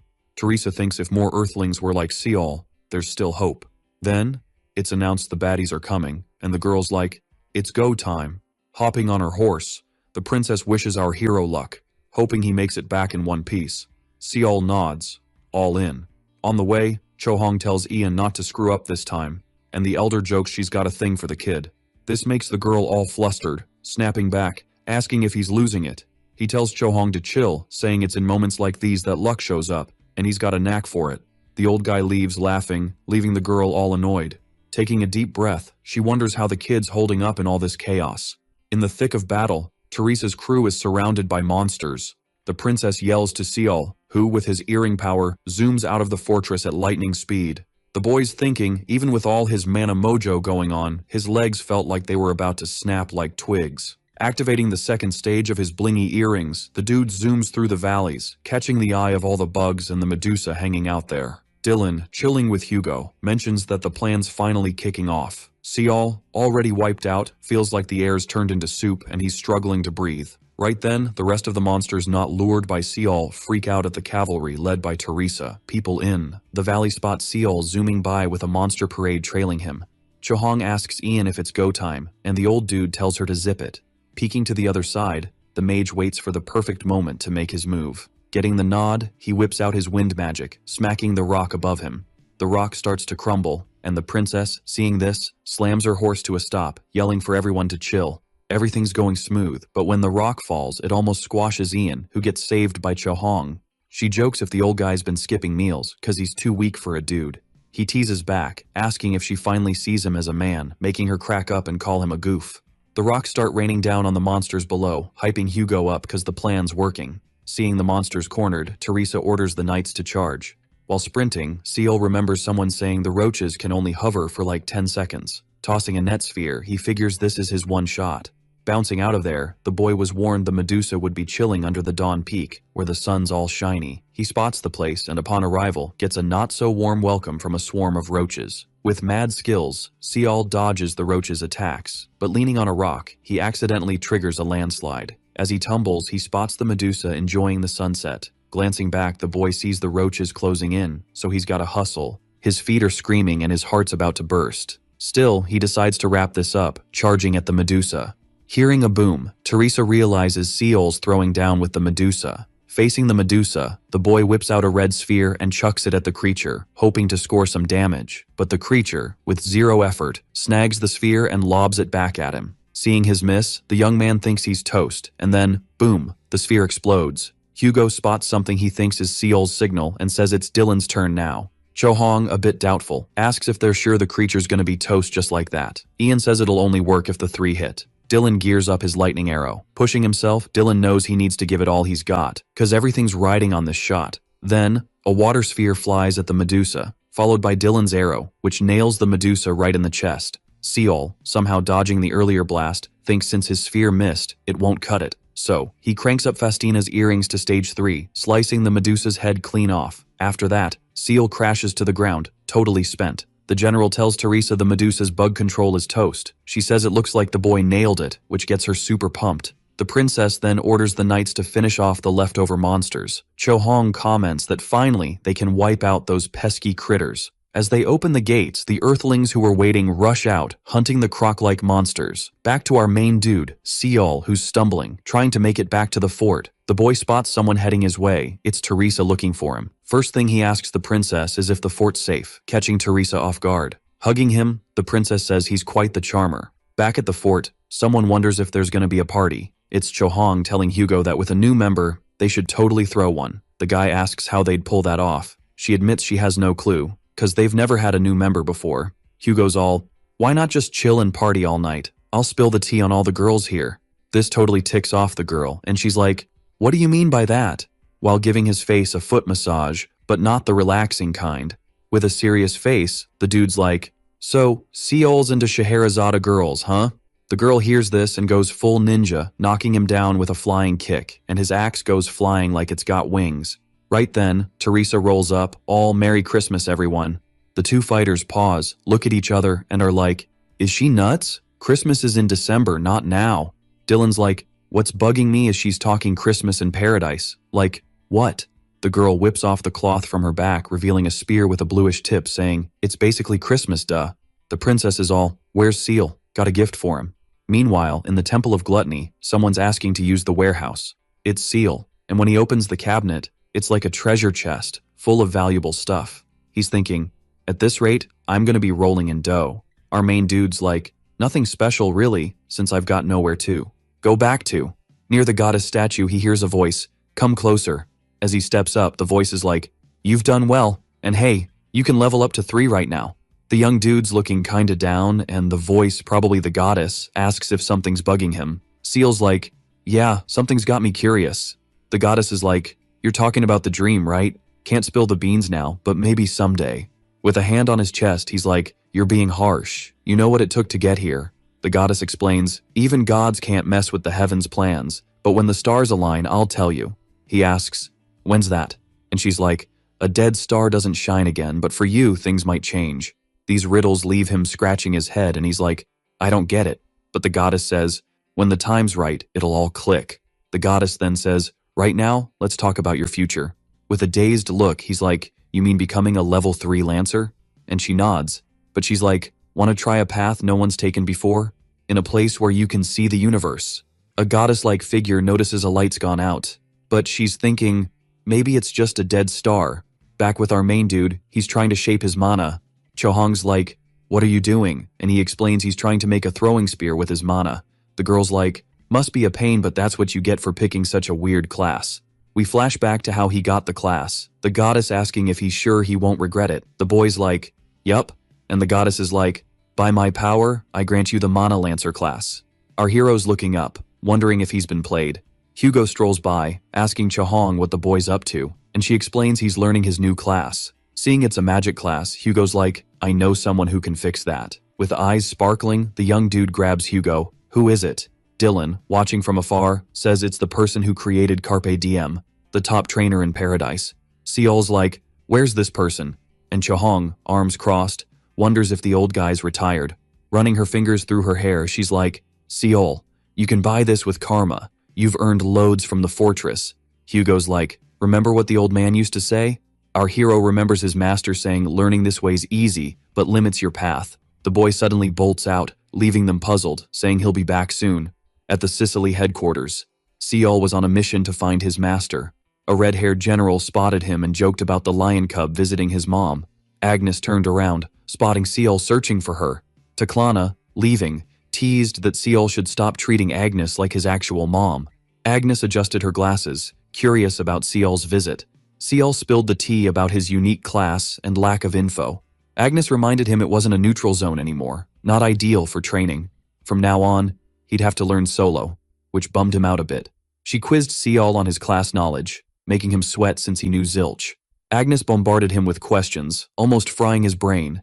She explained Seol was trying to use mana without a clue, like running before walking. Seol, hand on chin, admitted he might have rushed things. Agnes, turning to the barracks, was impressed he hadn't caved to the karma method. She promised to handle his training when she got back, sparking Seol's curiosity about her plans. She brushed it off, saying she'd catch him later. At Carpe Diem, Seol showed up with some spear tips. He heard a ruckus, then Chohong stormed out, fuming. Seol asked what was up, and she blamed him, slamming the door. Dylan, making coffee, explained it was over a new mission. Seol wondered what kind of mission ticked Chohong off. Dylan, lighting a cig, said he wanted Seol and Chohong on it, while he and Hugo did a king's escort. Seol asked if they'd be going far, and Dylan confirmed. Dylan said they'd need new teammates, but wanted Seol as leader. Seol asked why not Chohong, and Dylan said she wasn't leader material. Seol pointed out he was only level 2. Dylan reminded him he was a fortress-saving hero, leaving Seol no choice. Dylan, puffing his cig, said Seol's mission was to wipe out village monsters. Seol realized he'd need an archer and a priest. Dylan, sipping coffee, said that was a solid first step. He complimented the coffee, asking if Seol made it. Seol said he learned for a coffee-loving friend. Dylan said he'd need that recipe when he got back. In the Royal Library of Hallmark, someone chatted about Ranman Village. It was Seol, asking Ian for the 411 on the village. Seol wanted to fix the root problem, not just squash monsters. Old Ian asked what Seol already knew. Seol said no colonies or nests were nearby, yet monsters popped up. Ian, hearing him out, asked Seol to follow. In the library halls, Ian said it was predictable, so manageable. Whenever help was needed, the royal court sent Earthlings, a chance for new Hallmark teams. Even so, Seol wanted a permanent fix. Ian asked why. Seol explained if they couldn't help one day, villagers would be in danger. Ian found this intriguing. Ian handed him a scroll with all past subjugations. In a shadowy, mysterious place, someone was laughing, warning not to follow sounds from the fog, and to avoid anyone in gray clothes lurking in the mist. This mysterious voice says if they don't follow the rules, the monster's gonna get them. Yikes. Back to Seol, the dude's deep in study mode, checking out the records. Chohong walks in, asking if he was waiting for her and what's the scoop. Our hero says he was just cranking up the difficulty, leaving her all puzzled. Seol points out she was griping about the credits being low for the last gig. He then asks if she found the priest yet. She's all fired up, saying finding a priest ain't easy, like who'd want to roll with him. Seol's like, fine, he'll hunt down the priest and she can find the others, totally deflating her sass. She asks if he knows any priest, and after a sec, Seol's got someone in mind who might be down. On the streets, two folks are buzzing about a new Hallmark prophet who led the charge at Fort Arden. In Sinyung, they're all, who's stirring up all this chaos? Three dudes are chatting about our hero, the rookie with the golden rep. Watching from above is Hannah. One guy's curious about this prodigy's name. Scene switch, and Hannah's yelling for Seol through some magic gadget. He greets her, and she's all, didn't I tell you to keep it low-key in Hallmark? Plus, she says he didn't even ask her before making a scene. He replies if he had, she wouldn't have let him go, showing off the spear from Teresa. Hannah calls him a dummy, making Seol chuckle. With arms crossed, she says he did good joining Carpe Diem, but too bad it was after the old guy retired. He asks about this old dude. Hannah stumbles, saying no point talking about someone who's out of the picture. Switching gears, she asks why Seol called. He says he's going on a raid with Chohong and needs a priest. Can she hook him up? Noticing he only mentioned Chohong, she asks about the rest. Seol explains the others are on another mission, so he's the boss this time. After a pause, Hannah mentions someone might be up for it, but it'll cost a pretty penny. In Hallmark, at the Temple of Lust. Climbing the stairs, our hero's thinking he never guessed it was in Hallmark. Knocking, Seol asks if anyone's home, and someone inside says yep. The door opens, and the person grumbles, and Seol says it's been a while. It's Maria, who turns away, saying it's a hassle. He steps in, asking if it's cool, and Maria tells him to scram. He says he's here for a request, not a sacrifice, mentioning Ramen Village. Maria says her class isn't right for that mission, suggesting he find someone else. Seol asks if this would change her mind, tossing silver coins on the table. Maria teases, asking if he knows what that's worth back home. He says it's like $5,000, and she asks if he's still game. She offers to introduce a cheaper apprentice priest. After more coins hit the table, Maria asks what he's doing, saying the job's not worth it. He says while she saved Yoon Seola, she mentioned spending extra cash on her. She asks if he's using it against her because of the sacrifice. Seol says he'd never repay her with just some silver coins. Maria tries to refuse, but seeing the cash, she reconsiders. Still unsure, he throws more coins, and she finally caves. With dollar signs in her eyes, she asks why all that dough just for her. Our hero says it's cause he wants to get closer to her. With her nose up high, the girl says, well, tough luck, dude, cause I'm not easy to impress. When they met, it was like Chohong and Maria were old pals. Maria says if Chohong's tagging along, she's gotta pass on the boy's invite. Chohong jokes that Maria's sharp tongue is still on point. The blonde girl laughs, calling Chohong an airhead, and wonders if they should check her brain to be sure. Chohong grabs her shirt, and two guys watching say, Seol's got a wild taste in girls. Just as the boy's about to break it up, someone bursts in. saying the tale of the golden-marked irregular is true. A pink-haired lady strolls up to our hero, saying his moves at Fort Arden were epic. The knight says Chohong spilled the beans, and he introduces himself as Mihail, a third-level sword pro. He points to the woman next to him, Veronica, a third-level shooter, just like Gearshal, who's a guard.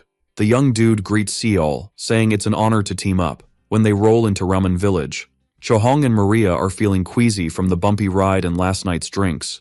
The villagers eye the newcomers as they roll into town. Mihail notes the chilly welcome, and Veronica tells him to chill and be friendly. Gearshal tells the young dude not to sweat it. Villagers always act like that.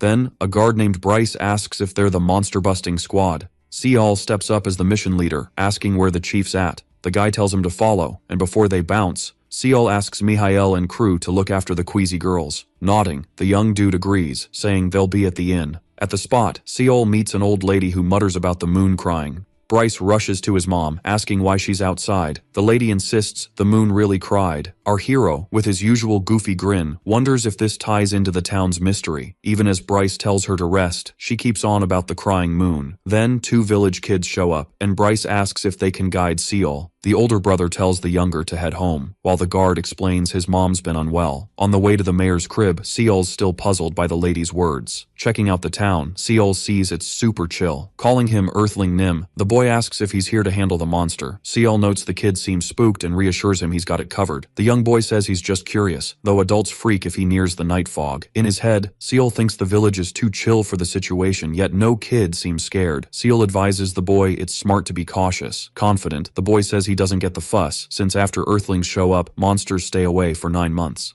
The young boy mentions 3 taboos they made up to scare them. Curious, Seol asks what they are. Seeing Seol's interest, the boy explains if they hear or see something in the fog, don't go looking. And if they spot someone in gray, run fast, or the monster will nab them.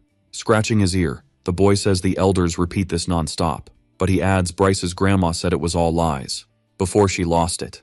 Seol asks who made up the lie, and the boy says he doesn't know, but the mayor might. They finally reach the mayor's place. After knocking, someone answers, and Seol asks if he's the mayor. Used to greedy adventurers, the mayor jumps in, saying he can up the reward. Seol explains he's not here for the cash talk. The mayor asks what he wants, saying he thought Carpe Diem knew their mission stuff. The young dude's all, only some of us showed up because of some internal drama, but chill, Mr. Mayor, we got this. Mayor's like, cool, it's your gig anyway, so handle it like pros. Then the young guy's like, maybe worry a bit? These earthlings are kinda sus.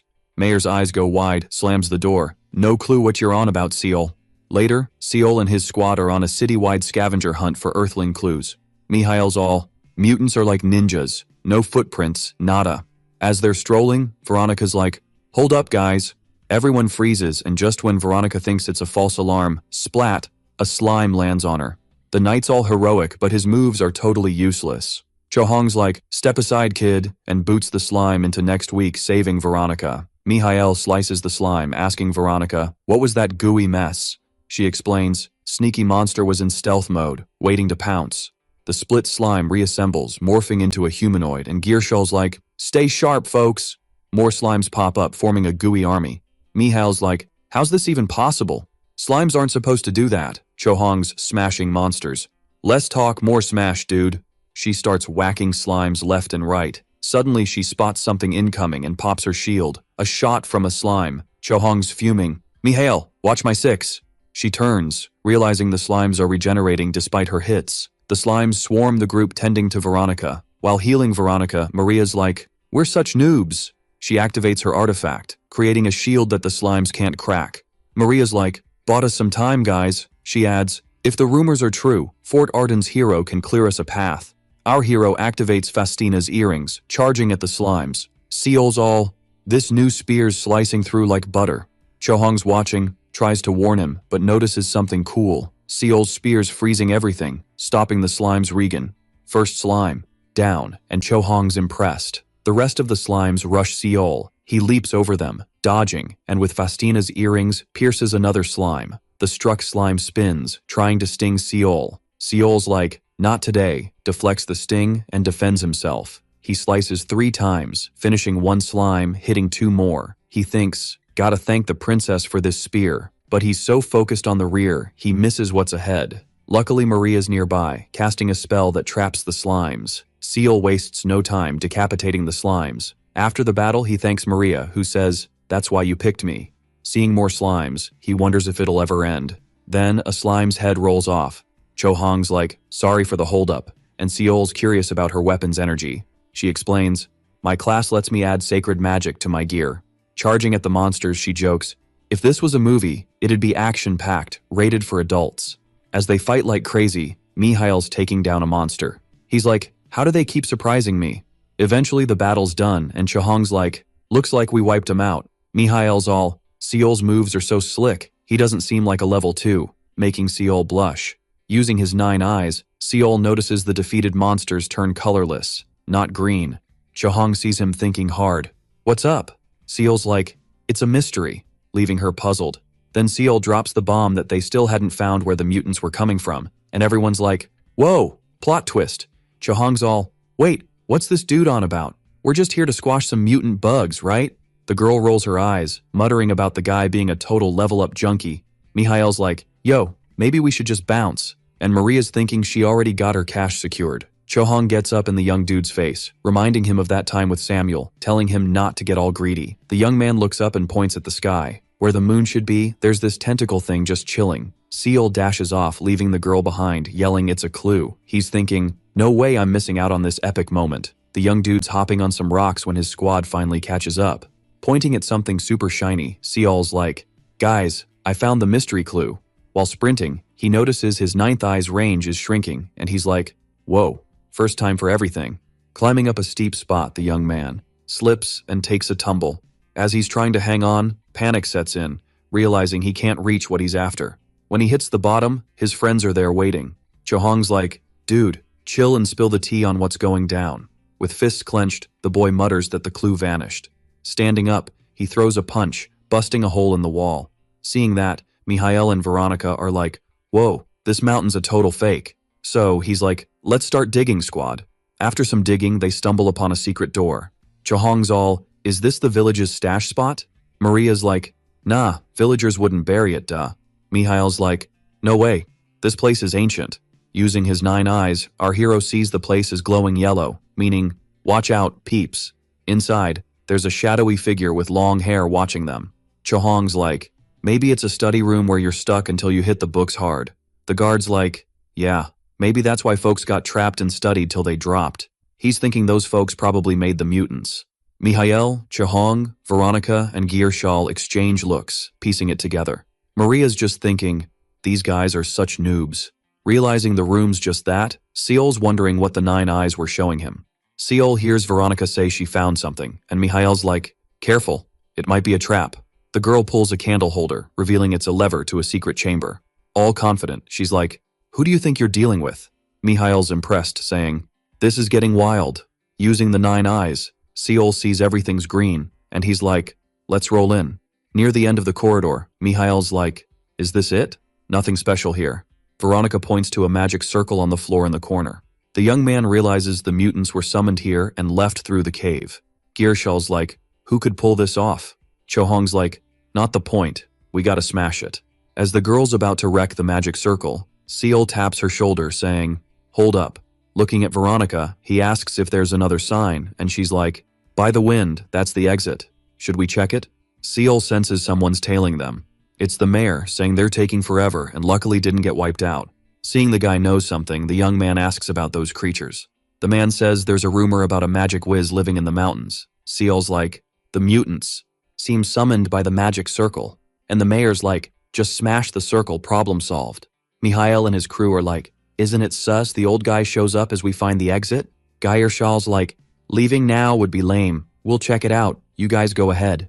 The village chief, looking not so thrilled, says it's a bad idea since they don't know where the exit leads. The guard's stubborn, saying he'll check it out anyway, and the mayor's like, "Just go with them, don't freak out the villagers," which makes the young dude even more sus. When the trio was heading to the spot they found, Seol and the village boss were yelling, "Hold up."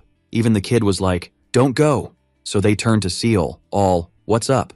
Right then, the path was yellow, but our hero was like, "Why's the boss all colorless?" The girl tells the kid, "Chill, it's just a quick peek." As they followed the path, Mihail asked Seol, "Why the drama?" and boom, the path turned orange. Our hero freaks out, thinking they gotta bounce pronto. Looking at the old dude, he wonders why he's still colorless. Seeing red could pop up any second, the kid's like, "Get ready to rumble." Mihail's all, Seol's finally stepping up as a leader. The kid tells the leader he's gonna check the dungeon, and the leader's like, "Earthlings tried that before." Our hero thinks, if it's not a run for your life warning, it might work. Then, the village elder's holding a stone with some weird vibes. With a glare, he watches the squad head into the dungeon. A beam of light flashes, and Veronica's like, "Dodge!" A tentacle comes at the boys. They dodge, but Gyrshal's not so lucky and gets snagged. Following where the kid got taken, they find a nest, and Chohong's like, "What's this doing here?" She tells Seol the monster made the Medusa. Days earlier, in the library, the kid reads a doc saying the variant's a counter against the parasite. Ian's like, "Just a theory, not a fact," reminding Seol of the tomb. Our hero remembers the forest enchantment wasn't for protection, but to seal the saint's grudge. The old dude explains theory versus reality, so Seol should trust his eyes. Back in the dungeon, Seol's panicking, thinking Ian's theory was spot on. The monster attacks again, but Maria's shield blocks it. Our hero asks Chohong if they should attack, and she's like, "Nah, let's bounce. We're too weak." Mihail slices a tentacle, saying, "They gotta save Gyrshal before retreating." Back at Maria's shield, the kid's shocked the tentacles regrowing. He wonders why, and Chohong's like, "Duh, it's a variant." She smashes the tentacle with sacred mana, but it keeps regrowing. Maria's struggling to keep the shield up, warning she can't hold much longer. The shield cracks, and Seol's sweating bullets. Thinking only the main body can be hit, the kid throws spear tips at the monster. 2 spear tips hit, and the creature spits out Gyrshal. Holding the guy, Mihail's like, "Nice catch." Maria's yelling for them to do something. She's at her limit. Seol organizes the team, saying Veronica should hit the main body. Gyrshal protects Maria, and he and Mihail distract. Before the kid tells Chohong her role, she interrupts, asking if he plans to catch the monster. She says only high rankers could do that. Our hero asks, what if the monster hits the village before help arrives, making her tense. The village boss watches calmly, while Maria's about to break. Chohong hesitates, then asks if she can smash the main body when it's time. Seol asks if she can reach it, and she's like, "Not easy, but I'll try."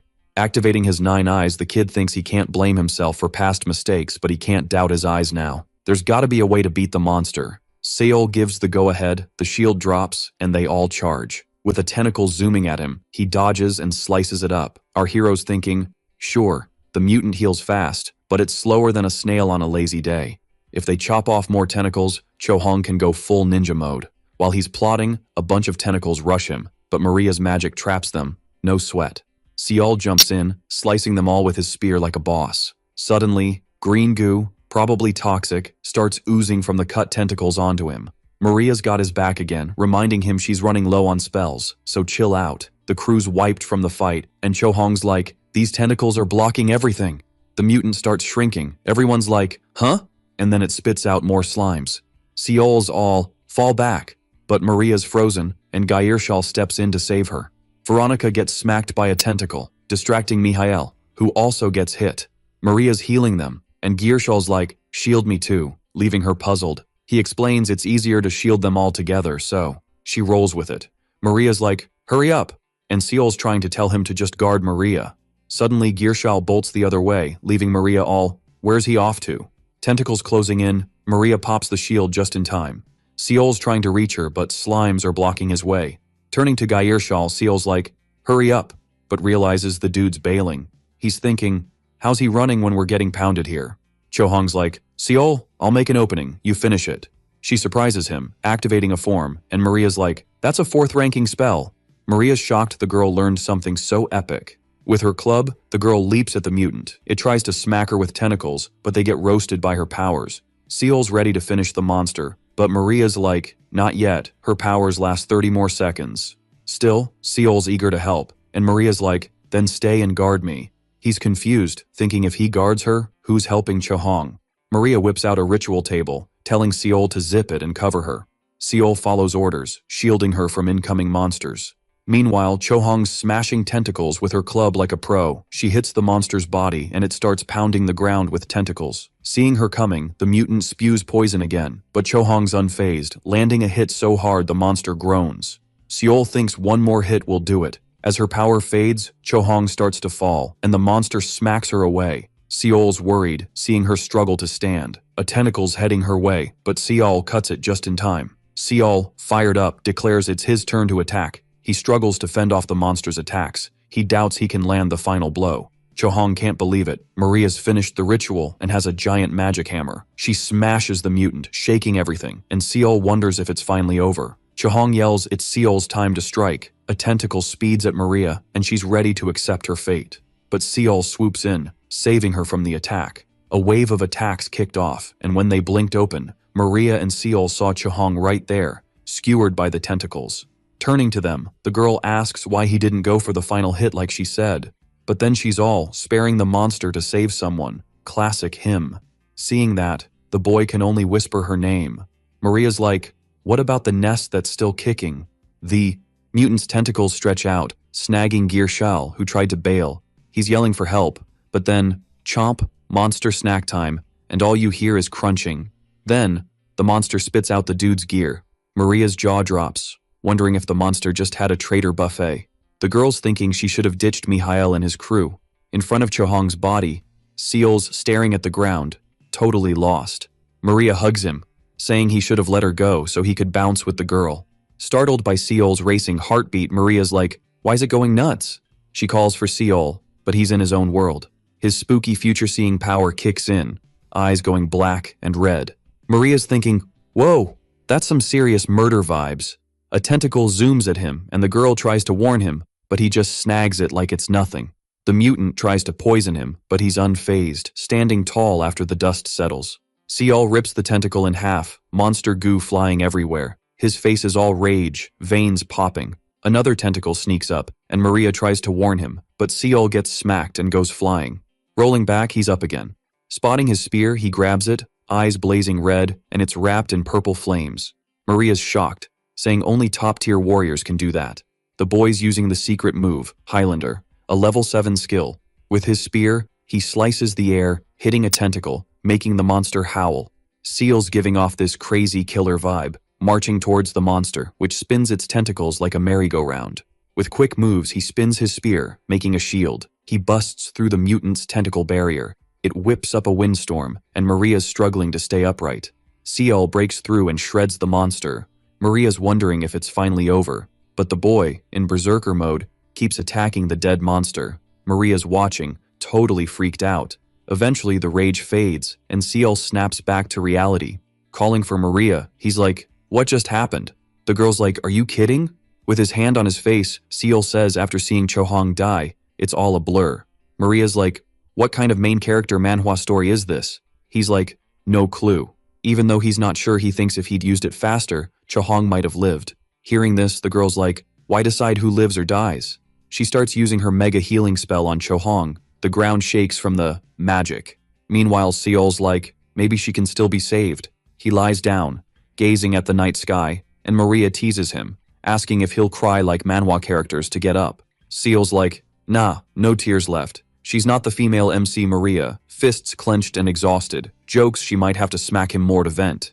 She collapses onto Seol's lap, and he cracks a small smile. Then, he hears footsteps coming his way. It's none other than the village mayor. The guy strolls past Seol, saying he knew this day would come. Our hero's like, spill the tea, while noticing the guy's still colorless. The village chief's like, it's gonna be a long night, asking if they should head back to the village since everyone's beat. Seol's down with that, saying it's better to head back first. Back in the village, the mayor's wondering where to kick off the story. Seol's all, hey, maybe start by telling us who you are, and the old dude's suddenly tongue-tied. Then the young guy's like, oh, and maybe drop the average level of all the subjugation teams too. Seol's thinking it's super weird how the mutants just poofed after biting the dust.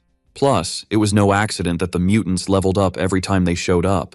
To Seol, this guy was always one step ahead. Cause let's be real, it's not easy for a non-earthling to figure out a team's vibe just by its level. The old dude nailed it 20 times. Closing his eyes, the man spills that he used to be a big-shot sorcerer in Delphiron, a place known for its magical tech. Seol's about to ask about the mutant nest, but the old dude's already confessing he made it. The guy explains it was a secret weapon against the parasites. Thought he was close to the end game, but nope, epic fail. Hearing this, our hero's like, why'd you drag earthlings into this and mess with the villagers? Hinting at something, the man asks Seol who he thinks is backing a washed-up sorcerer like him.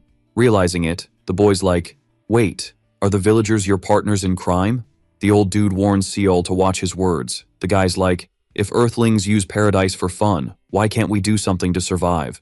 These words hit the young guy hard, making him all jittery. He asks what the chief meant by that. He explains that with no security, the village was in danger, and rumors about mutants kept parasites away. Seol finally gets that he wrecked their only defense for the village. Chill as ever, the man says he knew this was coming. Opening a chest, he pulls out a stone, showing it to the boy, saying it's an alchemical stone called radio, a material to control the nest, but over time, its power was fading. And when the man was in the dungeon with the group, he was actually telling the nest to scram. But the day the nest went rogue came sooner than expected. After hearing the man's side, Seol's like, got it. The old dude's like, I've got nowhere to go, saying even if he got axed, no regrets. Seeing the man was in the same boat, Seol feels bad for him. And reaching out, he says the old man just needs to hand over his reward, leaving the old dude puzzled. In a carriage, Cho Hong, who's chilling on Seol's lap, wakes up all freaked out. Looking around, she sees she's in a carriage with Seol and Maria. The panicked girl asks what happened to the cave and the nest. With a straight face, Seol's like, were you drunk? Better shake off that hangover before we hit ramen. Confused but calmer, the girl's like, wait, are we still heading to ramen? And Seol nods, saying they haven't hit the city yet. Sweating bullets, the girl wonders if she time-traveled or had a freaky dream. In a panic, Cho Hong's like, we gotta go back, or we're toast. Looking dead serious. Seol's like, what are you on about? We're almost there. No turning back now. Like a kid throwing a fit, the girl cries and begs the young guy to listen. Then, the panic stops. She notices her hair's gone gray, just like in the nightmare. Seeing the girl figured it out, Seol covers his mouth, grinning. After socking him so hard the carriage almost flips, she asks if the mayor was really behind it all. With a bruised face, Seol fibs, saying the old dude had nothing to do with it, and that he was just a clueless mayor who loved his village a bit too much. When they hit the village, our hero's like, let's party and then bounce. But Veronica's like, nah, I'm beat. Shaking the young guy's hand, Mihail's like, this was a trip worth taking. Seol's like, sorry about what went down with Gear Shial. And Mihail's like, nah, it was a good chance to ditch him. Watching them leave, Seol's like, guess it's just us partying. Maria's like, what party? I'm out, need some Z's. In the end, it's just Seol and Cho Hong left. Looking at the girl, he asks if she's down to grab a bite. Questioning why the dude was chatting about food when it wasn't even chow time, she says she's gonna hit up the temple first. Seol's all, you leveling up? And the girl, super proud, goes, yep, I'm about to be a big deal. The boy's mind is blown, thinking since she was a cathedral knight, she's now a Templar. Cho Hong bounces out, all smiles, saying Hugo's gonna be green with envy when he hears she ranked up first. With everyone gone, he figures he should catch some Z's too. At the Temple of Lust, hanging with Maria. The girl's wiped out, then suddenly hears a stampede of footsteps. 2 patients are rushed in, looking rough, and she's like, wait a sec. Turns out the patients are Agnes and Ian, and they're in bad shape. Scene switch to the Temple of Gluttony, where Seol's chilling. He's bummed, saying he still can't hit level 3. The goddess pops in, saying it's cause he hasn't unlocked all his level 2 skills yet. Still, she's like, you did awesome. Never thought you'd pull off that light switch and fate tie move. Even with a bumpy road ahead, she's grateful she can rock a shoe thanks to him. Leaving, Seol's deep in thought, saying the goddess always talks in riddles. His tummy's growling, so he's like, guess I gotta grab a bite before heading home. Maria's checking out 2 bodies, wondering what went down. It's Ian and Agnes, and they're pretty banged up. Back home, Seol's like, Cho Hong's taking forever. He wonders if she's out partying or just wandering the city. He thinks about looking for her, but then remembers no one's brave enough to mess with her, so he just crashes. Next day, at the Temple of Lust, Seol spots Maria by a door and asks what's up. A guard stops him, saying the area's off limits, telling him to find another route. He's about to ask what's going on, but spots a familiar face among the guards. It's Riorda, who's like, long time no see since the neutral zone, and congratulates him on his feats. Seol's all bashful, saying he's not sure they're really feats. Switching gears, he asks what's happening and why Maria's there. Maria sighs, saying it's gonna be a headache again. As she walks, she's like, adults gotta handle adult stuff. Seol hears a noise from the door. Smelling blood, he checks it out. A soldier tries to stop him, but Riorda gives a nod to let him through. Door opens, and Cho Hong inside is curious who's there. Seeing Seol, she's like, how'd you find out? Cinzia jokes that the baby lion's looking for its mama. Seeing Agnes bandaged up, Seol freaks and tries to wake her. He spots Mr. Ian, who, with a soldier's help, says he heard Seol cracked the mystery. Seol asks what's going on. Cynthia, head down, says everything he saw is top secret. In a meeting with Cynthia, Ian, Dylan, Teresa, and a mystery guest. Teresa's saying the parasites took down the Taigal fortress. The red-haired armored woman says it was the Federation's only strategic spot. Dylan mentions the fortress got beefed up with help from cave fairies. Teresa says the guards are barely holding off the enemy, but then ogres showed up. Dylan's puzzled, asking if that race wasn't extinct. Old Ian explains the parasites made these ogres, but the queen's real goal is mass-producing orcs. The red-haired knight asks why, since ogres are way stronger. Ian says orcs are cheaper, so they can be mass-produced. Dylan wonders if this means the parasites can create new species. The dude's explaining it was kinda like that, but they use hostages as hosts, not nests or medusas. They were running a lab with hostages who could be, impregnated. The woman's all, what do you mean by hostages who can be impregnated? Cynthia, super chill as always, says the guy's obviously talking about women. The girl's totally grossed out, and Dylan's like, why bother if they've got the fortress? Why not just keep attacking? Then Cynthia drops the bomb that they found something unexpected thanks to Carpe Diem's super rookie. Dylan's all, you mean Seol? And she spills that not only did they fail to wreck the fortress, but they also lost their 2 medusas, all cause they underestimated them. So now, they're planning to send mutant orcs their way while their main forces hit the Federation. Dylan's like, guess the attack on human turf just got real. Teresa's like, duh, the 7 nations already decided each would wreck a part of enemy land. Cynthia, telling the story, says they botched the mission, and only 2 made it back alive.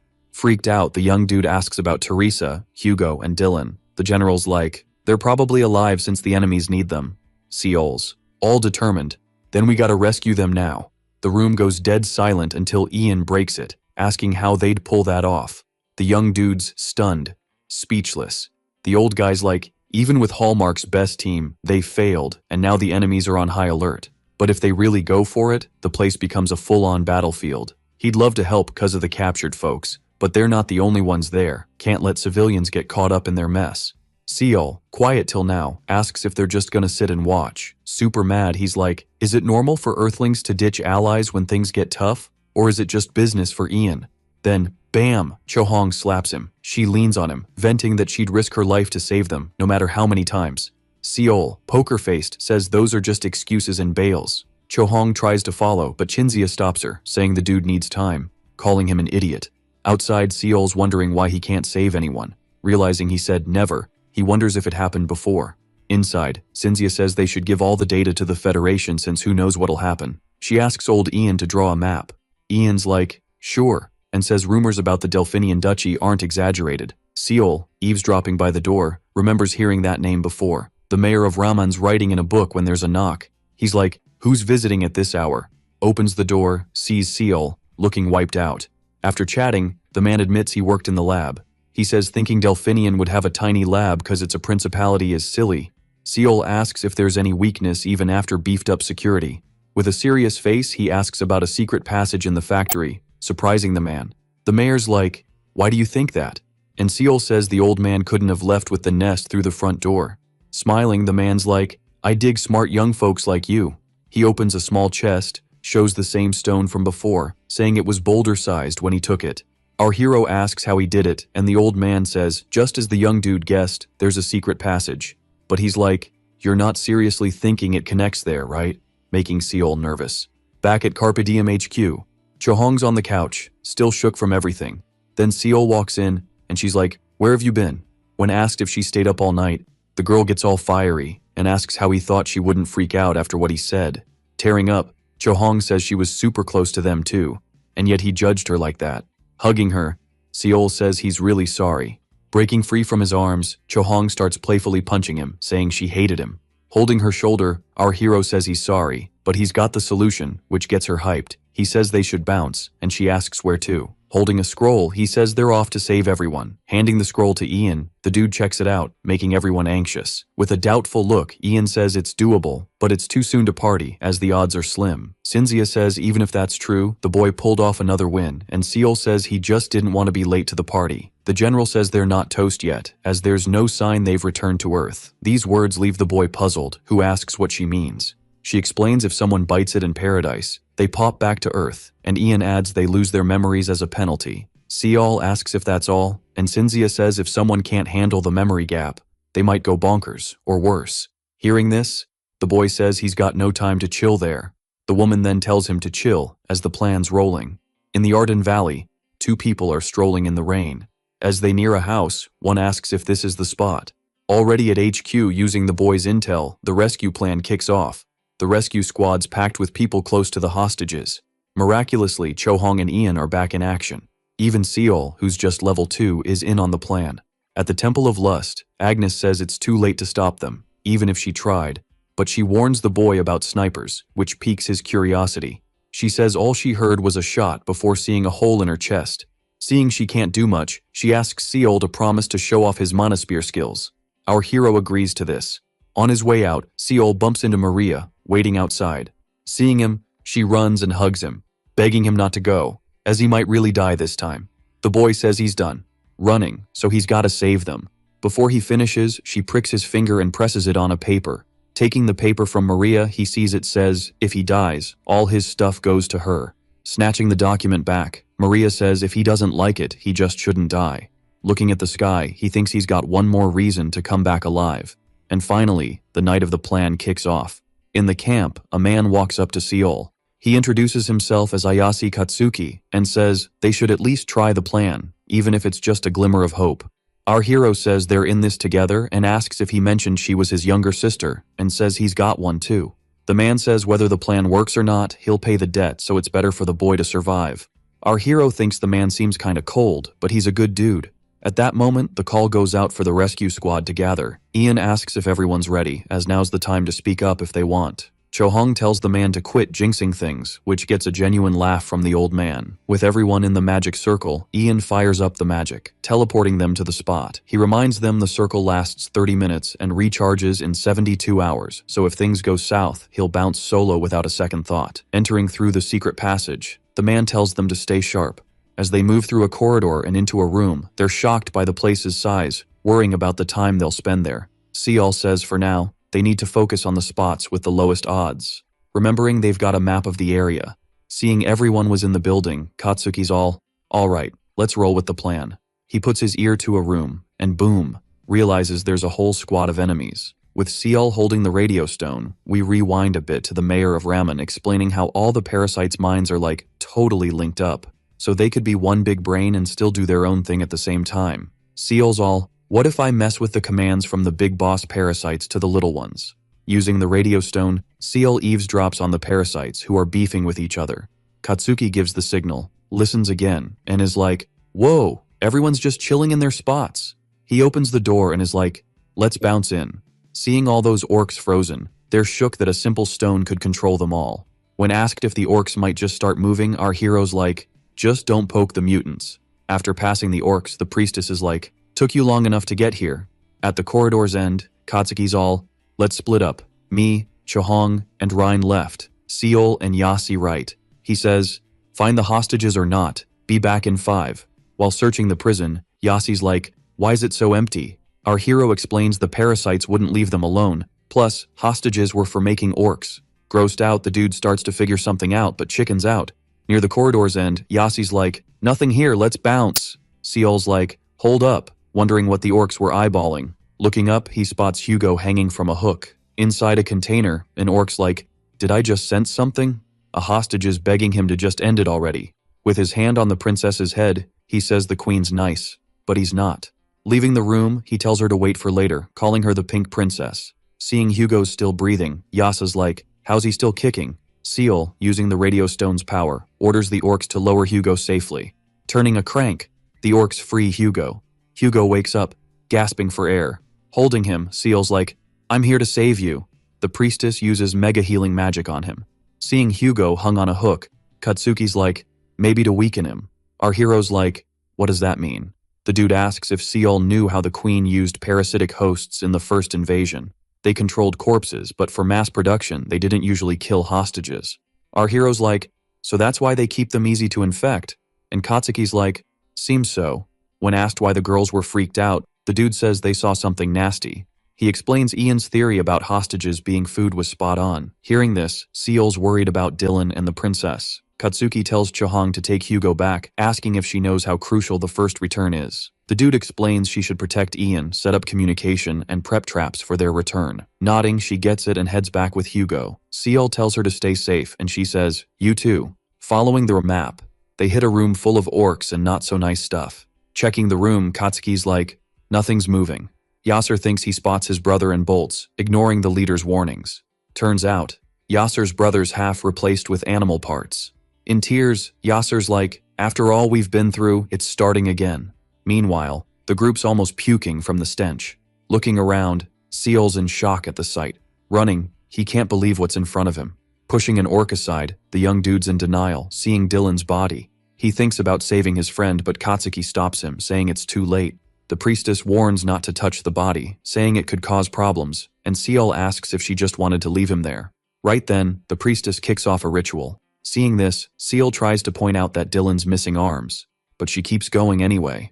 Our hero yells for her to wait, but Katsuki stops him, saying there's no saving the dude now. However, they could at least wake him up, hoping he knows where the other three are. Dylan opens his eyes and asks if he's dreaming. Seeing his buddy awake, Ciel moves closer. Dylan asks about Hugo, and Ciel says they saved him, which makes Dylan super relieved.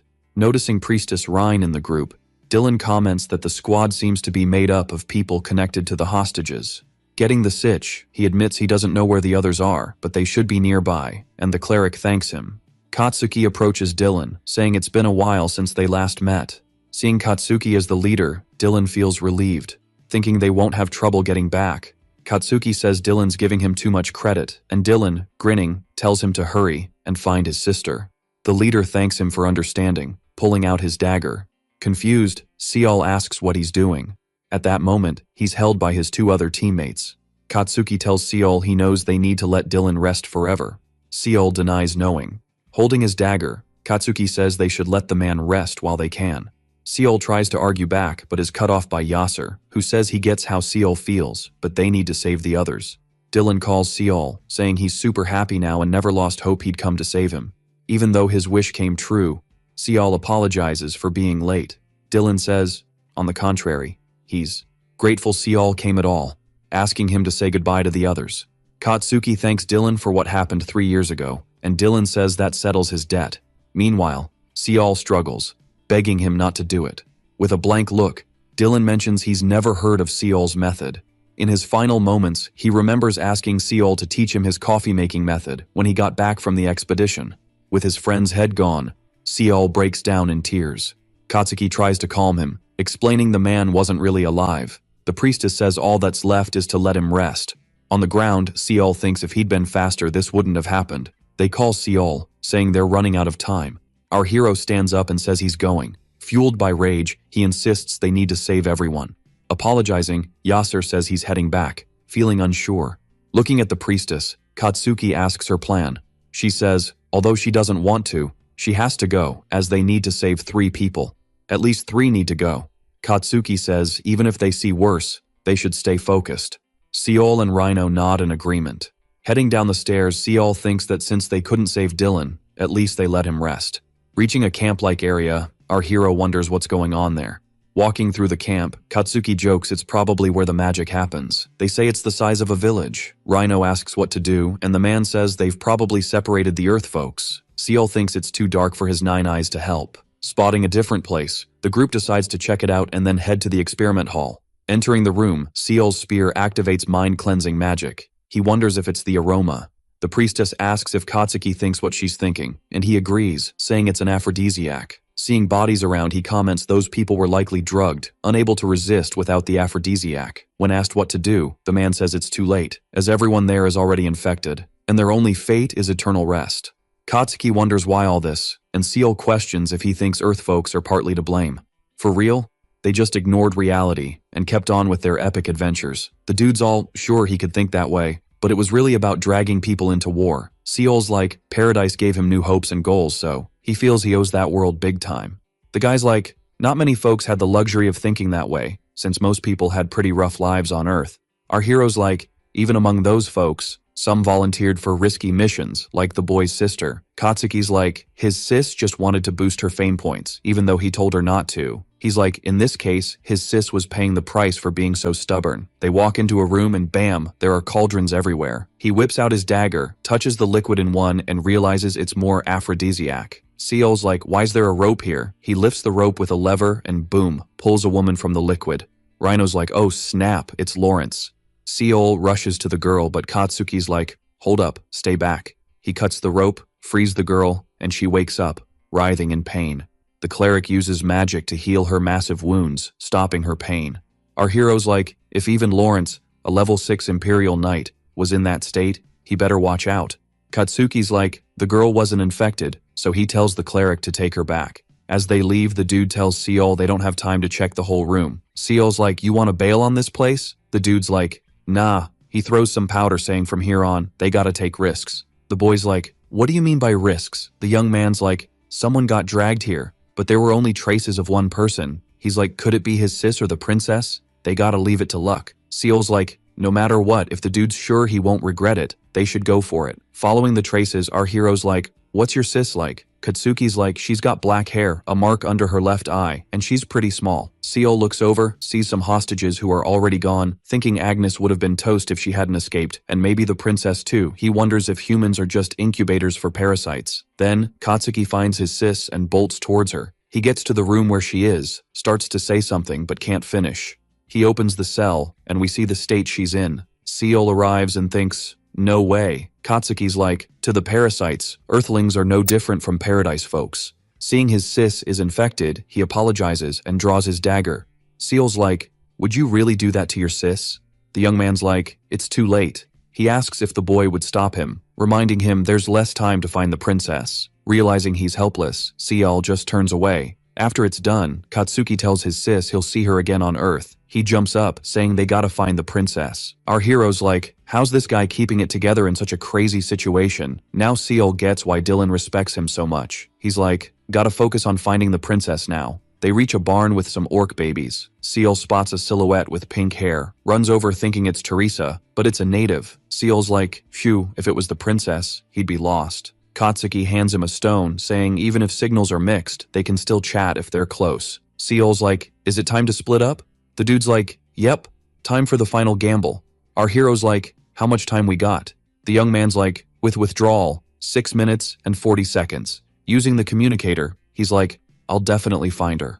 Through the lab rooms, Seol's wondering where the princess is hiding. He's convinced that even if she's from paradise, being a princess gives her some extra value, so there's still a tiny chance she's alive. With his 9 eyes activated, he spots a container glowing red, like it's got a neon sign saying, look here. Seol's confused about why he needs to keep his distance, so he uses the radio stone to tell the orcs to open the door quietly, like ninjas. After the orc does his thing, Seol tells him to nod if there's a human inside, and guess what?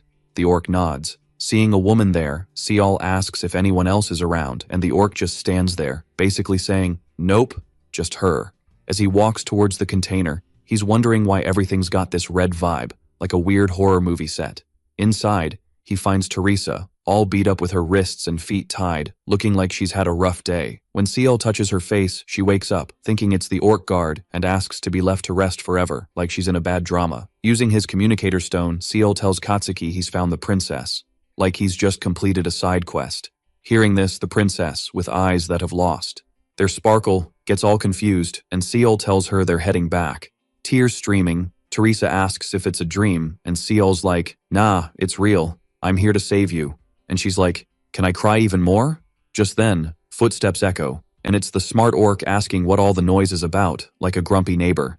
Seeing a lower orc tagging along, he's like, who sent you here? Like he's the boss of the orc squad. Seol, hiding, uses the stone again, telling the orc to go back outside and shut the door, like he's ordering takeout. Realizing the orc broke free from mind control, Seol wonders if he's leveled up or something. The mutant, sensing something's off, accuses Teresa of tricking the other orc to escape, like she's some mastermind. Teresa's like, no way, dude, you know that's impossible. But the orc grabs her neck, not buying it. Seol's ready to jump in and save her if things get messy, like a hero in a movie. Fuming, the orc tells her not to lie and orders her to swear by her royal vow, saying it's the only way to prove her worth to the queen. Even though she's shaking, she asks for time to think, and the orc punches her in the stomach, like a total jerk. Seeing this, Seol wants to step in, but Teresa signals him to hold back, like she's got a plan. The guard accuses her of stalling, like she's done before, and warns her not to push it. She's like, "Since you're a lower being, I need more time to think," throwing some shade. The orc's like, "Fine, you've got 10 minutes, or else we'll have some fun," like he's giving her a deadline. Once the mutant leaves, Seol sneaks out from under the table and frees Teresa from her chains, like a stealthy ninja. Wrapping her in his cloak, he asks her to take care of his spear, like it's a precious treasure. He carries her, which confuses her, but she rolls with it, calling him her prince, like it's a fairy tale. Noticing she's free, the guard freaks out and orders a search for the prisoner, like a game of hide and seek. As they dash through the lab corridors, Seol bumps into some guards, like a surprise party he didn't want. Seeing him worried, Teresa asks what's up, and Seol explains the orcs broke free from his mind control, like a plot twist. With orcs closing in, the princess grabs Seol's spear, telling him to run, like she's in charge now. Activating his Festina earrings, Seol sprints down the corridor while Teresa, in his arms, knocks orcs down, like a boss. Seol spots a closed door ahead, and the princess tells him to keep running, like it's no big deal. Using her magic, she makes the door vanish, like a magician at a show. Exhausted, they finally reach the bridge from the start, like they've come full circle. On the other side, Katsuki warns Seol to be careful and not to run, like a concerned parent. Shooting arrows, Katsuki takes down some ceiling bugs, impressing Seol, who didn't even know they were there. Looking back, Seol sees the orcs chasing them, like a scene from a zombie movie. Seol announces he's gonna run, and Teresa's like, "Nah, jump instead," like it's an action movie. Following her lead, he leaps, and the bridge collapses, sending orcs into the abyss like a dramatic finale. Teresa and Seol make it across, and Katsuki, racing against time, urges them to hurry, with only 11 seconds left. With the clock ticking, Seol activates his Festina earrings and heads for the teleport, like he's in a race against time. When they finally roll up, only 5 seconds are left on the clock. Right then, as they dash for the teleport, the boy gets hit by a shot. He suddenly remembers Agnes's warning about those sneaky parasite shooters. As he drops, Seol can only watch his squad getting zapped back. At the camp, Chahong's yelling, feeling totally helpless watching it all go down. Just then, Kinzia strolls into the cabin, sees Chahong freaking out, and asks Ian to fire up the portal again. When the commander quizzes Katsuki on the chaos, the rattled dude just looks away. Seeing even the group's ice-cold member shaking, the woman wonders what went down. After catching his breath, the guy spills that thanks to our hero, they nailed the mission. And, thanks to the young dude, almost all the hostages got out safe. Cinzia then asks about the princess. Noticing Katsuki's bummed out by the question, she asks if they couldn't save her, even if it meant getting stuck. Katsuki explains Teresa got nabbed by a top-tier slave, but she managed to escape. Cinzia figures the girl got caught again and he made it out, so she asks why the other two aren't with them. The young guy explains all he saw was Seal, carrying the princess, suddenly dropping. Agnes asks if the boy tripped. The guy's sure he didn't, thinking if he had, the boy would have made it in time. He then recalls hearing a shot just before they teleported. Hearing this, Agnes gets worried, wondering if it's what she thinks. In the underground city, parasites scatter with a scream. The orc guarding the princess, full of rage, vows to end them once he catches her. Spotting a blood trail, he's sure the shot hit. He orders the orcs to find the princess and bring her to him. The mutant clenches his fist until tiny stones fall, leaving him puzzled. Then, behind the orc, a small breach lets air in. Teresa says even if they failed to escape, Seol should recover for her. Waking up, our hero opens his eyes and finds himself in the princess's arms.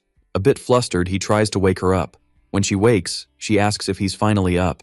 Seol notes his wound isn't as bad as he thought. The girl shows him the hole in his shirt, asking what he's talking about. Teresa says luckily there were 2 potion vials, and thanks to him, she had to split them. Jumping up, the young guy asks why it was thanks to him if he was out cold. Touching her lips, the princess says she gave it to him with a kiss, asking if it was his first. Seol says she's got guts cracking jokes now. She says she found the blank map in his pocket, or they'd be toast. Looking around, she asks where they are. Trying to name the place, Seol recalls what the old man told him in ramen. The old man talked about a camouflaged shelter, sparking the young guy's curiosity.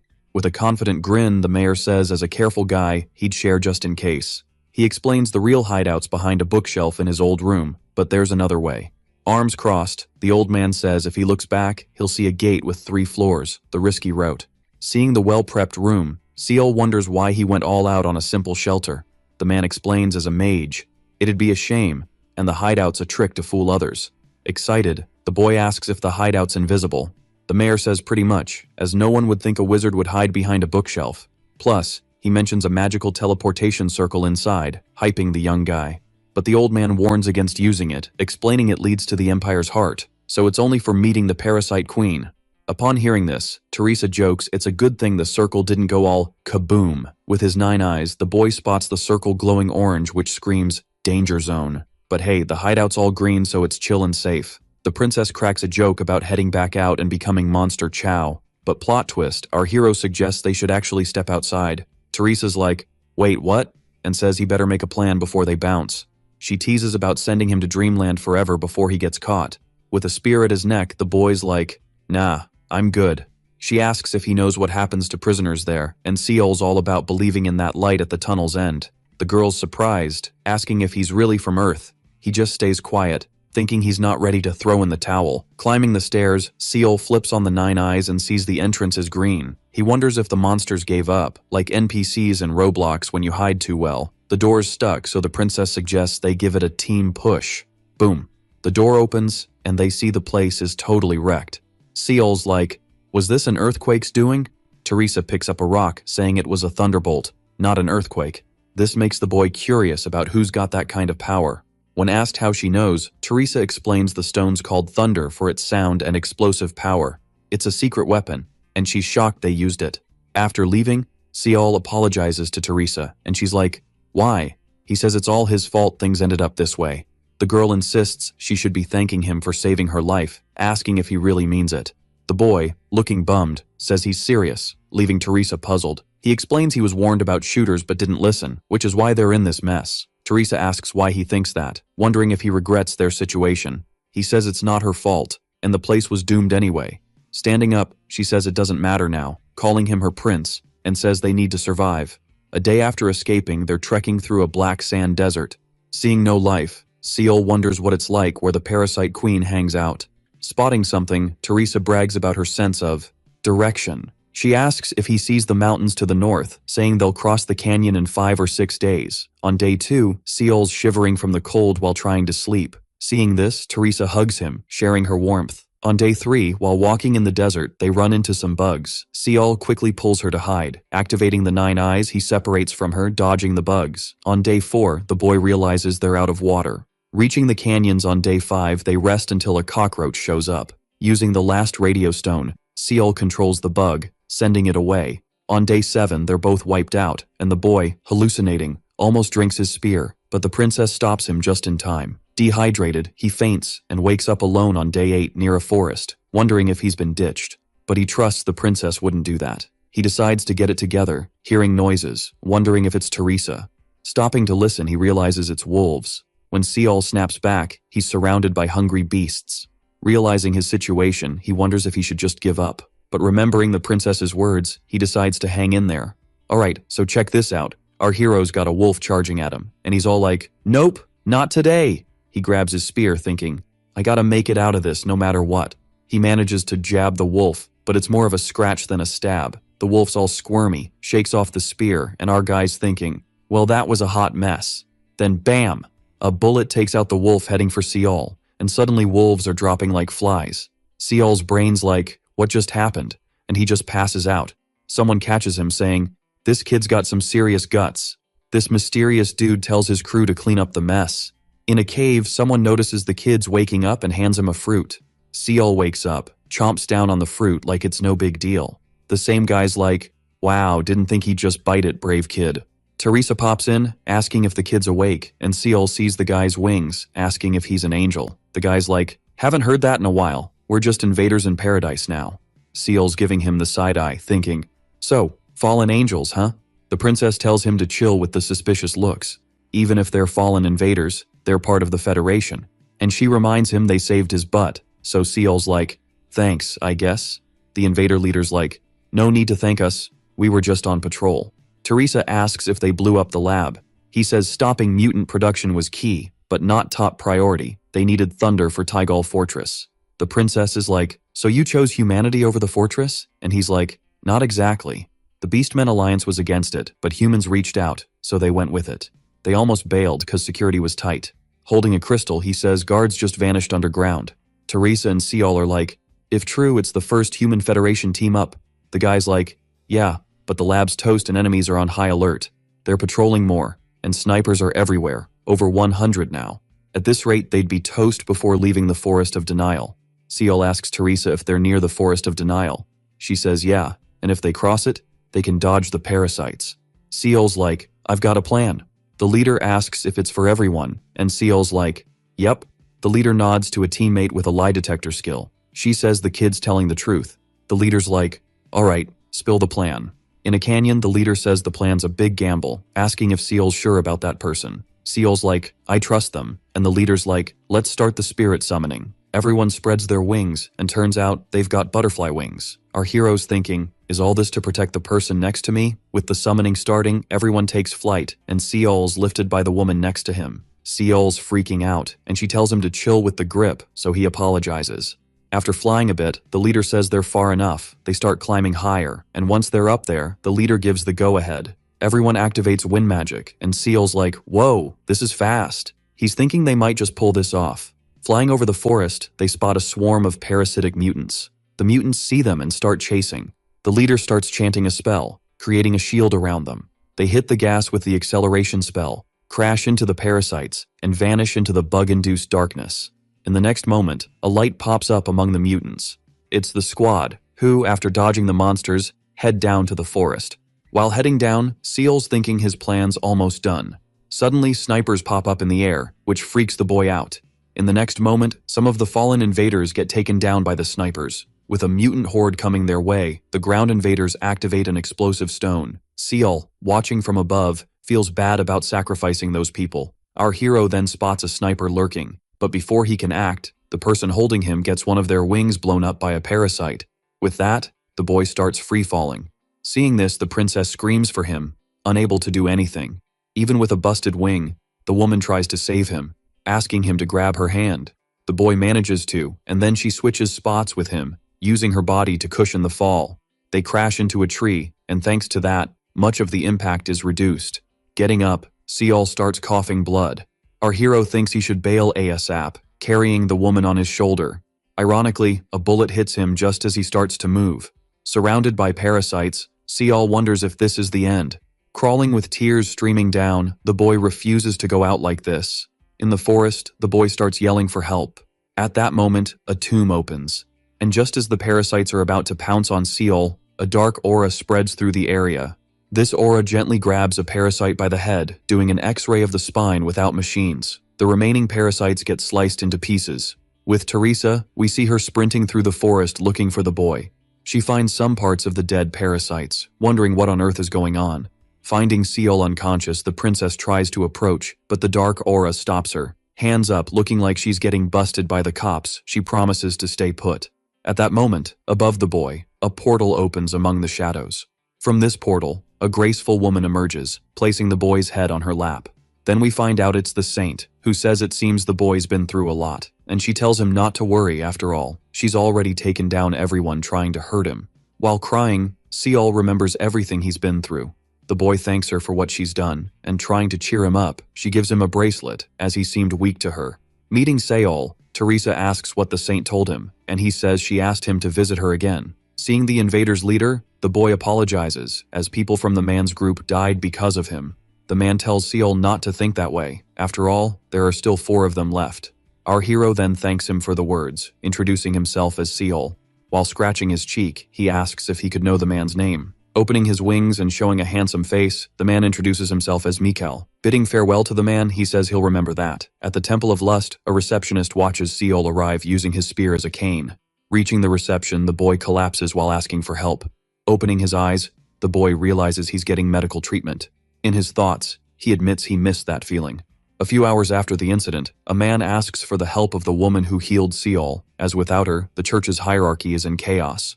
The woman says she refuses to go back to the church. In that case, the man reminds her she promised to return if they save the boy. Plus, she's not someone who breaks promises. She says she remembers her promise to return if the church helped save the boy. But the boy came back on his own. The old man gets mad at first, but realizing what she means, he starts sweating bullets. At that moment, the woman turns around, and staring at the stone on the man's hat, she asks if it's time for Siohi to stop bugging him.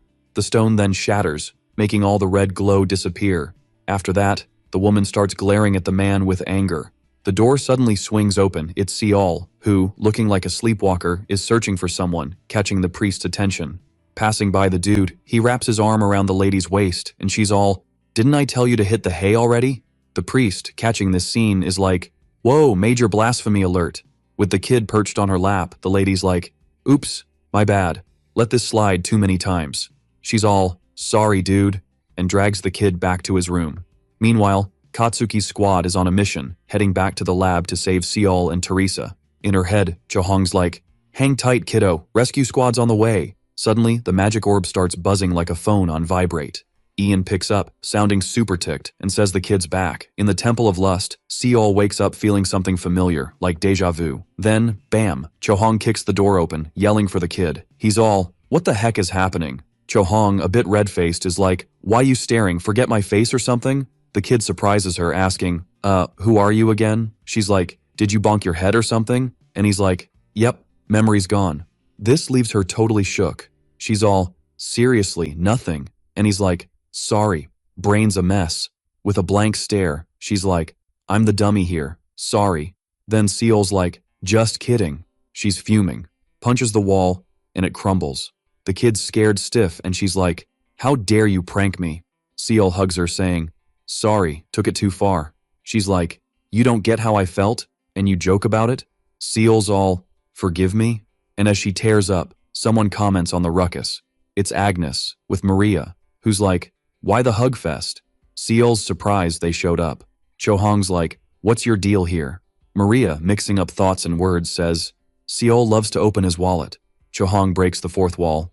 "Girl, your speech bubbles are all mixed up." Agnes rolls her eyes, saying she's here for her disciple, offering fruits.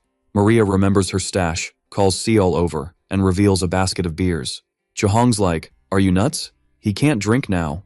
Maria's like, "True, but hands off. These aren't for you." A beer brawl breaks out.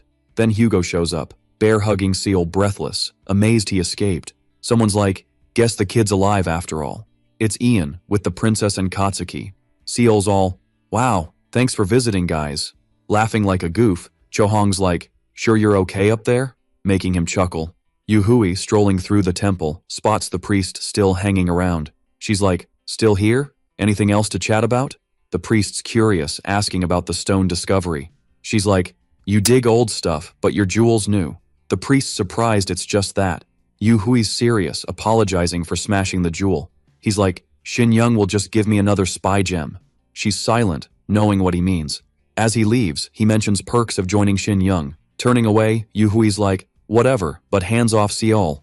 In Seoul, at Shin Young's HQ, Hannah, after hanging up, was like, "There's only one reason that creep would call." She figured it was cool the dude made it back alive, but he stirred up a whole lot of drama. Not only was he catching the eye of the daughter of lust, but now even Shin Young was all jittery. So Hannah's like, "Guess I gotta stick to my plan." In some office, a woman was smashing an orb.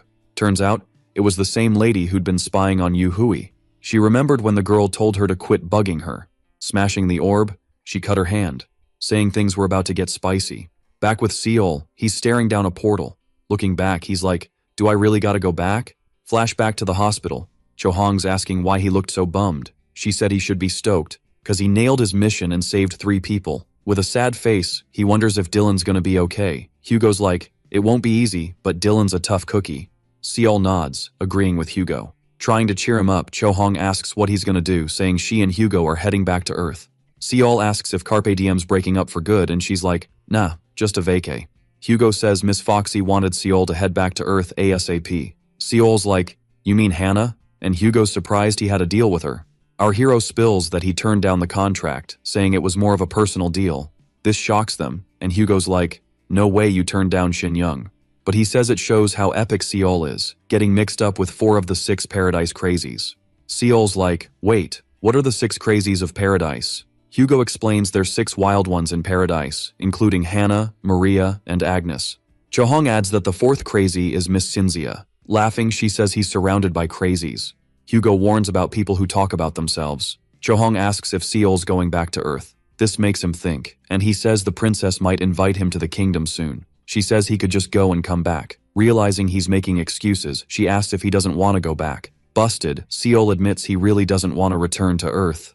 Back to Seol facing the portal, he looks back. Taking a step forward, he thinks he needs to handle some stuff to keep living in paradise. In his room, he wonders how much time's passed in paradise. Grabbing his phone, he sees a bunch of missed calls. Then, his phone rings, and it's Kim Hana. He's like, how'd she know I'm back on Earth? Answering, Hannah's yelling, calling him a son of a gun. Later, at the cafe, he's facing her. She says she's been thinking, and maybe it seems like she's making him follow her path. So, she suggests ending the contract. Seol cuts in, saying he never thought that about her. She asks why he acted that way, and he starts mumbling. Hannah says he doesn't seem obsessed with money or honor, so why risk his life? He says he did what had to be done, and he'd do it again if she needed saving. She says he doesn't get it, and asks what good saving her would do. He talks about the golden rule. Hannah's confused, saying she doesn't get it. Our hero asks if she remembers when they met, and she told him to share his secret for the invite. Hannah's about to spill some tea, but Seol jumps in, saying it's all part of the secret plan. She's not totally buying it, but she's cool with it for now. Hannah's got something important to share. Since they're linked by the contract, his actions, good or bad, affect her too, and she's not down for drama she can't control. Seol promises he won't pull that stunt again. She's like, dude, you've already broken your promise twice, and she's not a fan of gamblers. So she's like, don't let her down again. Because just like he thinks she's special, Hannah doesn't want to be a sly fox to him. Treat people like gold, and you get gold back. But treat them like trash, and well, you get the idea. The golden rule's a double-edged sword. Seol's all ears, promising to remember her words, then asks what's up with Hannah. She's like, what do you mean? He's like, you mentioned something before, and wonders if he knows what she's been through. She's like, had to meet the first lady. Seol's clueless, so Hannah explains it's Yoon Seora's sis. She's mad, wondering why the lady's meddling with her contract, calling her a total witch. People are staring in the cafe, so Seol's like, chill out. She cools down and asks if today's the day, leaving Seol puzzled because he's got no clue. Later, Seol's outside his fam's house, taking a deep breath, remembering her words. Someone called him an ungrateful jerk for forgetting his parents' anniversary. His fam's strolling through the hood. His mom's bummed the girl couldn't make it. The girl's like, sorry, something came up, but it's all good now. At home, his mom's surprised to see Seol waiting outside. She's like, why didn't you call? Busy much? He's like, yeah. And she's like, should have called to eat with them. His dad just walks by. Seol calls out, but his dad's like, I don't have a son like you. His mom's like, what's your deal? You're hurting him. Dad's like, you're the problem. How many times has he tricked us? It's obvious why he's here. Mom's trying to calm him, saying Seol's paid his dues. Dad's like, a gift doesn't make you my son again. Seol tries to apologize, but Dad's like, zip it. Told you not to come back. Even with Mom asking him to stop, Dad keeps going, while Seol just listens. Dad grabs the basket from Mom and tosses it, telling Seol to scram. Dad storms inside, Mom following, trying to chill him out. Seol's bummed, thinking he shouldn't have come. His bro, who saw it all, comes over, asking if he came straight from work. Seol nods. Bro's like, should have come earlier. They went to a place he loves. Seol's like, naengmyeon? Bro's like, yep. Seol's like, if I'd come, no one would have eaten right. Bro agrees. Bro's like, busy today? Let's grab some ice cream. Seol's a bit shy, asking if he's sure. His sis interrupts, not happy Seol's invited, asking where he thinks he's going. Bro holds her back. She's like, is Seol an idiot? Tells him to vanish if he's part of her fam. Looks at her other sis, says they should head inside, crushing a flower. As she heads up, she calls for Jinhee, who follows without a glance. Seol's left alone, picking up the crushed flowers. Then he spots Sunhwa beside him and stands up. He tells her to head inside, just like everyone else. The girl really doesn't want to, but the boy insists she leave him alone. With a heavy heart, she goes in, leaving Seol by himself. As he picks up the flowers, the boy starts crying. He stumbles away, basket in hand, heading home. A familiar voice teases him about walking while staring at the ground. It's Hannah, arms crossed, waiting for him. She says she hung around in case he showed up and asks how it went. Seol wonders if she can't already tell, and she asks if he regrets going. With a sigh, he admits he lived. Like a total mess, and Hannah says that's old news. Almost in tears, Seol says he's messed up so much, a couple of sorries won't cut it. He knows that, but before he can say more, Hannah hugs him tight. She tells him he did great, grateful for a shoulder to cry on. The boy lets the tears flow. A car pulls up, and a guy hops out, asking if he interrupted something. Hannah says nope, perfect timing, and Seol asks who he is. The guy admits it's late and kinda rude, but he's here to escort the boy politely. Hana pats his shoulder, saying a lot happened while he was gone. With a smile, she wishes him a good trip. In the car, the guy mentions hearing about Seol's family drama. He says they plan to pitch an idea once things settled, but Yoon Seo-hee was losing sleep over him, so he came to fetch him without warning. Seol wonders what she wants. It's not like she's crushing on him. When they arrive, it's announced the boy's here, and when the door opens, he's shocked by Seora's new look, who says she's been wanting to meet him. Remembering her from the tests, he's confused if this is the same Seora. While the chefs whip up some food, she hopes he's not upset about the sudden invite. He denies it, saying he didn't expect her to be the one calling. In his head, he's wondering why she's sitting so close. While munching, he mentions he thought it'd be someone else.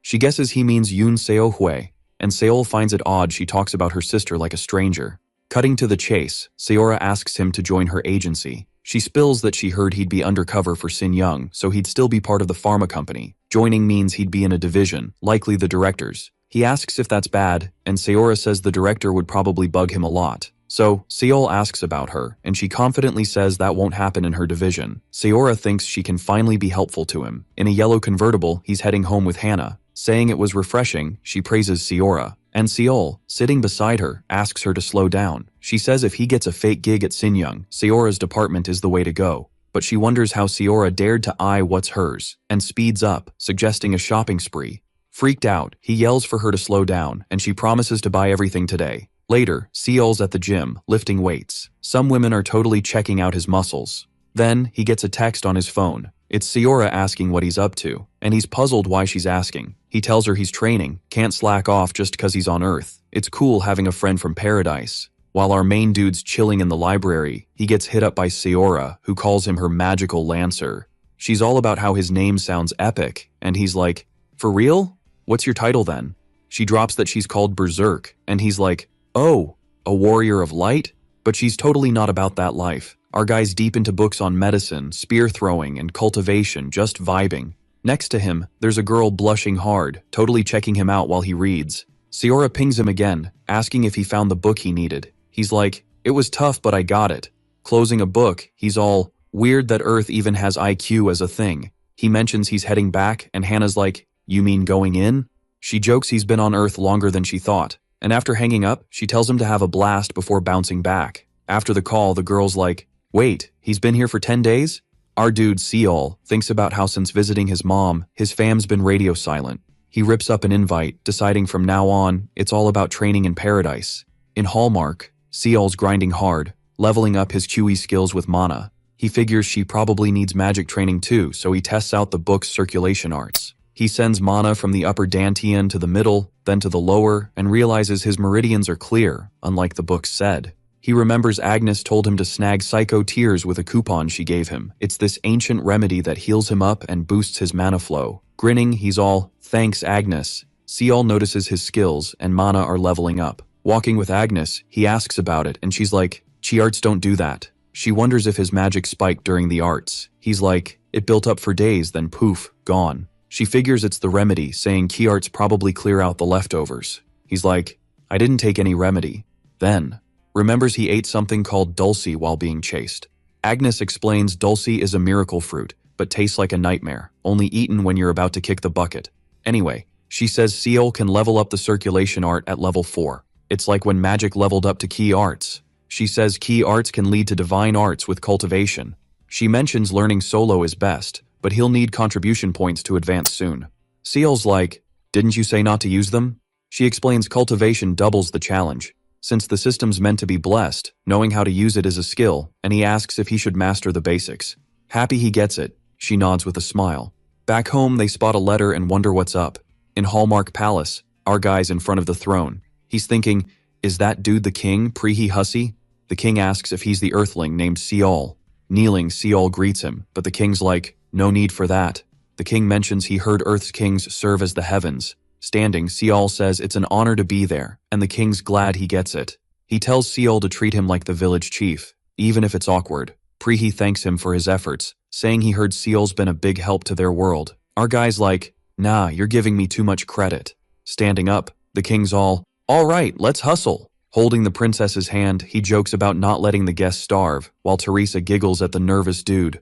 At this epic feast with food that could make anyone drool, They chow down in peace. Teresa, after wiping her mouth, gives the maid the signal for dessert time. Seeing the boy hesitate, the king's like, "Not a fan of the grub?"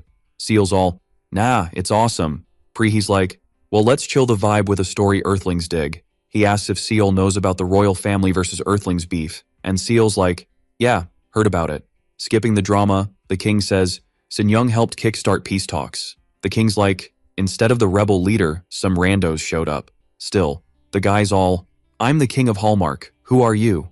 But the dudes start roasting him and his daughter, calling them the pot-bellied king and piggy princess. The young man's shocked. "Wait, for real?" Teresa's like, "Yup, still fresh in my mind." She says the guys kept asking if they were trolling their names. The king's like, "To Earthlings, this world was just a game." Calling them crazy, Seal asks if the king did anything. Prehe's like, "Even annoyed, I laughed it off, and we found a traitor." Our hero's curious how he figured that out. The princess explains they knew private religion stuff, so the traitor was close. Seal's puzzled about the private religion bit. The king thought the boy would laugh like other Earthlings, but Seal's like, "Nope, not funny." Prehe's like, "Just trying to lighten things up. But hey, here's your reward." He orders the maid to bring the prize, and she brings a cloth-covered thing. The king's like, "We're fair with punishments and rewards." Hoping the young man digs it, the cloth's pulled off, revealing gold bars. Our hero's like, "Is this what I think it is?" The king's like, "Yep, easy earth cash." The king asks if he likes it, and the young man's torn on what to say.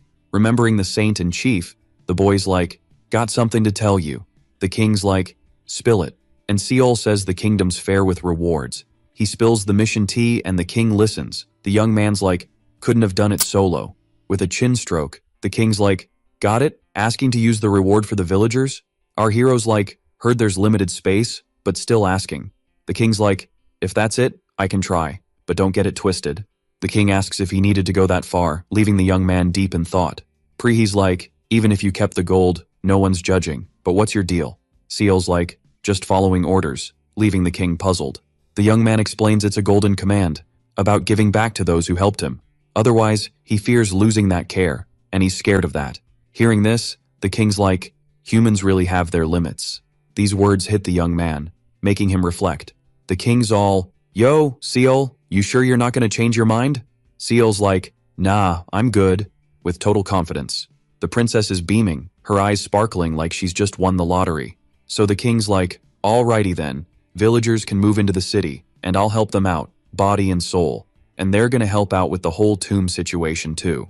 The king's like, "We reward folks here, so pick a weapon from our stash." He gets up from the table, saying Seal can take all the time he needs. As the king's leaving, Teresa's like, "Hey, stick around a bit." And the king's like, "Smart cookie, my daughter." He lets them into the warehouse, but no touching, cause thinking about his daughter's wedding gives him a headache. The king pats Seal on the shoulder, and he's like, "Meeting you was a blast, time well spent." Before he bounces, he thanks Seal again for saving his daughter. Seal's about to say thanks, but the king's like, "Remember what I said in the throne room?" And then the king's out of there. With her dad gone, Teresa's all smiles, asking if they can chat about the reward now. Seal's eyes light up, wondering if they're heading straight to the warehouse. The princess is like, "Chill, let's enjoy dessert first. We've got time." Seal's tummy growls and he's like, "Yeah, cake sounds awesome." Teresa's grinning, saying it's a special dessert made by her and her folks. Seal's surprised and she's like, "Get ready for some epic food." Next day at home, Seal's licking his lips, thinking that dessert was fire. He remembers seeing it and the girl asking if he expected something else. Checking out his reward stash, Seal's stoked he ended up there. Thinking about a club, he figures the weapon would be a cool gift for Chahong, and the crucifix, he thinks, might come in handy if he needs Maria's help. The last item, the princess told him to keep it on the down low when leaving. It's a magic pouch, and Seal remembers the bracelet he got from the saint. Pulling the necklace from the pouch, he's ready to test it out. Using the bracelet, he sees it has 3 commands, one for a shield. With his spear, Seal's like, "Now I can pop a shield whenever." He swings his spear around, suddenly sensing something's up. Activating the shield, he defends himself, thinking it's big enough to cover him. Taking a deep breath, he's like, "These gifts are epic," and he knows he needs to get stronger to pay it back. Like Prehi said, Hallmark's kingdom doesn't mess around. Seal gets word from a messenger that the king hit up the village chief. For the tomb, the princess got a top priest to start building a temple. While practicing spear throws, Seal feels a weight lifted, but he's got other worries. Worn out, Seal's like, "What's my deal? Even after days, I'm not getting it." Flopping on the ground, he's like, "I'm out of ideas." He wonders if he should meet her, but he thinks he can't always rely on her. In the city, it's chaos, people yelling about an assassin. Meanwhile, Agnes is just chilling. Turns out, Agnes's name freaks people out in Hallmark, making it the crime city. 'Cause her actions are wild. We see Agnes, in a bloody scene, gifting a tree. No shocker they fear a woman whose motto is, "Allied blood gets washed with enemy blood." The woman strolled through the city, all chill, until she bumped into a dude and her eyes went wide like, whoa. Seeing Agnes's surprise, the guy was all, "Hey, who are you?" She was like, "Oops, sorry for the jump scare." And after explaining, he was like, "Wow, it's been ages since I last saw you." The woman was like, "You seem kinda awkward talking to me." And the guy laughed, saying she said the same thing last time. Agnes was like, "This is both a bummer and a throwback," and mentioned it felt like yesterday when she was crying in his classes. The guy was like, "I don't remember you crying. The Agnes I knew was a boss even without help." After a pause, Agnes was like, "Sorry for being nosy, but were you by any chance?" Then, the guy cut her off, saying no, and mentioned he was there to see Dylan, who made him promise to pop by sometimes. With a sad face, the woman was like, "Got it." So, the guy asked what she was doing there, and she said she was meeting someone. He was like, "Can't think of anyone but Chahong, Hugo, and Dylan." And she was like, "Nope, it's someone else." Scene switched to Seol, still practicing his spear throws. Even tired, he hadn't hit the target once. Then, someone showed up, leaning on a cane. It was the same guy, who took off his hat, looking at the house all nostalgic. Seeing the boy, he wondered if that was the newbie and if he was just messing around. The guy bumped into something, and saw it was a notebook. Checking it out, he was like, "This kid's a goof for doing that." He called out to the boy, who stopped his training right away. Waving his cane, the old guy was like, "Seal, lift your right arm more." When the boy was about to ask who he was, the guy cut him off, telling him to use his elbow as a base and turn his hand. Giving up on asking who the old dude was, the boy just did what he was told and asked if he was doing it right. Closing the notebook, the guy just told him to keep at it, heading towards the house. Seol was like, "Who even is this dude?" After a bit, the old guy came back with a hammer, running towards the boy. The boy was kinda freaked out, not sure what was happening. Handing the hammer to the boy, the guy was like, "Seal, you're not using your strength right." Fixing the newbie's stance, he said Seal should put power in his right foot, from toes to opposite arm. And then, rotate his hip so the move transfers to his right arm, which the boy got. Then, the guy was like, "Throw the hammer." He did as the old guy taught, and when the guy let go of his wrist, the hammer smashed into the wall hard. The guy was like, "Why are you learning long throws if your target's so close?" Seal, on the other hand, was like, "How does he make it look so easy?" Activating the 9 eyes, the boy wondered if this was destiny. Looking at the guy, he noticed he was glowing yellow. Scene switched to Chahong, who was in a temple. The saint there called her a level 5 Templar. He was like, "I expect high-tier stuff from you," and the hyped girl was all for it. Getting home, she kicked the door open. Calling for Seol, she was like, "Got a gift for you?" Then she heard a loud noise from outside. The boy, still training with the old guy, asked if everything was cool, and the guy was like, "Yeah, keep throwing," just as Chahong showed up.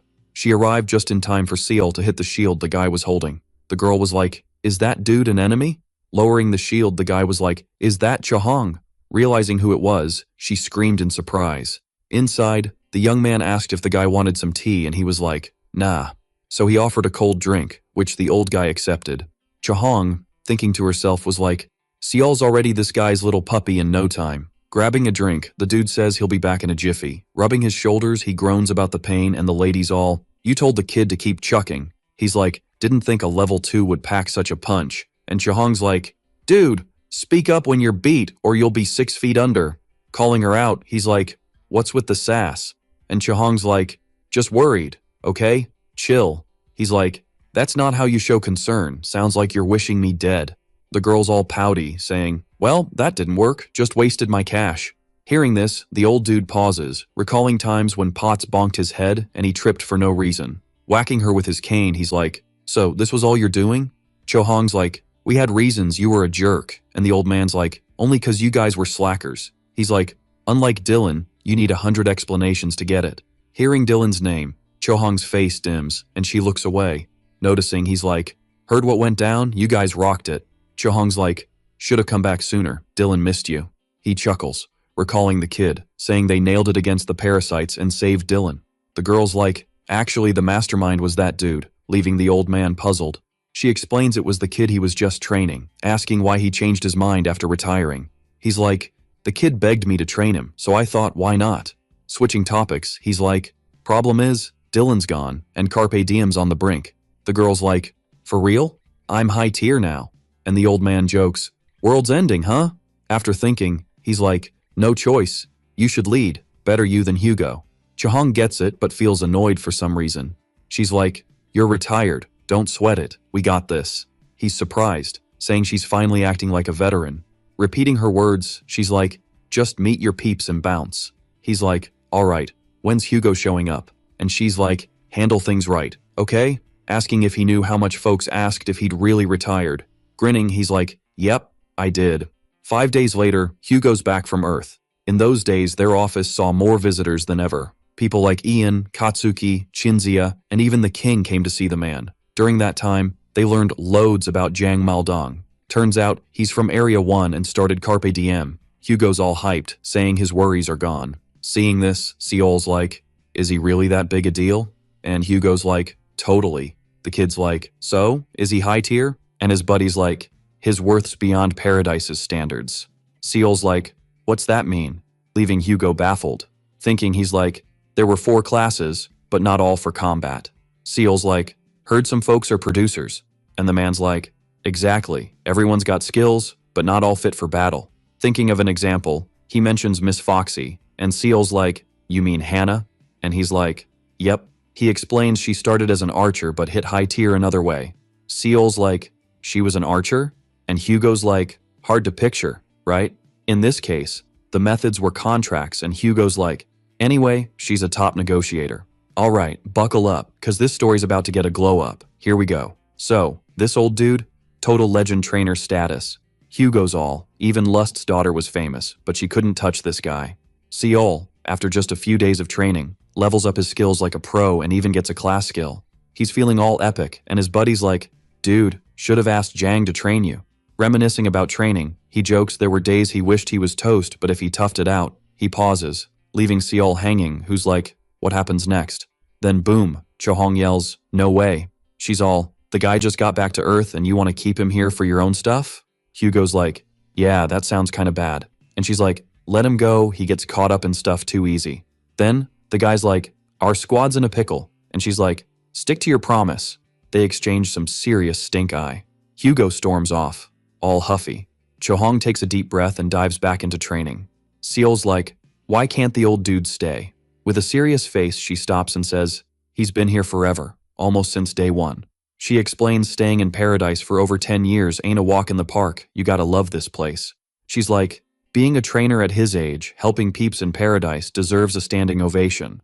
But not everyone's as cool as old Maldong, and most of his students ended up beefing. This beef led to a lot of folks biting the dust in Paradise. After a pause, she tells Seol to imagine being in the old guy's shoes. Using the aura move the old man taught him, Seol thinks it's a bummer, but that's how it goes. In the temple, the goddess gives Seol props for wrecking the parasites' plans and causing them major headaches. She's like, you bought us loads of time. Then she drops a bomb about a big event coming up.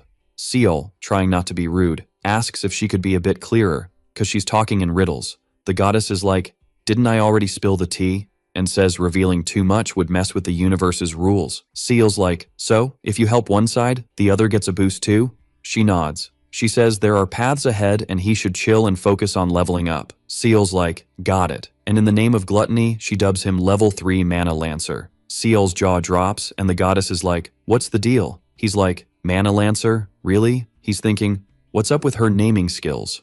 The goddess, not amused, calls him a cheeky brat and zaps him with lightning. Old Maldong, living in the moment, says everyone he met was buzzing about the young dude. He realizes he never got his name but figures he should head back to Earth soon. Then there's a knock. Maldong's like, door's open, come on in. It's the village chief asking if Seol's around.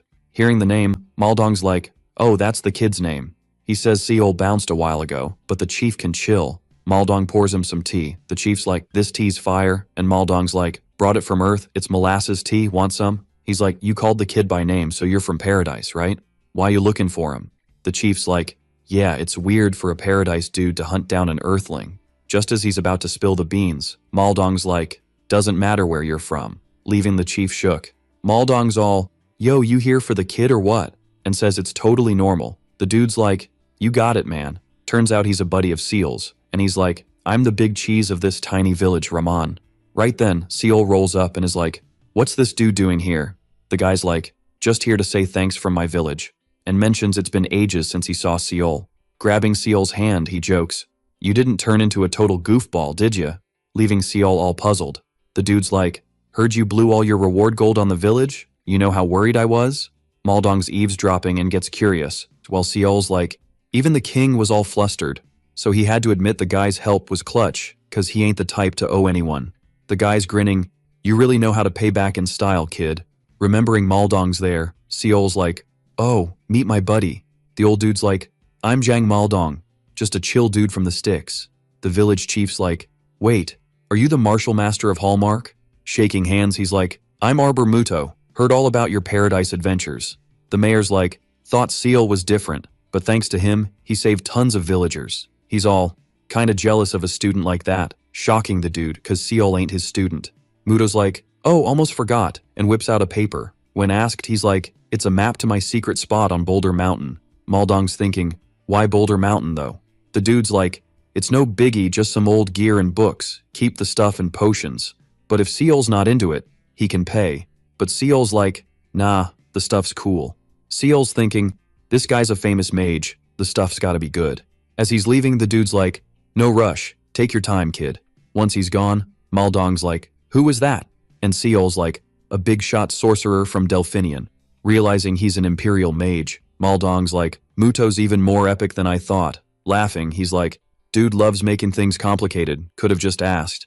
Patting Seal's shoulder, he thanks him. Everything's chill until the door swings open and Ian's like, hey Maldong, you horse's butt, let's grab a drink. Maldong's mood drops like a rock. By night, they're chilling at a bar. Ian's like, Maldong, rethink going back to Earth, Hallmark needs you. The dude's like, you're relentless, aren't you tired yet? Ian's like, you know why I'm on your case? And Maldong's like, no clue. Ian's like, there's hope cause the Maldong I know is all about connections. But since he keeps visiting, it means he cares. And he's not to blame for Paradise's mess. Maldong's like, true, but I feel guilty cause I gave power without thinking. After seeing how power changes people, he started regretting his job big time. Plus, he's like, no reason to stay in Paradise.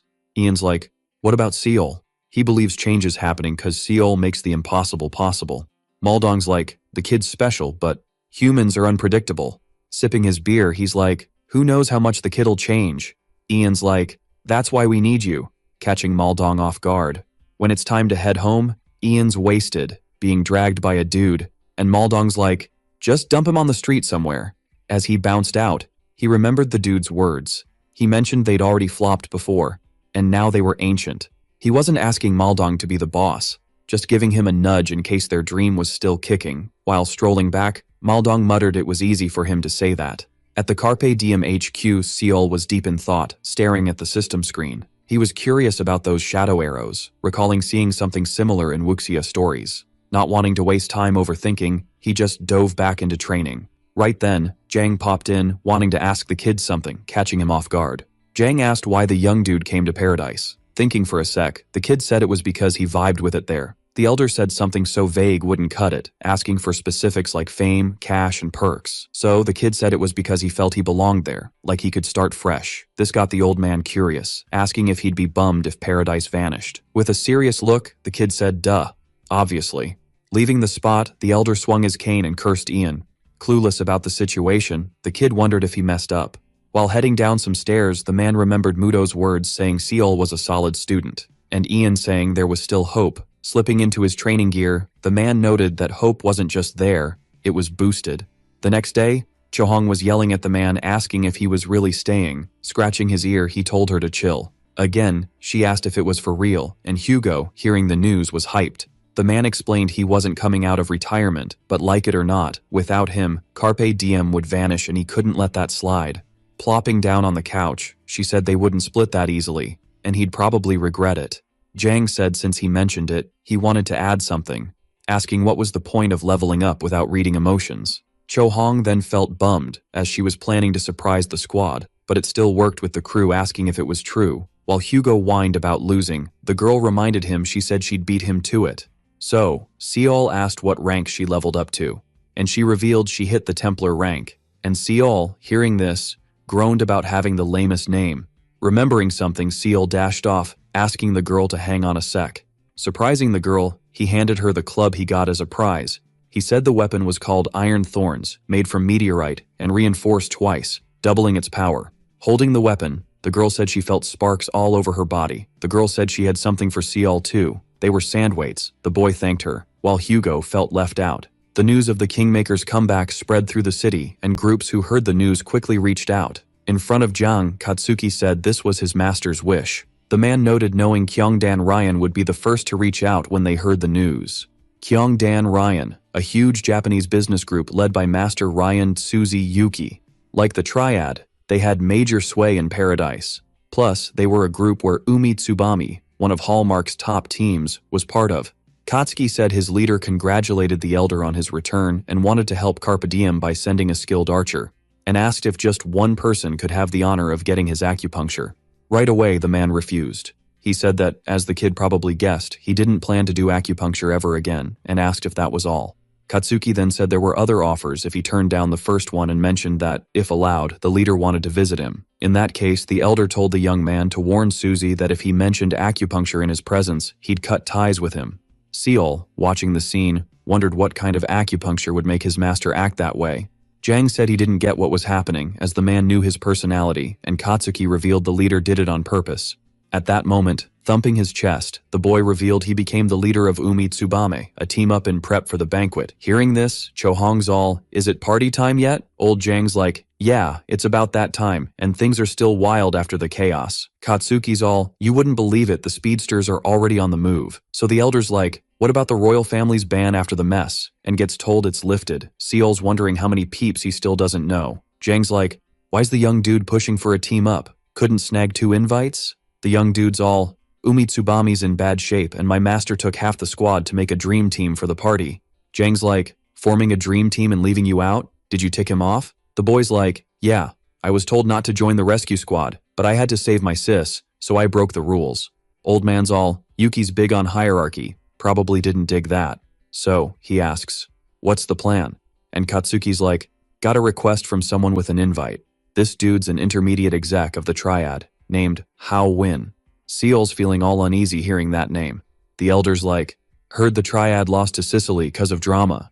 Katsuki's like, "Yep, so they're using Hao Win to rally the squad and bring back the glory days." Jiang's like, "Interesting, let me think it over." The boy's all, "I'm out."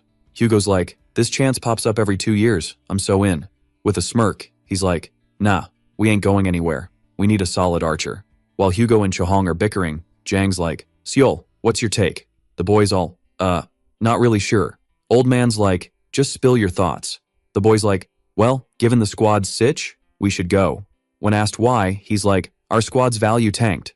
Jiang's confused, so Seol's like, "We lost Dylan, our MVP." Old man's like, "Shouldn't we recruit newbies there?" But the boy's like, "Depends on the newbies. The issue's that Carpe Diem's not famous enough for a top-tier archer like Dylan." So the elder's like, "You saying Carpe Diem's not cool enough?" Seol's like, "Not exactly, but the banquet's a big deal. Perfect chance." Hearing this, Jiang's thinking, Dylan had a knack for spotting talent. He calls Chohong, who's wrestling Hugo, and tells her to check out Umi Tsubame. Leaning on Seol, he declares Carpe Diem's hitting the banquet. Even with 6 weeks to go, Zhang Maldong's already prepping. During prep, he's like, "Seol, think the banquet's a cakewalk?" He mentions even Dylan and Katsuki only went twice and didn't hit stage 3, and the only way to go is with an archer, plus the boy's gotta train his throwing. Then, the boy, who's been quiet, drops a bomb. Not doing that, shocking everyone. Seol's like, "Elder said to stay behind, chuck spears and bail if it gets hairy." Jiang's like, "What's wrong with that?" Remembering all the times he had to bolt, the boy's like, "Not training to run away." Old Jiang tries to scold him but can't, and Seol's like, "Consider making him a fighter." Calling the boy cocky, the man's like, "You don't even have the skills, yet you're greedy." Even hesitating, he's like, "If words don't work, feel it with your body." So he orders Hugo to pack, and the boy's like, "Why?" The man's like, "We're hitting the Great Mountain, pack up and move fast." Hearing this, Hugo and Chohong are shook, knowing what's coming. Jiang's like, "You wanted this, so no tears, or you're out." And even if the boy aced his training but didn't meet his standards, no banquet for him. Pointing his cane at the boy, he asks if he got the memo. Drawing air from the depths of his lungs, Seal loudly confirms he got it. In a carriage, Seal's chilling with his squad, heading to the epic mountain. Seal was grinning, and old Jang was peeping this. Katsuki seemed chill, unlike Hugo, who was stressing with his hand on his head. They roll up to the spot, and as they hop off the carriage, Katsuki asks Seal why Agnes tagged along, and the boy spills that after the rescue plan flopped, she realized her skills needed work. The archer's curious about how she knew they were training, and Seal spills he told her, cause she helped him out. This gets Katsuki thinking, why train him if he's not even from Sicily? Our main dude explains she trained him in the neutral zone. Katsuki thought mixing with Sicily while in with the triads was sketchy. Looking back, old Jang asked why the squad was dragging. Hugo was bawling watching the cart roll away. After trekking forever, they finally hit a cave. Jang comments that Muto had epic hideouts. Right then, Katsuki spots something and tells them to hold up. Crouching, he says there were cave ettins nearby, and the elder asked how many there were. From the footprints, the young man says it was a squad of 8, but no movement vibes. Grabbing an arrow, he loads his bow, but Jang stops him, telling him to chill. Looking at Seol, the elder asks what the 4 elements of ki were, and calmly the boy responds, quantity, speed, and power of flow, control, and conceptual power. Picking up a rock, Jang chucks it into the cave. Seeing that, Katsuki asks what he was up to. Ignoring him, he grabs Seol's spear and says to get ready. Noises start echoing from the cave, and the elder says Seol should strike when the monsters show up. Doing as told, he focuses his mana, creating a spear. At that moment, the monster silhouettes start showing. Noticing this, Hugo warns they're coming. Just as Yang taught him, Seol hurls the mana spear. Agnes, watching, is shook by the boy's perfect form. One of the charging Etons gets skewered by the boy's spear. The monster's sudden fall leaves the others dazed. The next second, another gets hit by a mana spear. Everyone's shook by Seol's skills. The boy then nails 2 more monsters, taking them down fast. At this point, old Jang tells him to stop and says he should handle the rest solo, but no earrings. The elder hands the spear back, and Seol charges at the Etons. With circular moves, he pushes the monster squad back, holding one by the head. Watching, Jang asks what Katsuki thinks of the boy. The young man says Seol's good. His skills got mad penetration power, and with explosion damage, it's even better. Jang agrees, saying the boy's skill would slay at the banquet. Watching Seol fight, the old man asks what the young man thinks of the boy's hand-to-hand combat. Katsuki compares the boy's combat level with others, but Jang interrupts, saying to compare it with himself. The young man asks if he's sure. The elder confirms, saying the boy's probably amazing in his eyes. In that case, the archer says the boy's terrible as a warrior, but he can throw mana spears, and if the team backs him up, he'd do well till stage 2. At that moment, the elder reveals the boy said he didn't want that, leaving the young man puzzled. Yang then explains the boy wants to be a warrior, not just a spear thrower. The elder says that even though Seol's got good vision and thinks right, his stubbornness means there's something special about him. Charging at the Etons, the boy makes circular moves with his spear, taking down the monsters. Exhausted, Seol thinks his throws weren't bad, and his hand-to-hand combat was solid. Jang was all, guess the kid's gotta figure this out solo, huh? After they KO'd all the monsters, they hit up this cave. Inside, there was a room with a shelf packed with potions. Katsuki grabbed a red potion and was like, bet this one's a boom boom juice. And Hugo, holding a rose, joked, is this a love potion or what?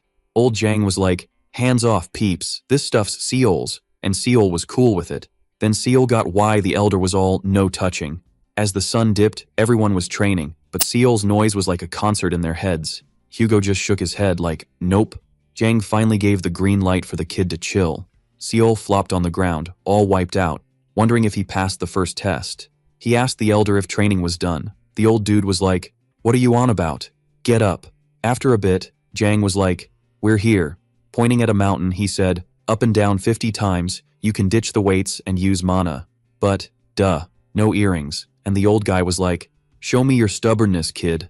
Then he was like, go. And Seol dashed for the mountain. While climbing, Seol was like, this ain't your average jog. Looking back, he was like, who knows what's lurking in those woods? So he cranked up his speed. Totally beat, he finally nailed his first climb. On round 2, Seol was soaked in sweat, and Jang was like, 45 more to go, 45 more to go, dude. He asked why Seol wasn't sprinting and said, at this pace, you'll be running till sunrise.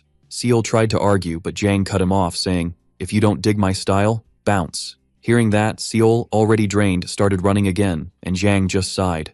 While scaling the mountain, Seol was all about proving himself. After finally finishing the laps, he face-planted from exhaustion at the cave's entrance. Next morning, he got a wake-up call with a splash of water to the face. Jang was like, "Thought you kicked the bucket? How long you gonna snooze? Sun's up." Our hero, all dazed, got up, still clueless. The elder handed him his spear and some weights, saying, "Do the 3 spear moves 10,000 times, and after that, run another 100 laps." Just hearing it made Seol want to hurl. On day 4, Seol was training in the rain. While he was going ham with the spear, Jang watched from the cave. Agnes rolled up, asking why Jang was being so hardcore since he usually wasn't. The elder was like, "The kid's getting it. Everything's out of whack, body, mind, the whole shebang." Agnes asked if Seol's mind, soul, and body were all mixed up. Jang was like, "Yep, all 3 are a mess, and even though he's got skills, his mind's scrambled. Even though his skills seemed top tier, he didn't know how to use them, same with his body. So, before fixing the mix-up, they had to sort out the 3 elements." Agnes just stayed quiet. By dawn on day 4, Seol was stumbling from exhaustion. And when he leaned on a rock, Jang was like, "Keep running, no slacking." Totally spent, Seol did as he was told.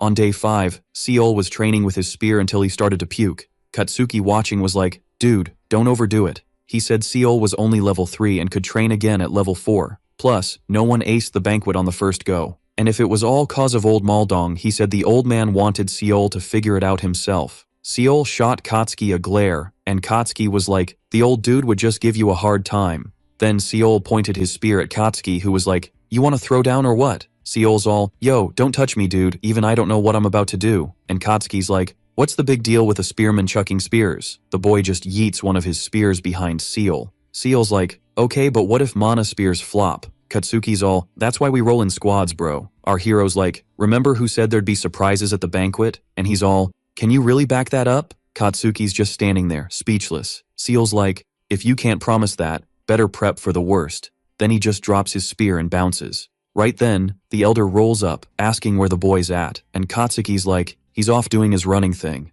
As they stroll, the young dude's like, "Seol's emotions are wild, he might not make it through the day." But Jang's like, "Not so sure about that." In his head, the old guy's thinking the boy might not last 2 days. Cut to Seol, running like a madman. The poor dude's got no clue how many laps he's done. His vision's going all dark and he's like, "Is this it for me?" If so, he's thinking he gave it his all. Just as he's seeing his life like a movie, he snaps back, thinking he can't go. Out like this. On his way back to the cave, the elder spots something. It's Seol stumbling back, looking like a zombie. The man's like, "Whoa, that's some serious grit." Yelling at the boy, he's like, "You gonna quit after coming this far?" Seol face plants, totally wiped, and Jang's like, "Never seen anyone as nuts as you." And he's all, "Is all this for the banquet?" Barely able to talk. Seol's like, "In the neutral zone, I wasn't ready for the skeletons. Almost got wrecked." Old Jang's like, "Gotcha, kid's got heart." Handing him new weights, he's like, "These are skills, my dude." And he's all, "Chug some water before training. It'll crank up the intensity." Jang's like, "Even if nothing's changed, you made it another day, but if you lag, I'm out." Then he heads back to the cave. Suddenly, system notifications pop up for Seol. They say he's got a courage upgrade. Patience turned into self-control, and his vitality's up. Fast forward a month, there's a carriage cruising by. Inside's Cho Hong, thinking she's stoked to skip training since she's the squad leader. Spotting Hugo on his daily stroll, she yells to get his attention. Hopping off the carriage, she's like, "Let's get hyped. Our Messiah's here to rescue us from this cursed place." Hugo's like, "You should have been here sooner." And she's all, "This place is danger central." Hugo's like, "So the savior's saving herself first?" And she's like, "Guess training wasn't so bad." On the way to the cave, Cho Hong's thinking the old man's up to his weird training again. Seeing her, Zhang's like, "You look good." And Cho Hong's like, "How can you say that without looking?" He's like, "I can hear your voice." She's like, "If you're thinking of training me, just stop." Before she can go on, he waves at something. It's Seol, going ham with his spear. She's like, "Whoa, he's at that level already?" With logs flying at him, the young dude's dodging them with his eyes shut. She's like, "How many times has he done that?" Jang's like, "Over 100. Seol keeps dodging until one sneaks up from behind and bonks him. After he falls, old Jang's like, "That's 312. Congrats on breaking 300. The boy's like, "Only did it 'cause of you, elder." Cho Hong's like, "That's insane for a first training." Then Jang's like, "What brings you here?" She's like, "Lots of stuff, plus a big incident." She starts stuttering, and when the master asks what happened, she bolts, saying she'll spill on the way. Watching the girl leave, the elder was all, "She looks desperate. Probably scared I'll train her." By the carriage, Seal was deep in thought, remembering how he planned to keep racing towards doom until they got back. Then, boom! He remembered Zhang, who said he broke some barrier and needed to see where he stood with the others. When asked what that meant, the dude said if the boy had guts, he could take on the third stage of the banquet. In the carriage, the elder was like, "What's all this drama about?" Chohong said the ramen folks had moved to the city. Zhang chimed in, saying it should have happened sooner, but since no one complained, he figured the royal agents wouldn't stay quiet. Then the girl dropped the bomb that the Temple of Lust said it was the king's order, which made the old man go, "Whoa, that's weird." Plus, she added, the temple didn't just do that, they claimed to help the migrants too. Even the daughter of Lust showed up in Hallmark, which shocked the elder, and Hugo asked if Chohong had seen her. Zhang said, about the woman, it was possible she was there to help with the migration. Then she asked if they knew about the building going up in front of the Carpe Diem base. Hugo was like, "Yeah, I saw it," and the girl revealed the building's owner was the daughter of Lust, shocking everyone. The elder was like, "For real?" And Chohong confirmed, saying she saw her in the garden that morning. Knowing this, the man was like, "That's super strange." And the girl said now they had bragging rights, being neighbors with the daughter of Lust. Switching gears, the old man asked if Katsuki said anything, since he bailed mid-training after getting a message. The woman fixed her hair and said finding a priest was tough. Even with her best efforts, it seemed someone was messing with her search. Zhang said not even the Kaidenrin managed it, so he suggested they head back and think it over when they got there. At the Carpe Diem base, Seol took a bath and crashed on his bed. The boy said only a week left until the entrance showed up, and he needed to hit the library to learn more about the event. Then he remembered something, jumped up, and called Kim Hannah. When she answered, she teased him about getting an attitude and reaching out. Our hero, all nervous, chuckled, and Hannah said it wasn't funny. She yelled at Seol, saying his delay made it seem like he forgot or wasn't gonna join. In the city library, Seol dove into the banquet files. Turns out, it all kicked off when some mystery ship was found. The banquet entrance had some wild traits. First, it came in all shapes and sizes, and once 10 people entered, the portal shut.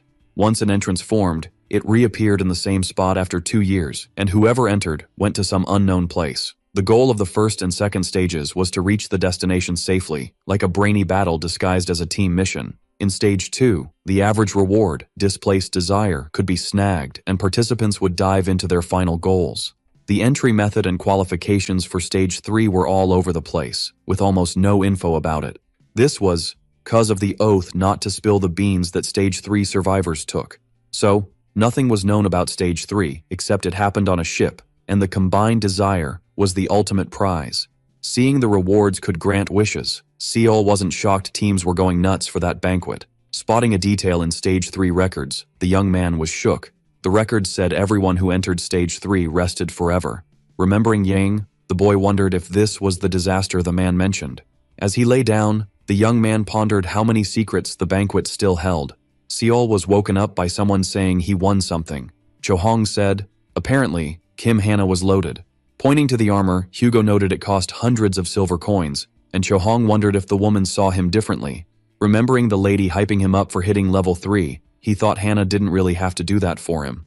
While they were chatting, someone barged into the room. It was Zhang, dropping the news that Katsuki had made contact.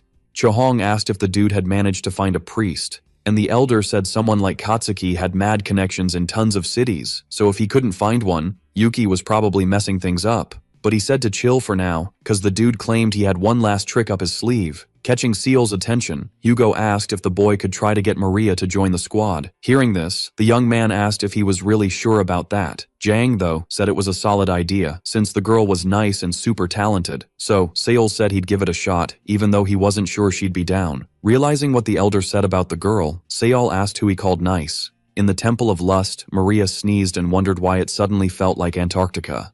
After a bit, Seol wandered the city streets. The young man remembered Maria, who, as soon as she saw him, told him to scram. But 80 silver coins later, she was all in. Seol joked that, in the end, he didn't even need to flash the king's artifact.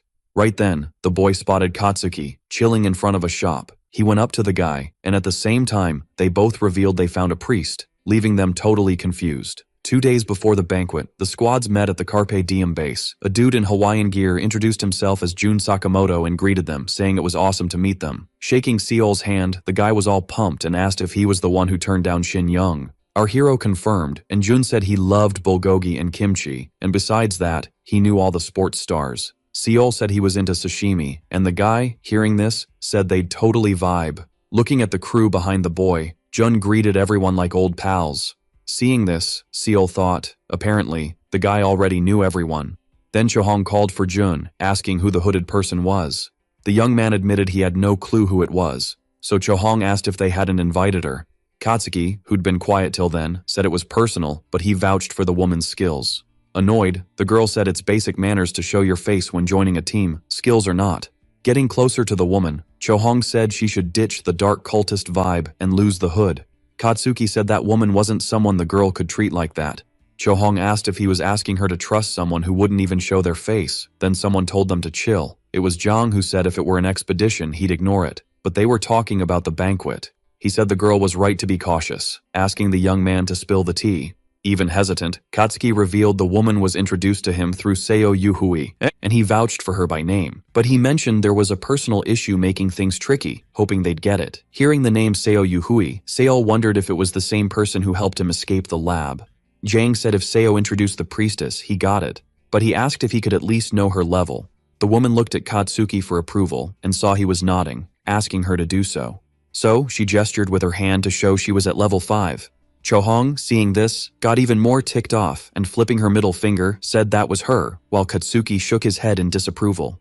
The girl was then pulled away by Jang, and Seol approached the woman, introducing himself as Seol. Seeing the woman not respond, he wondered if she got what he was saying. With intros done, the elder said they should get on with the meeting. And so, the banquet prep was all set. The day before heading out, following Maldong's advice, the squad had a chill workout session with lots of rest. With Jang saying goodbye to the team, the day of the banquet had arrived. Our video ends here. If you liked it, leave your like. See you next time. Bye-bye.